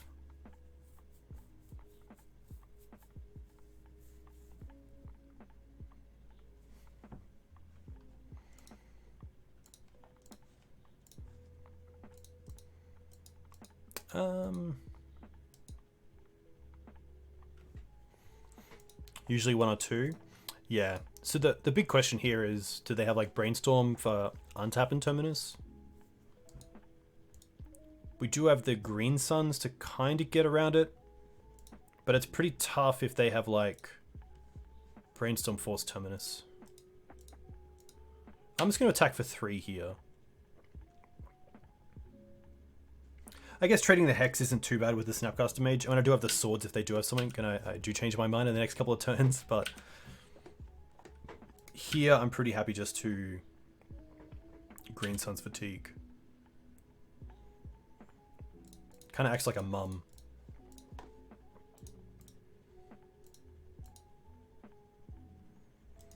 Yeah, so they get like 2 mana for Brainstorm, and then the 1 mana left over to pay for Thalia to force. But if they have that, they have that. Swords Thalia, that's fine. Force negation this, okay. Interesting. That makes me think that they do have maybe Supreme Verdict in hand. Just a way to wipe the board. Oh, they had Terminus. Okay, so they probably knew it from the Portent. Skyclave.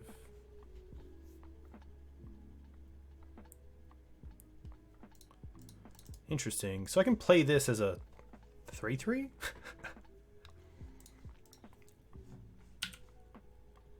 Nice. Yeah, that's the value. Oh, it's blind? Okay.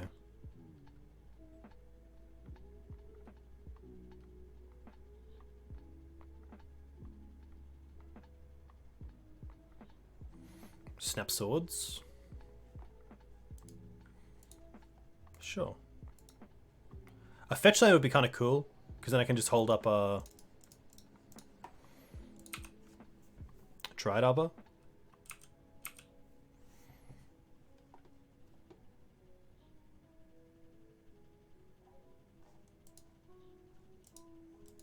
Snap into Portent is fine.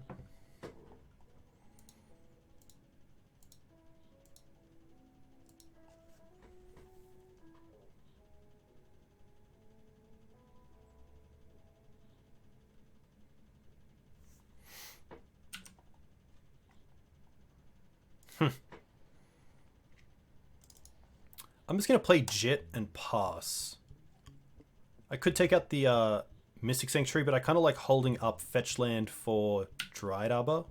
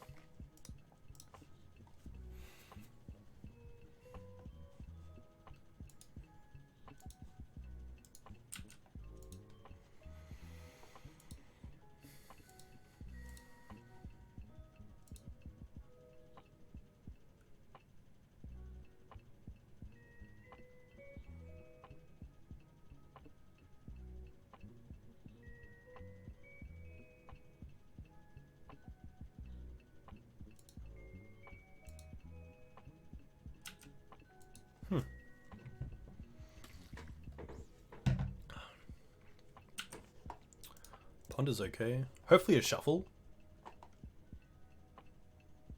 Chose not to shuffle. Okay.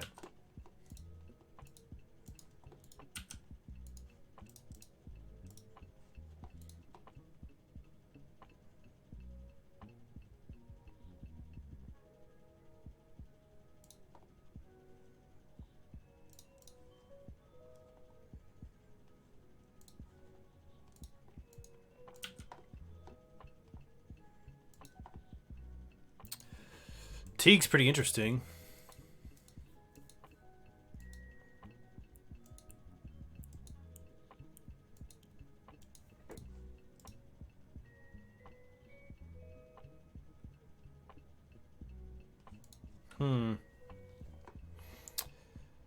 This is an interesting one.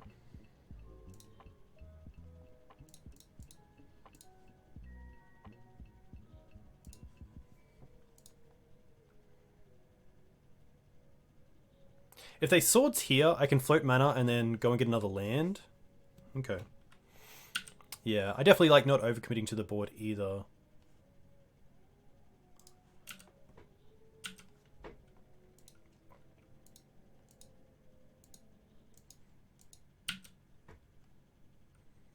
It's a trade I'm happy to make.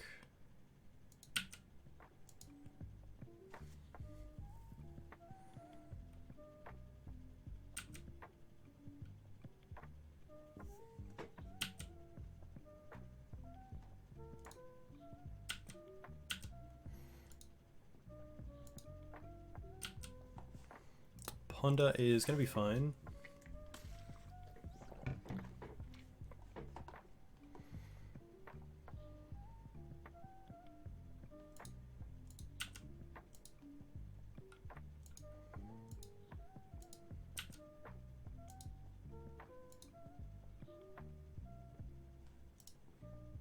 I don't mind just growing the knight here. Swords is okay.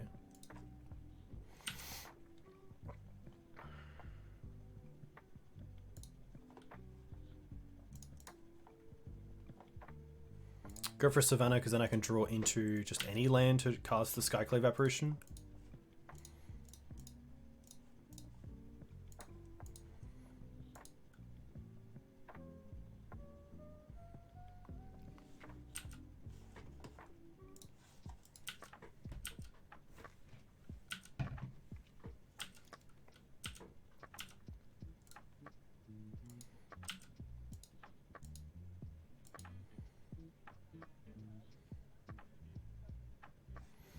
So we use one sword, one terminus.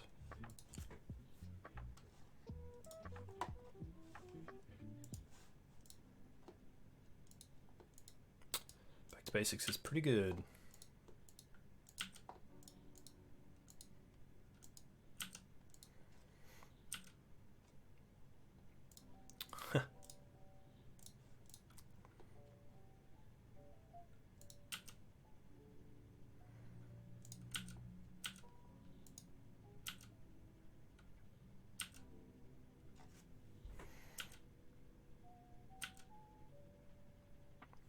Ah, second sword is exiled. Nice, there we go. Okay.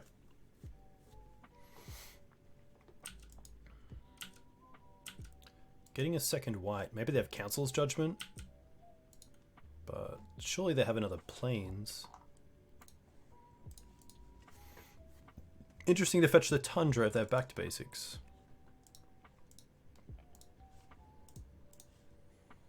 Ponta chose not to shuffle, which is interesting.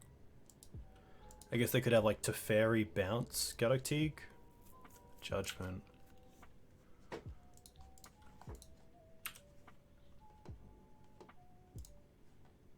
That's a draw.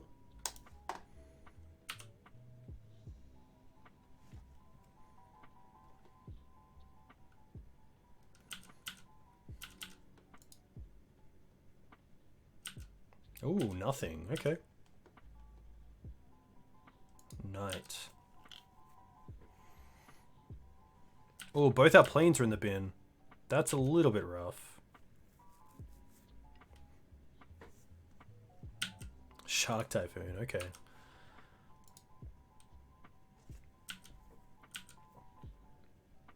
Ah, that makes sense. Yeah, Scalding Tarn. Apologies. Teferi's gonna do it. Alright. As usual, Chokes and Nissa, Council Judgment. I don't mind the Surgicals. Let's take out the Swords to Plowshares. Let's take out the... probably the Jidays. Jidays are interesting. They do allow us to remove creatures like Snapcaster Mage if needed. They're probably playing Mentors, which is a little bit rough, so maybe I do need some amount of swords. I don't mind going down to 2 Knights. I do like Scavenging Ooze, I do like Teeg, I do like Pride Mage, especially for back to basics. I do like taking out Cradle and a Wasteland. Nice. That looks pretty good.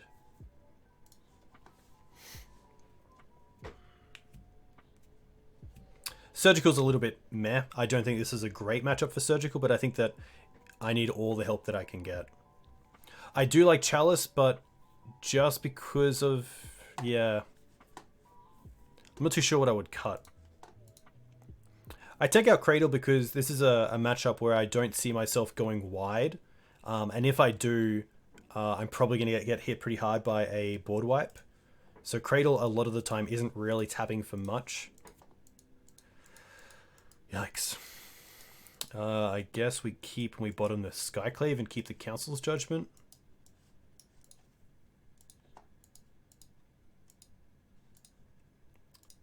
Keep bottom Skyclave.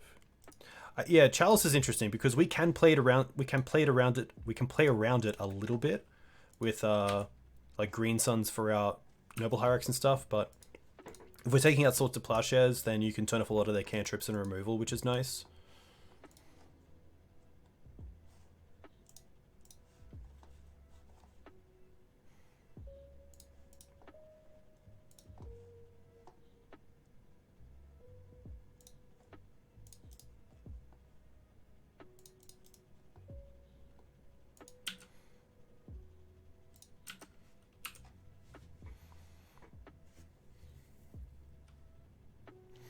Yeah, it's a little bit like Teeg with Green Suns or Collector Oof with your own Stoneforge Mystic package. Usually it's a case of it's doing a lot more work than you are. Green Suns. Oh, that's interesting. I did not expect that to happen.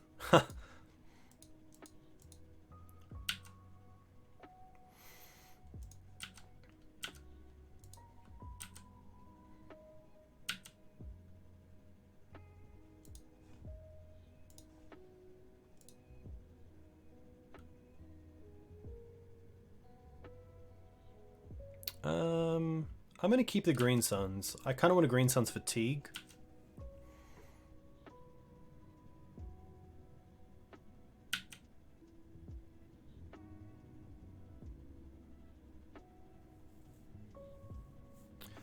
I think here I'm going to Wasteland my opponent just to make them shuffle. Wasteland in this matchup isn't going to be doing much anyway, so I might as well make them do this. I do want to keep the Surgical for Swords to Plowshares, which isn't that relevant right now thanks to the Hex Drinker, but Second Plains, rough.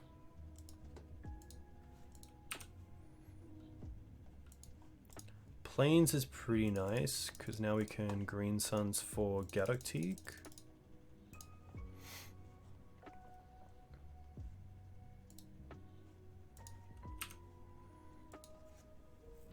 Always wait till upkeep. Yeah, I guess my only thought was if they then brainstorm an upkeep, they then draw the if they then brainstorm in response to the Wasteland, they can then just reveal the Terminus and fetch in response.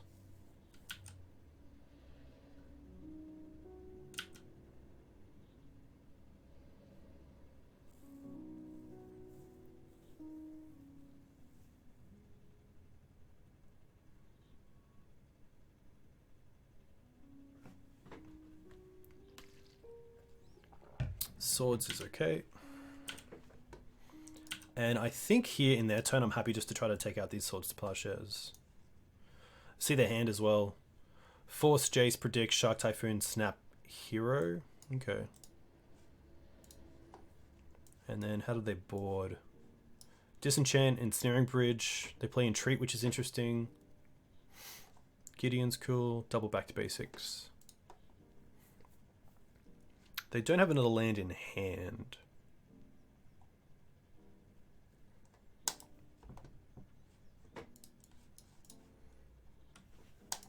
Hey Arkan, big congrats on the double challenge win as well. That's very cool to see. Yikes.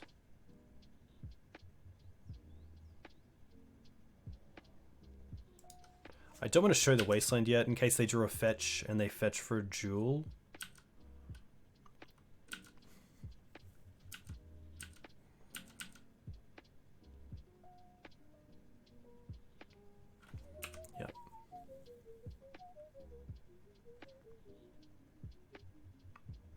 Hey Mo Possum, you can see the deck list on the screen. You'll be able to see the Cardboard Live functionality. The deck list is a little bit old in chat.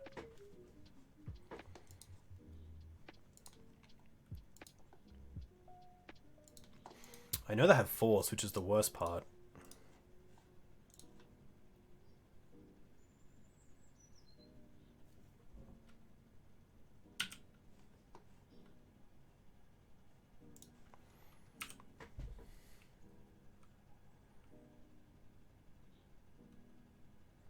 Sadly, just didn't have enough pressure in the early game. And we really need to see choke in the first 3 or 4 turns. And just didn't line up.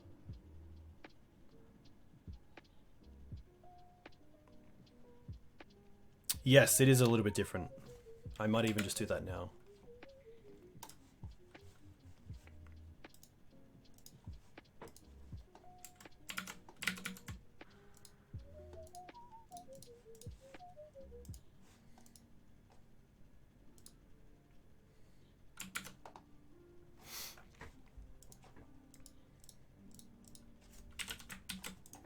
Nice. Blue-white really hard. That's 0 from 3 against blue-white. Green-white just does not have any tools. Or at least you need some pretty good draws. You really need to rely on your non-creature permanents. Your Sylvan Libraries, Chokes, Planeswalkers.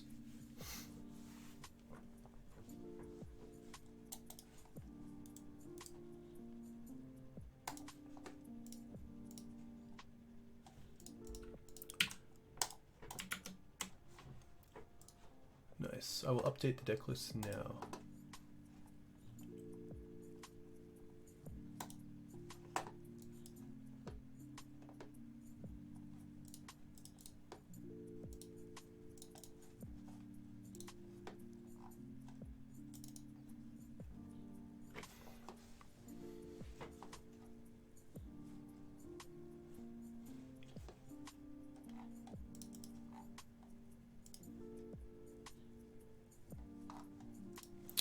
Yeah, sadly blue-white is a pretty big uphill battle, but unless we really hedge against it, it's going to be pretty tough to beat.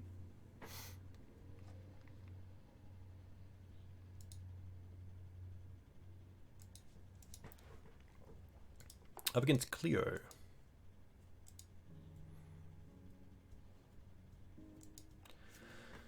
Yeah, HC Fox, that's that hits home. Yeah. The Dried Arbor in hand is a little bit rough, but I'm okay with this. Doesn't have removal, which is a little bit tough because it's something we can't find with Green Sun Zenith. But I'm okay to keep this.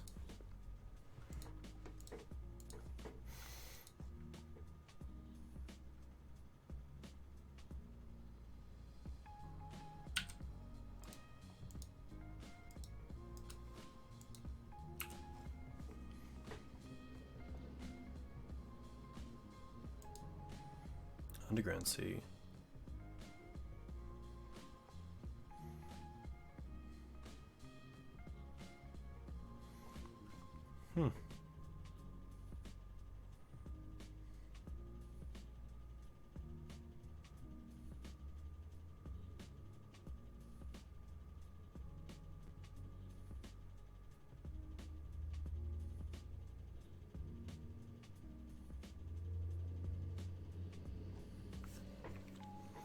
Kasali's been pretty nice. It's a nice early beater.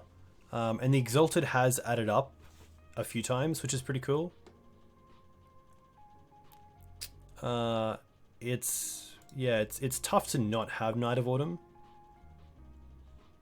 But at the same time, I haven't really missed it, which is kind of nice. I think Skyclave has kind of taken its part as well in filling that void. Let's just go for basics here.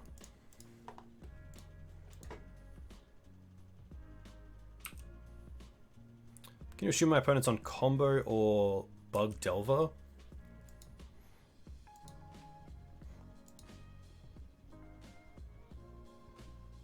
Could also be Grixis, Sprite Dragon. Okay.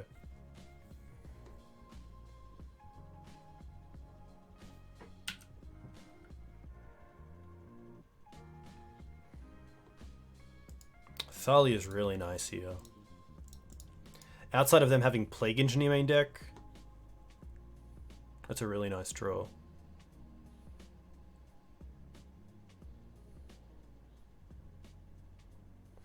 Misplayed a little bit. If I am going for basics, I wanted to get a Plains here, but now I can't cast a Noble Hierarch with this, so I'll have to get a Savannah.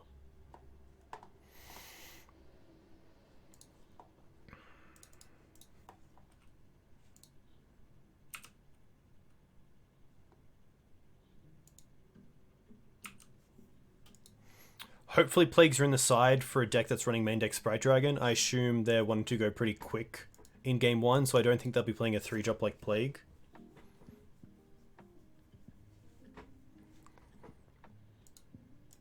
Dark Ritual. Okay.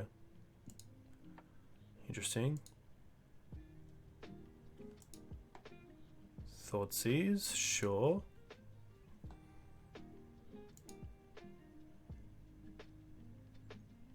Probably taking Rish.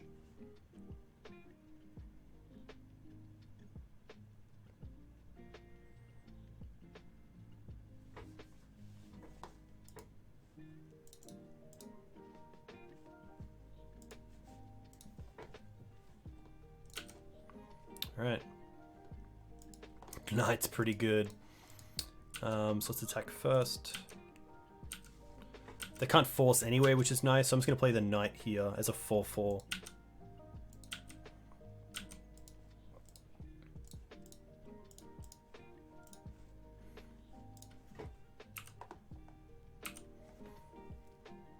Honda Civic?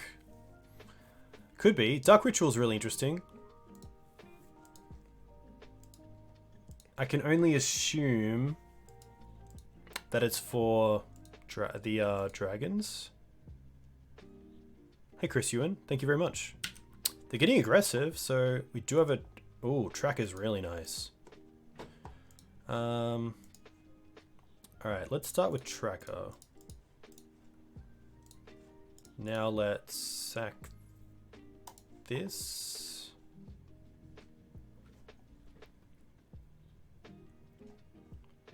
Probably for a Cradle. Trigger Tireless Tracker. Crack the Clue.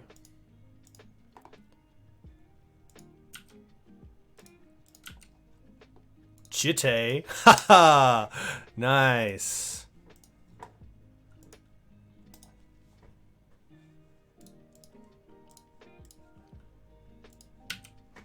Sometimes it just works out. Sometimes it just works out. Probably a little bit greedy there as well. I mean, I think it could have just been correct to go with a Night Swing there, because that Sprite Dragon and a Bolt is getting pretty close to lethal, and an attack with Thalia puts him down to like 10, so I would need to attack again for lethal. This is going to be an interesting one. I do like the parts in the Council's Judgment. I do like one choke on the draw. Gaddock Teeg, Qasali Pride Mage. Gideon's interesting because it does give me an out to Plague Engineer, which I assume is in their 75. Sylvan Libraries can most likely come out as well. They're just probably going to be a little bit too aggressive for me. I could see Cradle coming out as well, because this is going to be a deck with a little 1-for-1 removal, and maybe even 2-for-1 or 3-for-1 with Plague, so don't want Surgical for Arclec. Yeah, it's an interesting one. I mean, full ignorance. Is this an Arclec deck? I assume it is, seeing the Dark Rituals. Silence is better? I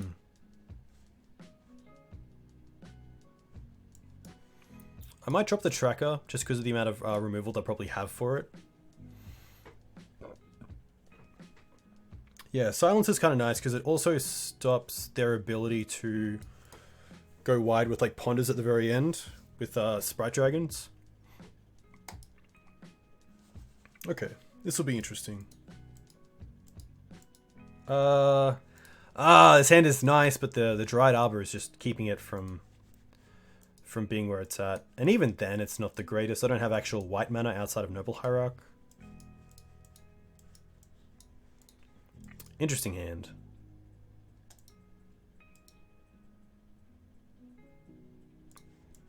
Gonna mull it.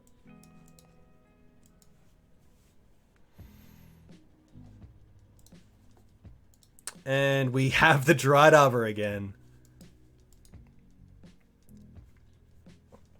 I'm not keeping that. I'm just not keeping that. Okay, that's fine.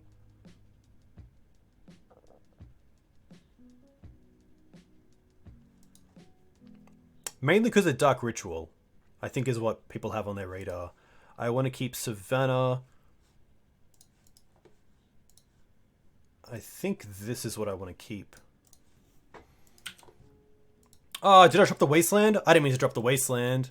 Oh. Please don't Wasteland. Oh, they went to 5 as well. Okay. Ponder, that's fine. The Wasteland would have been sweet, because if they shuffle in this Ponder, I would have definitely cast that off. That's always interesting though, because Choke in a way is also going to be a Wasteland-esque card.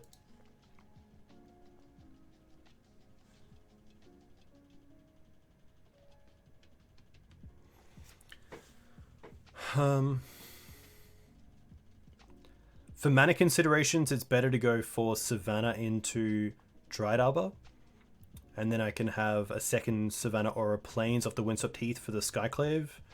Or I can play around Wasteland a little bit and go for basic off Windswept Heath, but then they just waste the Dried Arbor. So I think just going for Savannah into Dried Arbor is fine. It also means we can 2-spell next turn if we want to like draw a Thalia and then also card Swords to Plowshares.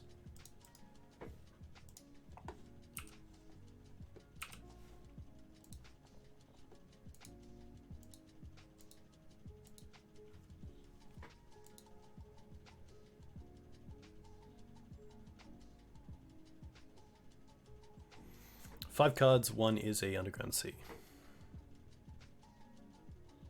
Delver, okay. Oh, that's nice.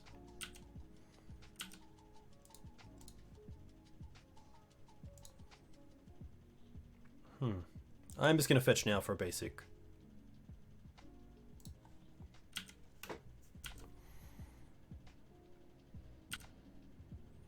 See what Delver flips. Dark Ritual, interesting.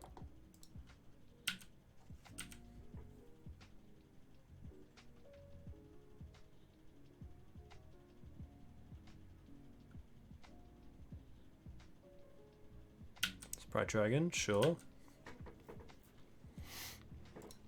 So they have one card and Dark Ritual. So we get to choke them and then untap and Skyclave. If we draw a land, nice. We get to also Skyclave around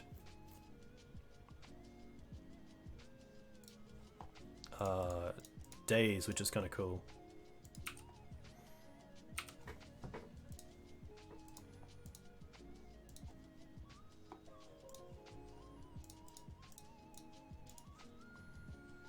Nice. Let me play the bird. Very cool. Haha. Let's go for sack this. Ramanap is pretty sweet. We will get back to Horizon Canopy. Nice. Just engines. Engines are going.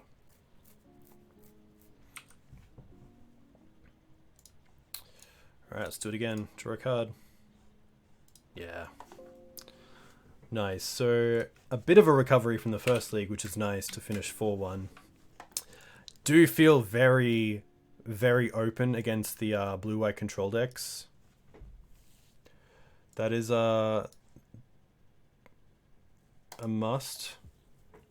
But I think I think the board is enough. I don't think the Meta Gideon is relatively that great. Rish is interesting, but I think there's just a better card for the slot. As cool as it was to test it out, I'm not sure if the Jide is good either. Maybe I could play around with... I know Julian's having fun with Mind Sensors, which is cool. Which I could even see these three coming out and just going for 2 Mind Sensor, 1 more Skyclave Apparition. That'd be pretty sweet. Yeah, a lot of different builds to play around with, which is cool. It's really fun. I'll even just to have another flyer, and especially a flyer that can kill Delver, I think is really strong. But yeah, I think so far I am pretty happy with green white. I think I'll try out green white black on Sunday night and see how that goes. Oh, you just posted to Twitter? Nice. There we go.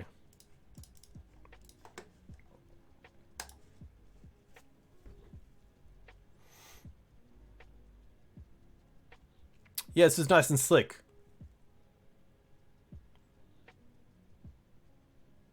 I like this a lot. Oh, you made room for 4 mums? Nice. Titania? Very cool. Not a fan of Questing Beast. Okay. In place of 4th mum? Yeah, cool. Yeah, this looks really cool. Nice and tidy. I like the second canopy as well. Ooh. You're playing Flooded Strand.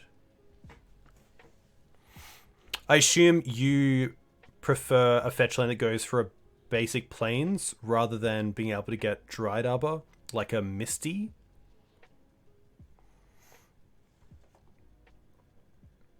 Yeah, Canopy and Excavator is really nice. Especially as a way to actually use Ramen up against control decks where Wasteland doesn't really do anything. It's nice to have Canopy as kind of an out there, which is pretty good.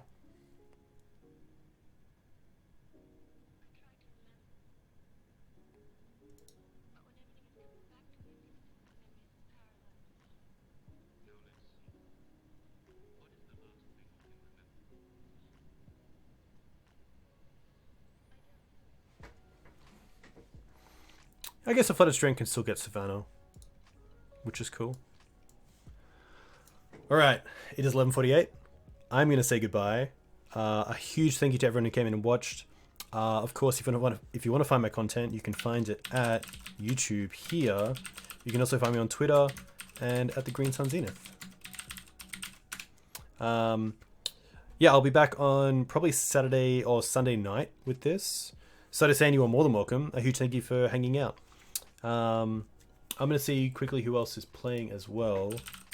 But yeah, if you like this content, definitely consider supporting through a free sub, either on Twitch. Thank you. Speaking of Morrison90, a huge thank you. Or on YouTube. Currently in the running to get to 1,000. So every sub, especially on YouTube, counts. So a huge thank you. This will be up later on YouTube. Yeah, I'll hopefully get it up by tomorrow evening. So in about 24 hours. But I can see that True Hero is playing some Legacy, which is cool. So I'm going to send you guys over there.